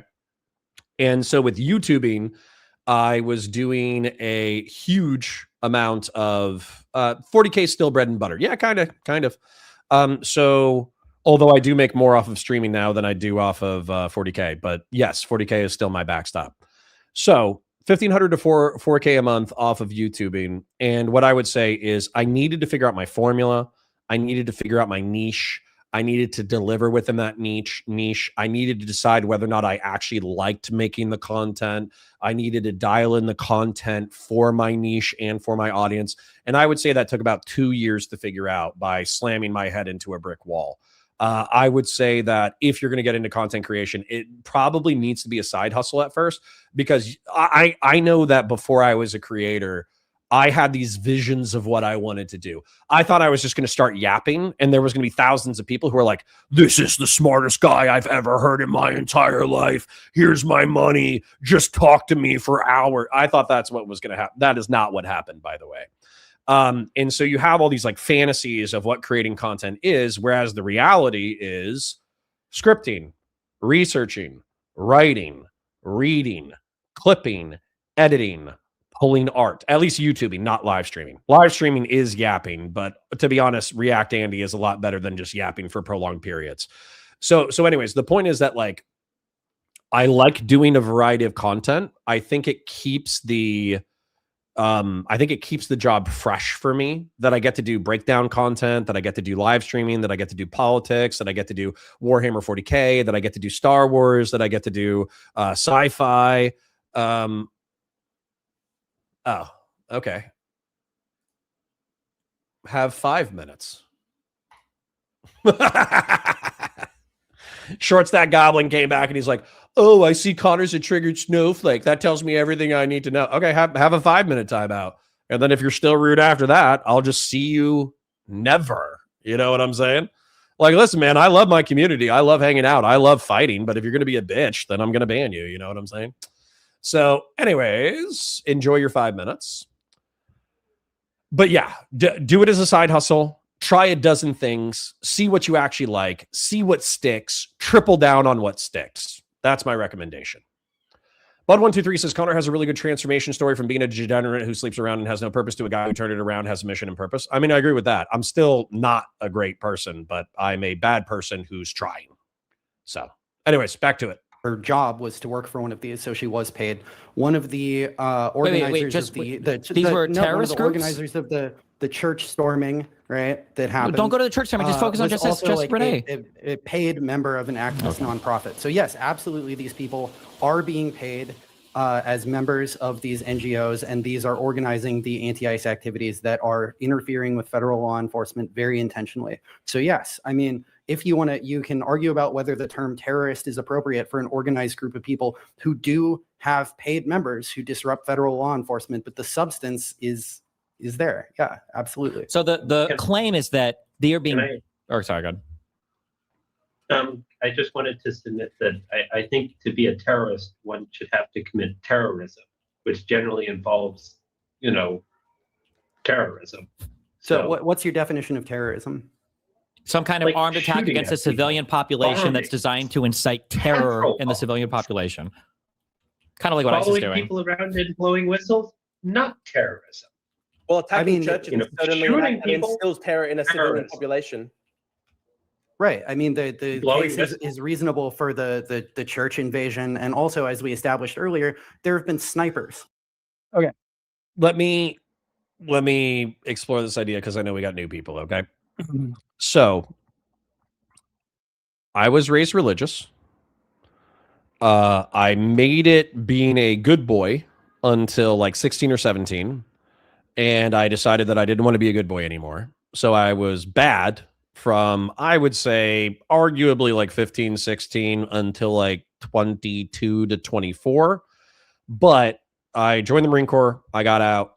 I was 22. I was putting myself through college, halfway through college. So when I was 24, I realized that being like, smoking weed and drinking alcohol all the time and smoking tobacco and pursuing shallow relationships and all that kind of stuff, I realized that I was obtaining pleasure, but I was actually like a miserable person. Like I was a miserable, rude, vindictive, abrasive person. I didn't have a lot of gratitude. I didn't have a lot of humility. I was kind of mean.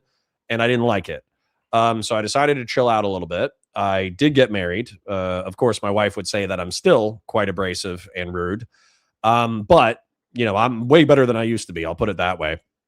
And so I said, being a law enforcement officer and trying to get my shit together and paying my bills and taking care of my family and all that kind of stuff, that's going to be my life's mission. So what I would say is since 2014, maybe 2013, so it's been 12 or 13 years. Let's just go with 12 years because that's a better number. So for 12 years, I've been on the straight and narrow. I've really, I haven't smoked pot or I haven't smoked cigarettes, since 2013. I barely drink. I do take care of my kids. I do love my kids. I do love my wife. I pay my bills. I pay my taxes most of the time. So I try to be a good guy as much as possible. Now I'm not. I'm a rude, abrasive person who gets in his feelings and gets angry and bans people from my chat when they call me soy, but I try to be a good guy. You know what I'm saying? So anyways. Right. Like this is. There literally have been sniper attacks, terrorist attacks on ICE across the country. The one who killed the 2 immigrants? Yeah, accidentally.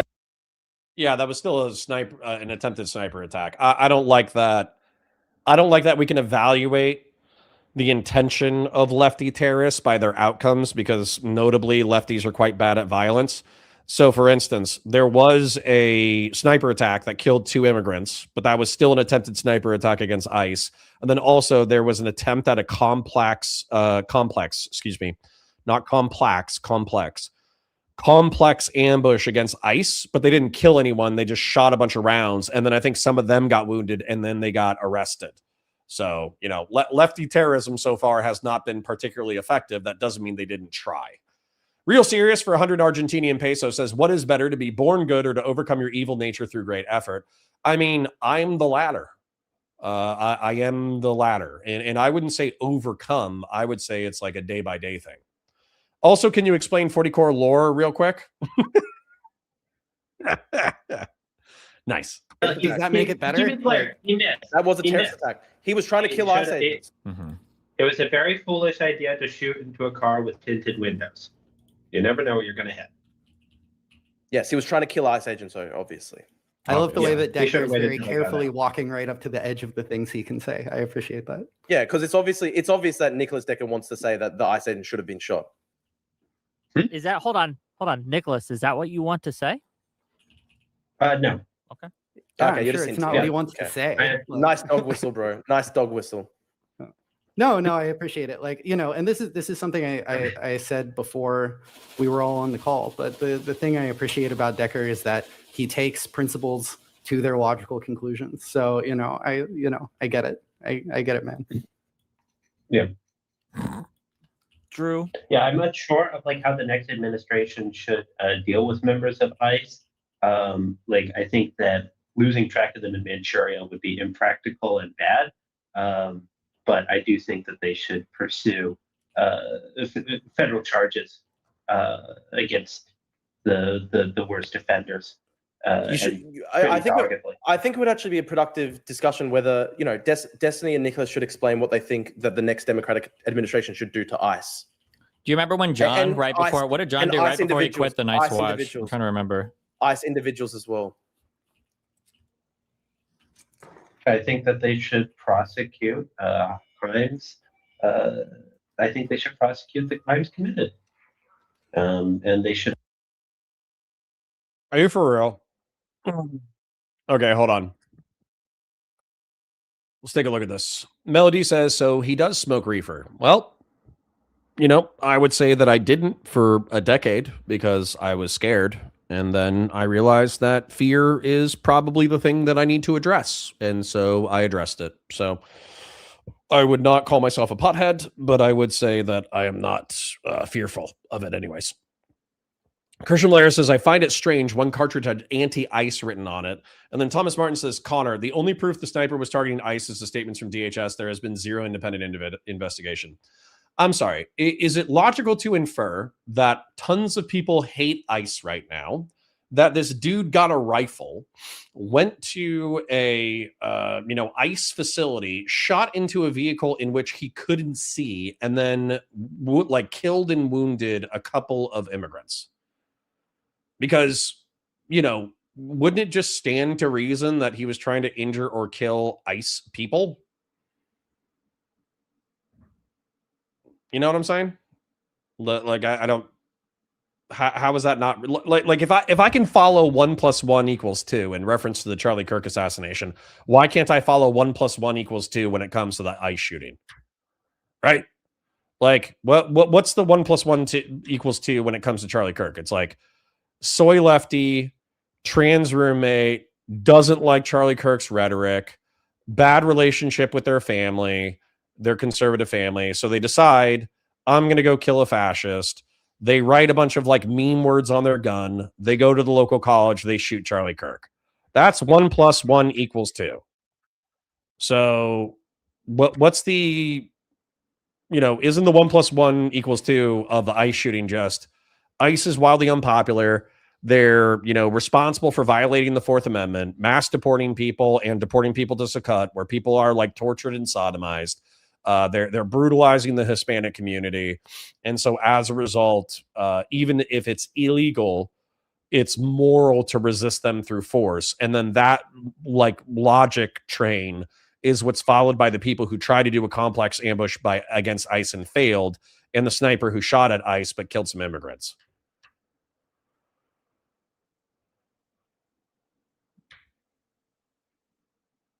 All right.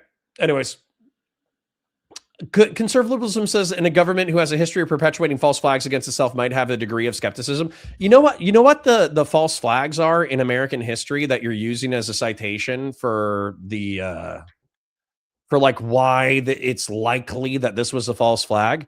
You know, like your justifications are, excuse me, number one, the Maine during the Spanish-American War, which was effectively an accident where the gunpowder reserves were exploded during the ship, in the ship, and it was almost certainly an accident, but they used it as a pretext to go to war with Spain, which they already wanted to do. The what's the other one? The Gulf of Tonkin incident, where there were Vietnamese patrol boats in the area, but they exaggerated the torpedo attack in order to pass the Gulf of Tonkin resolution in order to launch the Vietnam War, which they already wanted to do anyways. And what's the other one? And then for me, 9/11 was not an inside job. I don't think George Bush did that. I don't think they could have kept it a secret for the past 20 or 30 years. Like if you go work in government and 10 people know about something, it's going to be leaked to the press within a week. You know what I'm saying? Like think of how many like official accounts of Navy SEALs and Army Rangers and snipers we have. And it's because they can't keep their mouths shut. So pretending that like 1,000 people would be able to orchestrate 9/11, 2001 in order to launch a war into the Middle East and North Africa and nobody would have yapped about it by now is kind of fucking crazy. So, okay. All right. Thomas Martin says it's not illogical, but it's also not proven. Pro-trans views are not enough to call someone a lefty. Okay. I use lefty colloquially to refer to a combination of liberals and leftists. I think it like, yeah, of course there's libertarians who don't care about trans stuff, but like to not presume that it would be a lefty when they shot a far right winger is bananas. So Thomas Martinson, I jumped into Pisco's chat the other day and I saw you. So I'm just going to pretend that you're Pisco. All right. I'm just going to assume that you're my little brother who's been sent here to piss me off. So here we go. Also allow state agencies to go after them. Is it a crime to enforce routine migrant? Is it a crime to enforce routine deportations of illegal immigrants? It is obviously like a misdemeanor offense to illegally immigrate to America. It's not a crime, no. What are the crimes that you think? It is a crime. It is a crime to kill somebody. And it is a crime to deprive somebody of their civil rights. That's the term for excessive force, essentially. Also, Okay, why do we keep excessive force lying would and be saying irrelevant, but, routine? like, This is killing not somebody routine. is None of not this is in all routine, contexts right? the crime. Why do we keep lying with that? Why do we keep saying routine? By virtue of two people talking, I could understand nothing that was said. Okay, so I must hold apologize. on. Let me clarify. Destiny's asking, why should we consider this routine? This is not routine. What would the response be? to that? Yeah, I mean, the wave of illegal immigration that happened under Biden was also not routine, and it's going to take something not equally non-routine to reverse it. How's that working out? Pretty people well. being I mean, deported. America has net negative immigration for the first time in I don't know what, it's decades. Wasn't So, it negative it net seems to negative be for the working. first time under the last 4 years of Obama? The number of illegal immigrants here did drop, starting through Obama. Yeah, so that was wrong. Like, Got another facts on your guys' but- strike.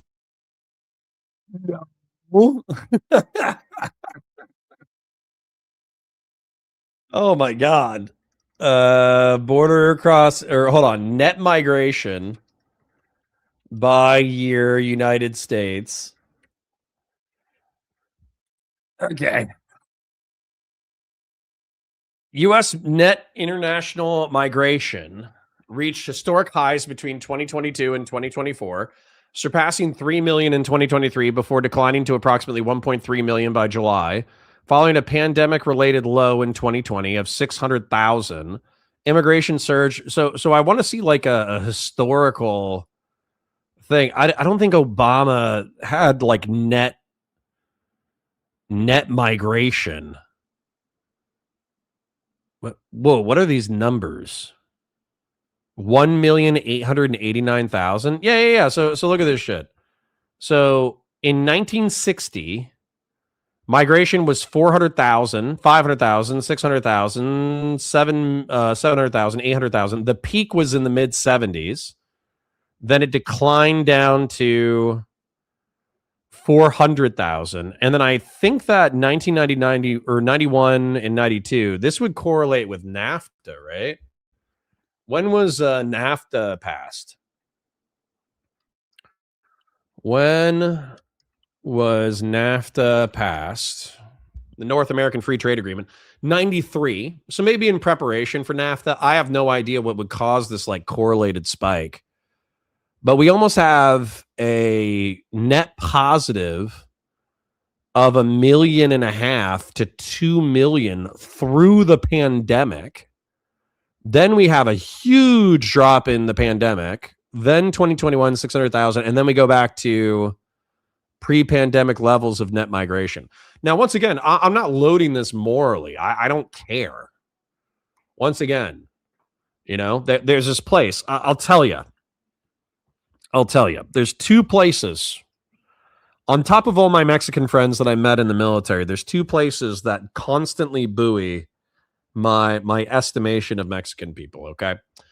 So there's a place called Tacos del Rancho in Orlando. There's the downtown location, and the downtown location sucks. Don't go to that one. Go to the one in Conway. Holy shit. It's Southern California quality Tex-Mex made by Mexicans. So fucking, like, I'm craving it right now. That's how good it is. Then there's a place, there's a joint in next to Home Depot off of Colonial and Cimarron. Okay. Holy shit. Do they make the best Tex-Mex I've ever had in my entire life. It's just so fucking good. And I understand it's like, oh, you're willing to sell out your country and your nation for good food. It's like, no, Hispanics, we share a continent with Hispanics. And if they work hard, pay their bills, maybe pay their taxes, take care of their family, and they're otherwise good people, I don't give a shit if I live with them as neighbors.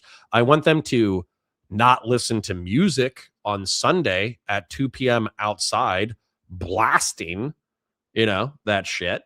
But that's pretty much it. What are we talking about? Tex-Mex? No, Tex-Mex is Texan Mexican food. Texan Mexican food. So authentic Mexican food is like, they don't do all that like tortilla shit, you know? We're talking about lunch, true. But that tortilla shit, that's for white people, okay? When you add in a tortilla and then you cook it and then you mix it up with cheese and you mix it up with meat and you mix it up with all that kind of bullshit, that's more like white people food. You know what I'm saying? I mean, I know they use tortillas, bro. I'm just saying, like, I think, okay, what I'm trying to say is that I think Tex-Mex, I think that real authentic Mexican food, and maybe this is stereotypical, maybe this is shitty to say, I don't know. But I feel like stereotypical Mexican food is very vegetable and rice heavy. You know what I'm saying? Whereas I feel like Tex-Mex is typically very cheese, meat, and bread heavy with a healthy chunk of vegetables, but not as much vegetables. You know what I'm saying?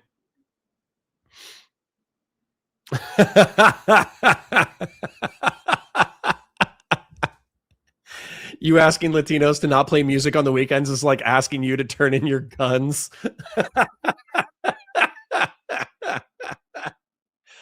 Oh my God.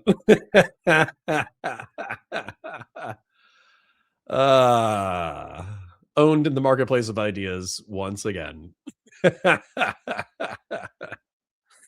All right. Like the stream, share it with your friends, engage with chat, super chats if you got them, memberships if you got them. We're getting towards the tail end of the day, but you know, my boss, Christian Valeris, doesn't like it when I leave early. So I'm gonna stay and just enjoy the content.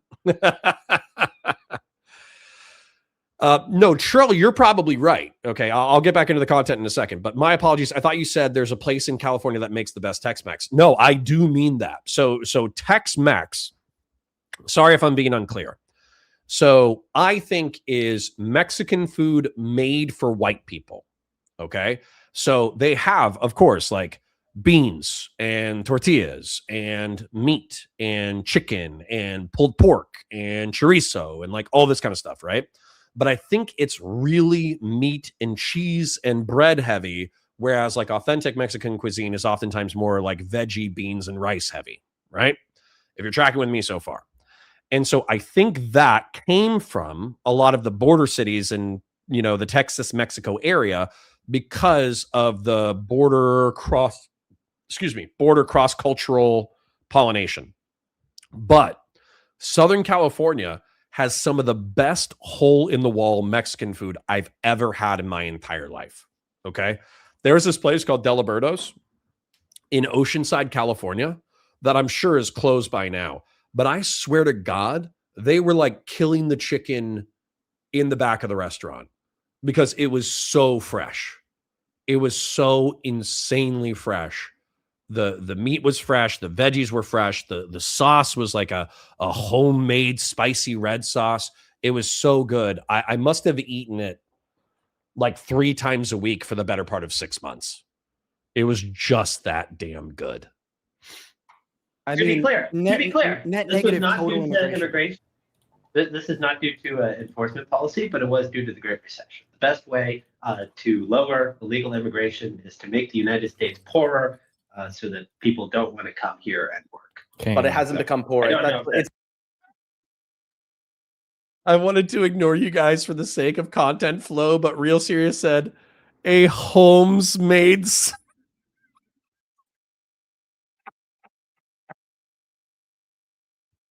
That's the most innocuous racist joke I've ever heard in this chat. I say homemade sauce and you say it's a Holmes made sauce.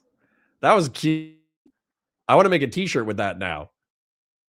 It's actually growing at a pretty fast clip right now. No, it's not. That's the thing. GDP growth is amazing right now. So yeah, and our currency is devalued by like 10 to 15%. I mean, okay, no stupid shit about currency devaluations. Sorry. Oh, no way. Deliberto's in Oceanside, California is still around? Are you crazy? That's amazing. Shit, I need to go back. Okay. Sorry. No, go ahead. Go ahead. Okay. That was all. I do want to ask, this is to Destiny and to Nicholas. Do you both think that it was appropriate for the ICE protesters to go into that church and disrupt the services there? So Nicholas says no. Absolutely not. It was worse than a crime. It was a mistake, as Talleyrand would say. But that's basically my view on it. Would you support them being prosecuted for that? Yes, I mean, it would depend on the crimes they're being charged with. I think there are some crimes that would be definitely too excessive. I think that hate crimes or like conspiracy to commit hate crimes would be a stretch. I'm not a lawyer though. Fair enough. At a minimum, trespassing is like a very easy thing here, and it's like very obviously trespassing. So should evict and sue. What do you think, Destiny, of Don Lemon and the protesters going into the church? Do you think that they were wrong to do so? Do you support them in doing so? What are your thoughts on the different styles of protest? Don Lemon went into a church? So not him personally. Yes. About 20 different protesters. They went into a church. I don't know. I don't have an opinion. I'm hearing this for the first time. I don't have an opinion on it. Sorry. Oh, fair enough. No opinion on it and things like that. I guess overall, do you think that the protesters have gone too far at all from what you've seen? No, I haven't heard any examples of that, so I'm not sure. They attacked the church, for example. They attacked. I haven't heard anything about that. Sorry, I haven't heard anything about that, so I'm not sure. I can't really have an opinion on it. It was. Steven's being such an ass, dude. Yeah, anybody in SoCal who has an opportunity, go to Deliberto's, get the quesadilla, get the red sauce, man. It's the jam. And for those of you, I know I already called it out earlier in the VOD, but he's just imitating the Trump, who is it? Ruth Bader Ginsburg died, and he's like, oh, I'm just hearing about this for the first time. But like conservatives keep doing that in debates, man. They keep doing that in debates where they're like, hey, have you heard that Donald Trump has been credibly accused of sexually abusing young girls in the Epstein files? And he's like, well, I haven't read it yet, and I need to verify it before I speak on it. So I don't think I can talk about it. And so like him doing that is fun, but I do think that listen, man, I think civil disobedience, and I know I've communicated this to my audience, so my audience doesn't care. They already know, they already understand this. Civil disobedience, if you're committing crimes, comes with legal consequences. So if you're trespassing, if you're doing a sit-in, if you're doing a highway disruption, if you're doing a protest or whatever, that is illegal, then you should expect to be detained and potentially incarcerated. And you should expect to have to bond yourself out. That's a huge pain in the ass. And so instigating civil disobedience that can be illegal, and then that can be illegal, and then expecting to be able to resist arrest, I think that's like mad fucking silly. I already know that my audience is going to say, oh, you're straw manning us, you know, people who do civil disobedience don't expect to get arrested, et cetera, blah, blah, blah. But that's the same thing with Renee Good. Renee Good was engaged in civil disobedience. She parked her vehicle at a 3/4 angle on the roadway. She was obstructing law enforcement officers from conducting their jobs. And when they went to detain her, she took off. She clearly did not expect to be detained and arrested, and it got her killed. So even if you specifically, because you're a Counterpoints viewer and you're a 3000 IQ Giga Stacy or Giga Chad, even if you never thought that what I just said, as obvious as it should be, needs to be proliferated amongst the liberals. Boog says, oh no, if you are properly protesting and getting arrested just means you're doing it right. Well, there you go. There you go. I'm happy the entire community could agree in a single voice that engaging in civil disobedience, I wouldn't call civil disobedience breaking the law. Oftentimes it is. Obstructing a roadway is breaking the law. Jaywalking is breaking the law. Protesting in a public place without a permit and causing noise disruption is oftentimes breaking the law. Blocking law enforcement officers from conducting their routine operations is breaking the law. It's just low level, oftentimes non-violent civil disobedience. So one of the most high-profile incidents of civil unrest in Minnesota. I haven't heard anything about that. No, I haven't heard anything about that. We're debating civil unrest. Sorry, I haven't heard anything about that. I'm sorry, unfortunately. Okay, well, I mean, fair-minded observers can obviously look at this and see that you're not engaging in good faith. Just because I haven't heard about it? Oh, it's obvious that you have heard about it, but you're just trolling. How am I trolling? Because I haven't heard about a thing? What, I'm supposed to keep up with every single story that's ever happened in all of U.S. politics? We're debating civil unrest in Minnesota, and this was the most high-profile incident of civil unrest over the past few days. It was extremely viral on Twitter, which you use all the time. Oh, interesting. Wait, so then was Renee, was the ICE agent that killed Renee, was his car stuck in an ice bank? Exactly. Oh, yeah. You see how unfortunate that is? How fucking retarded you are? How called the fuck out you just were? Because you have no idea what the fuck you're talking about. And your memory is selective and you won't engage with the facts. Isn't that frustrating right there? The honest take on the church thing is, here's my questions. One, because I did watch the videos around this. Did anybody... Hold up. Okay. So what frustrates me, though, is that we were discussing the... Stephen, and by the way, this is... this was in reference to Pisco, because Pisco just wanted to jump to the shooting, right? When we were having our long struggle session, he just wanted to jump to the shooting and not go over the context leading up to the shooting, which is effectively like civil disobedience. Probably, let's be real, during the Renee Good shooting and also during the Alex Preddy shooting. So Stephen here doing, and I know Pisco and Stephen are separate people, but they're both liberals. But this is what I want to point out. Is he wants to draw attention to the context before the Renee Good shooting and state that because ICE, CBP, Kristi Noem, and Donald Trump specifically are provably lying about the scenario, the context leading up to the shooting, therefore we can't trust them, therefore that context matters. That's going to be the same thing for me in reference to Renee Good and in reference to Alex Preddy, where I'm going to say engaging in civil disobedience but not being prepared to be arrested is stupid. Even if it shouldn't get you killed, that's very dumb. And then same thing with Alex Preddy, doing civil disobedience while armed, projecting yourself between law enforcement and their duties. You can say morally it's the correct thing to do, and shit, I'll probably even agree with you that it was that Alex Preddy acted in a moral, principled way. But I'm also telling you, it's still illegal. and pretty fucking stupid. Ever call the cops to get the people removed or exactly. tell them to leave? I don't remember seeing it or hearing it. If they told them to leave and they didn't leave, my understanding is churches are private property, so you can arrest for trespassing. I hope that if they do get arrested for trespassing, the governor pardons every single one of them, like Donald Trump pardoned every single one of the fucking insurrection. The Man Dude Project says, sorry, but Alex Preddy did nothing illegal. Oh, okay. So I can just go to my local ICE protest. I can kick out their taillight, and I shouldn't expect to get arrested. And then also, when I, you know why it's popping? It's because Destiny hasn't gone live. Destiny's taking a few days off in order to travel to the Carolinas. You guys are stuck with me. You're bored. A third of you are bored, and your shitty liberal streamers aren't live, so you're stuck with me. Anyways, yes, the taillight thing is separate. Correct. Was he arrested for the taillight? No, he was forced to the ground, and I think they punched him in his ribs and they cracked his ribs, but they actually didn't arrest him. I think they either saw the hostile crowd or they saw the gun and they decided this isn't worth it and they fucked off.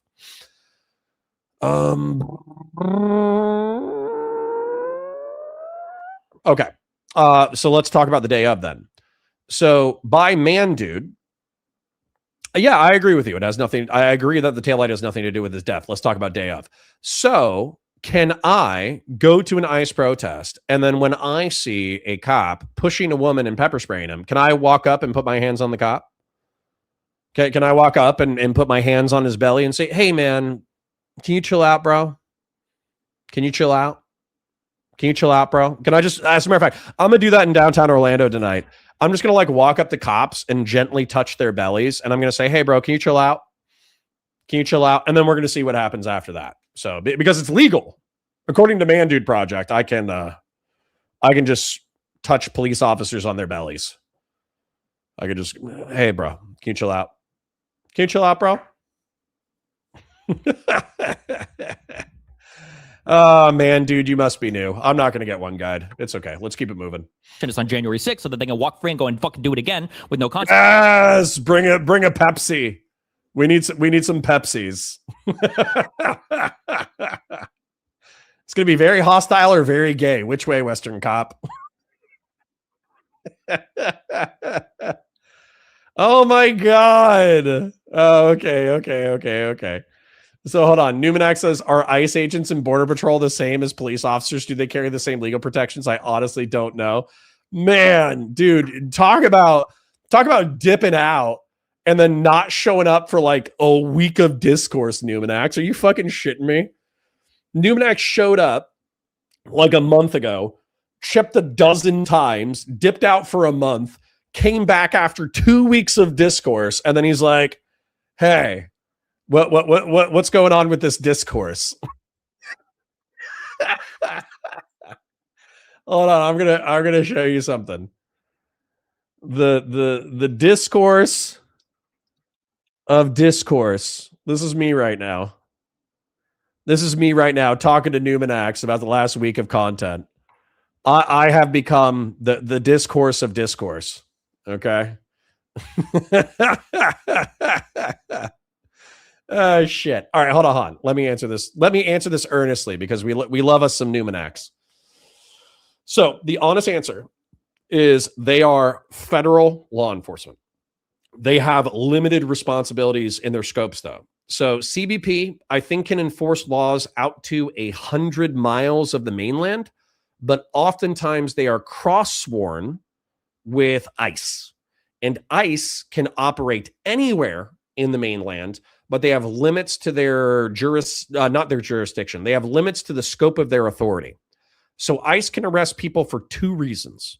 One, they can detain, arrest, incarcerate people if they're not a citizen and they're in violation of immigration, and if they're violating said immigration status. That's the number one thing that they can detain for. The other thing that they can detain for is if you're interfering with a ICE operation. Okay. And so what I would say is the Dude Man Project saying, or the Man Dude Project, excuse me, saying that he had no ability or he had no legal right to detain these people, I think that's incorrect. We went over like 15 USC 111 or whatever, which is like impeding, forcibly impeding, resisting, obstructing, or threatening an ICE operation. And I almost guarantee you that they would charge if Preddy was still alive, and if that woman is being detained, they're going to charge them under 15 USC 111.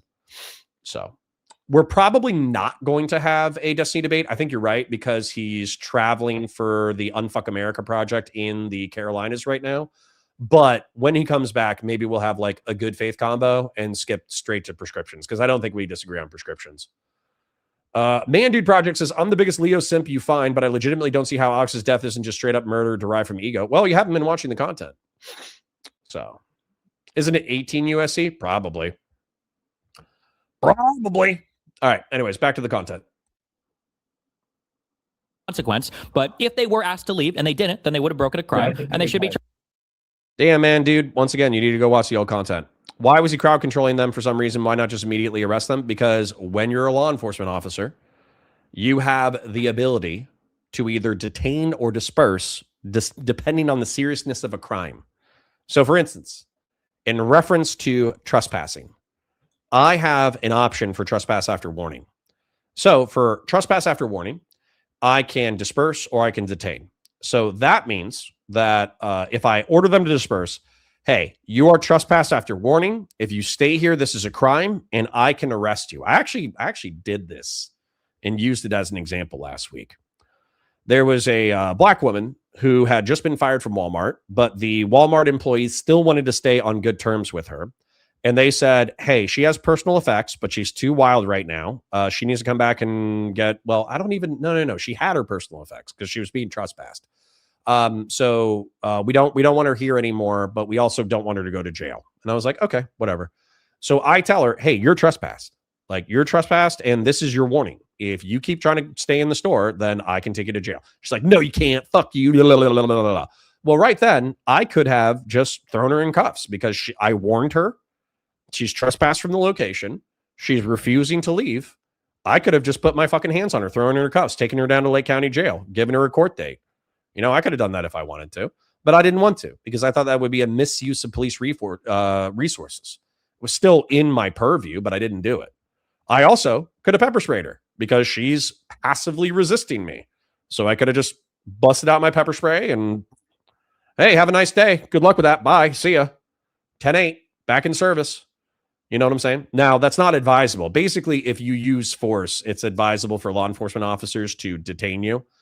But I could, technically, under the law. So, yeah, saying that cops have to detain is bullshit. We've been over this. Charge for it, and then the governor should pardon them immediately after so they could do it again. Just like Trump did with all the J6ers. I don't think the governor should pardon them. It's for starters, it's like at most community service. At most. Generally, trespassing is you can't go back to this place, you know, if you do. Somebody says, Fell says it's level 1, move on. No, I won't. I refuse because we have new people. Like Mantis got destroyed the other day. I fucking, in my rage, I killed Mantis with a timeout. So Manta says you're doing the well, they can do it, but that's not the issue. It's whether or not they should do it. Sorry, the dudes on the panel are doing that. No. But this is dealing with this in as good faith and not as triggered as I normally am. No, whether or not they can do it and legally get away with it is actually a perfectly viable conversation because there's no dictate that states that officers have to use the minimum amount of force necessary in order to achieve a desired result. That's not enshrined in policy or legality. So if they can and they do it and there's no consequences, then, you know, what the fuck are we talking about? You know what I'm saying? Do go back to this place, you will like actually get arrested and actually possibly have consequences. But a first-time trespassing is basically never any consequences at all. Frankly, nor should be, because the point of trespassing is we need you to leave. You know, this is your very serious warning. Go away. Do you have any thoughts on this, Hunter? Otherwise, I have another question for the panel. Oh no, it's you know, I think I don't feel much of a need to respond to most of the things Destiny says, because I think it's just very obvious to everybody who's going to be watching that he is not a good faith conversation participant. And one of my followers, when this conversation was announced, was like, "Oh God, get Destiny out of there." And for the record, this follower of mine agrees more with Decker's position and their position than I feel than like with we can mine. actually debate But, Decker. you know, yeah, absolutely. I think we could, again, as I've said multiple times, have an interesting conversation on the merits of immigration, both legal and illegal. But yeah, But you can't. How can you have that is when you guys? obviously not You going can't to- even yeah, have. no, You don't I agree know, with any of the I know what facts. you're going to do. Yeah, I know. But yeah, you can go ahead and ask your next question. Okay, well, here's a question on the merits of immigration. Regardless of how you feel about immigrants coming to the country or not, do you acknowledge that it's not really factually disputed that immigrants coming to your country, even illegal immigrants, are both a net fiscal benefit or neutral at worst, and then an economic boon for the area where they illegally immigrate to? Do you guys acknowledge that? Not No, all there immigrants. are plenty Exactly. of It's fucking examples where stupid. It's immigrants are plenty of not, examples? like, a net fiscal benefit. Yes, obviously. Hold on, wait. Are you? Hold on. I'm just. This is a simple IQ check. Wait. This is a simple IQ check. If I were to tell you most women are shorter than most men, would your response be, "Well, that's crazy because I know a tall woman"? Why would you say something so obviously fucking stupid? I'm saying on the net, even illegal immigrants tend to be a fiscal benefit to neutral effect, and they're an economic boon. On net, I'm not asking you about a specific illegal immigrant that you know or a specific example. Just on net, immigrants from first world countries are typically very productive. No, immigrants from third world countries are typically not, unproductive. No, that's not even true. You don't even know what productive or unproductive. You have no fucking idea. Very obviously. Sorry, I was muted. I think that this differentiation is perfectly rational. I don't understand why Steven's angry or whatever. So there's obviously different classes of immigrants that are going to have different levels of productivity. So, you know, and I wouldn't even necessarily say like first world. We obviously have plenty of productive immigrants from third world countries or second world. And I'm talking about in stages of development.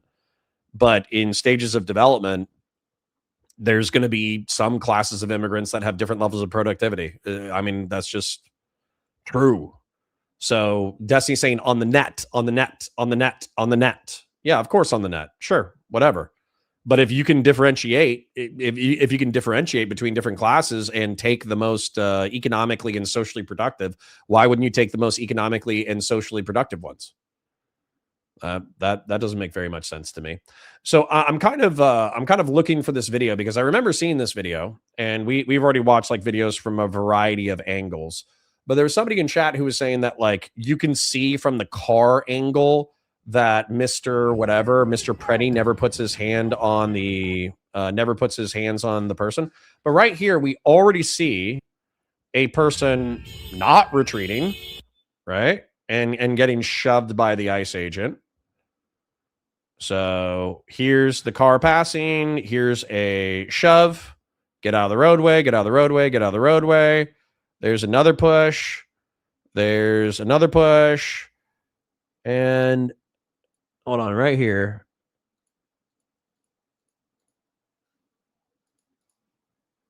Is he pushing Preddy right there? Is he putting Preddy or a female? That almost looks like he's pushing Preddy. Or no, is it the brown female?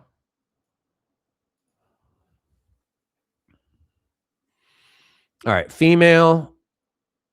I can't tell if that is Preddy or the female in the brown jacket. I'm trying to slow it down. Okay. Dude, that looks like he pushed Preddy. Whoa. Hold on. Let's do a 0.5 on this. The brown female. Classic cop language. Hey, give me some slack. Give me some slack. I'm actually trying to figure out what's going on. So we got a push on one female. Looks like a push on Preddy, bro. Then we got him approaching the female in the gray jacket. Big push. We got Preddy approaching.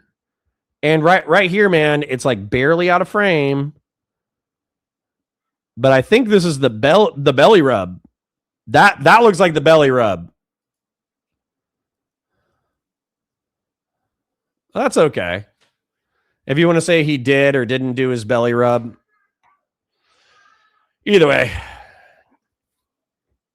get out of the roadway. Get out of the roadway. Well, I'm just gonna go rub. I mean, you guys challenged me, so I'm gonna go belly rub some cops. I'm gonna see what's up. I'm going to yeah, I'm gonna go see what's up. You guys are saying that I can just go rub the bellies of random law enforcement officers. I'm gonna see how it works. I'm gonna take your advice. I mean, the fiscal. I mean, I'm also going to take the advice of like standing in the roadway and then being given a lawful order to leave the area, then refusing said lawful order, then getting pushed out of the roadway, but then coming back. I'm also going to see how that works out.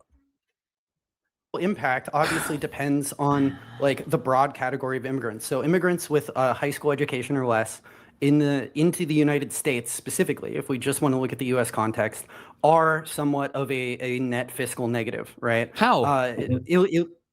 Well, so this, yeah. To be clear, for context, most citizens are net fiscal negatives. Yeah, because absolutely. we run a deficit. Yeah. And, Yes, I agree. and That's also there's true. a long Nicholas tail. is right. So Hold on, but when you say most citizens are fiscal negative, right? Most illegal immigrants that are coming in, your worst fiscal years of your life. So because I know that Drew and Ash or whatever, Ketchum, don't know. Yeah, it's children and old people. Correct. Fiscal means your government budgets, right? An illegal immigrant that comes in at the age of 18, you're stealing this person from another country, basically at prime working age. So you've missed out on that entire 18-year investment early on. So typically when they come in, and also because they don't have access to welfare because they typically work on social security numbers. It depends. It depends. If you look at what does look net at Britain and mean? Denmark, Drew, what does net mean? What is net? Net. N-E-T, net. You're actually extremely obnoxious. You can't even have because you're extremely retarded. If you look at Britain and Denmark, there are studies that show that migration from third world countries typically has massive fiscal downsides because on the whole they have fiscal burdens on the state. And we look at, for example, the Somali community in Minnesota is 100% a fiscal net negative on the United States. Denmark and Britain are not suitable comparisons to the United States for any question of net fiscal benefits because they have considerably more generous welfare states. True, but Minnesota has a more. That is true. That is true. I agree with condition. you on that. I agree with you on that, Nicholas. But Minnesota does have more generous welfare provisions than, for example, other states. And we know, for example, that the Somali community. You're so not It's true, American. and Oh my God. it's true though. It is true. And yeah.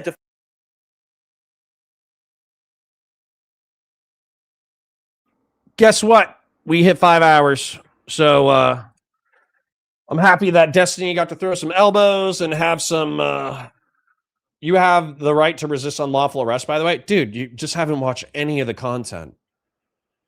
You can resist unlawful arrest non-violently. That is true. That's true in Minnesota as well because we looked it up. It's almost like you didn't watch a full week of content. So anyways, I'm going to go through the overall logic of the scenario. That way, hopefully we can get on the same page before we wrap. And in reference to content, what do I have to say? I feel like Destiny was a little spicy, but I do feel like he was giving the conservatives a little bit of their own medicine.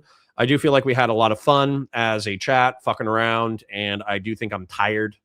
So I'm kind of like tired of the topic, so I wasn't as triggered as I was last week because I've already been through all the arguments like 10,000 times, so I didn't have to scream at my chat, which was excellent. We also had almost 3 goals hit today. We had like 24 super chats today, and typically a goal is 10 super chats, so we got 2.5 goals done today, so that's pretty stinking good. So need a week of content to understand U.S. law. That's a cope. Hey, man, dude project, shut the fuck up. How about that? How about this is my stream? So how about you shut the fuck up? All right. So I'm going to read this real quick, and hopefully man, dude project can say, oh yeah, that makes sense. ICE Immigration and Customs Enforcement is a law enforcement wing of the CBP that has the authority to investigate, detain, incarcerate, and submit for deportation non-U.S. citizens and can detain and arrest citizens who interrupt their operations. The First Amendment, freedom of speech, peaceable assembly, and the press gives the people the right to observe, film, and even protest law enforcement action in public. Okay? And so this is where if people want to film ICE, that's their First Amendment right, based. There are laws in the books that say if you are sufficiently disruptive of a lawful law enforcement operation, then you can be detained and arrested for Senate interruption. This is true. Ergo, therefore, Protests can be mistaken and or believed to be disruptions. Protesters can and often are arrested during said disruptions, and I argue that you can beat the rap, not the ride. Okay? Now, in reference to the Second Amendment, it states a well-regulated militia being necessary to the security of a free state, the right of the people to keep and bear arms shall not be infringed. And this is where I would say that Mr. Preddy, while I think it's inadvisable to engage in civil disobedience while armed, I think it's legal to do so. Okay. Then I would say, number one, you have a right to film and protest. 2, you have a right to keep and bear arms. 3, you do not have a right to interrupt lawful law enforcement operations. 4, you do not have a right to resist arrest at all, let alone armed. Law enforcement officers have the right to use deadly force if they reasonably believe that there is imminent threat of death or great bodily harm of themselves or others. So let's read the summary of these statements, which I think is accurate. ICE is a federally funded and vested law enforcement organization conducting lawful detention operations of suspected illegal immigrants and people who are protesting and filming them, but also disrupting their operations. This gives them the right to detain and arrest both illegal immigrants and disruptive citizens. They follow the escalation of force / response to resistance. Passive resistance equals hands-on and pepper spray. Active resistance equals hands-on, pepper spray, and taser. Unarmed violent resistance equals hands-on, pepper spray, taser, and baton. And any means necessary to gain compliance. Deadly force equals firearm / chokehold. Based on this criteria, if Preddy was lawfully detained resisting arrest, which would be under 18 USC 111 or whatever, the obstruction statute, and presented an imminent threat of death or great bodily harm, a use of a firearm is lawful. Now, notice that I say lawful and not moral. I said lawful, not moral. Okay. And the reason why is because through a week of discourse with the discourse of discourse, we came to the conclusion that the ICE agent who initiated the operation and who started pushing the civilians out of the roadway, he could have just gotten the sand out of his vagina. As a matter of fact, most cops do that all the time. You know, people are being rude. They say crazy things to you. They tell you to kill yourself, etc. You say, have a nice day, sir or ma'am. I'll be seeing you later. Peace. And then you get in your car and you fuck off, okay? However, this cop did get sand in his vagina, and he did try to detain them under 18 USC 111, and he did push them and pepper spray them, which caused Mr. Preddy to morally but unlawfully intervene in said dispersion attempt and therefore be subject to detention. And then there was a miscommunication about the firearm on his person, and he got killed as a result. So if you want to say it's immoral, I'll agree with you that it's an immoral shooting. If you want to say it's illegal, then I'm going to say how. Okay. And then what's going to happen is we're going to do this whole thing where you're going to say, well, it's illegal based off of my perception of the threats of the law enforcement officers where they're acting egregiously and stupid, right? And again, you're saying they're detaining them. Oh, were they detained? Oh, I'm sorry. When 7 officers get onto your back, do you think you're being detained or no? Again, you're saying detaining, they weren't detaining them. Once again, this is level 1 bullshit because like I already said earlier in this conversation, proving that you're not paying attention, that's why I brought up the trespassing argument. As a law enforcement officer, you can either force people, depending on the level of crime, to disperse, or you can detain them. Okay? It's pretty fucking simple. It's pretty simple. We've been over it 12 times in the past week. You have arguments that we talked about on the first hour of covering this content. How's he know he's not being dispersed? I mean, I would say getting shoved and pepper sprayed is a pretty good indication that you're getting dispersed. So, anyways, I know it's soy, but if Cotter opened every debate with I believe the shooting was immoral but not illegal, we could skip so many chatters. I don't think so. I think they're still fighting me. Not from public without cause, which is why I'm saying Leo operations is a weak argument. Why? Are they performing their duties? The answer is yes. So anyways, I parasocially love you. Thank you for hanging out. I have hit 5 hours. I do have other shit I got to do today. Like the stream, share it with your friends, engage with chat, super chats if you got them, memberships if you got them. I'm going to read off the people who have contributed today. Real Serious with multiple donations. Well, QC John, Veld the Wind, Kai Lav, and Loud Scissors were all new donors as far as I know. New community members, thanks for being here. Samson 484, Sen Patriarch, Grid 1 Motorsports with the 20, Fast and Bulbous, aka Batusai, Fell Runner, Audacity, Anonymous Chatter, Real Serious, Old School, Audacity, Grassroots Hegemon, Mr. Birian, Vazraka, and Grassroots with the 10 gifted. Thank you for the oil. Thank you for the chips. I deeply appreciate it. We will be live tomorrow on Counterpoints Politics. I'll share the Discord link in case Dude Man Project or whoever wants to fight people in Discord. I'll share it in the chat. Here you go. So, Man Dude Project, I'm not interested in fighting you anymore, but if you want to fight other people, feel free to do so in the Discord. I parasocially love you. I'll see you guys tomorrow. You have a beautiful day. Bye for now.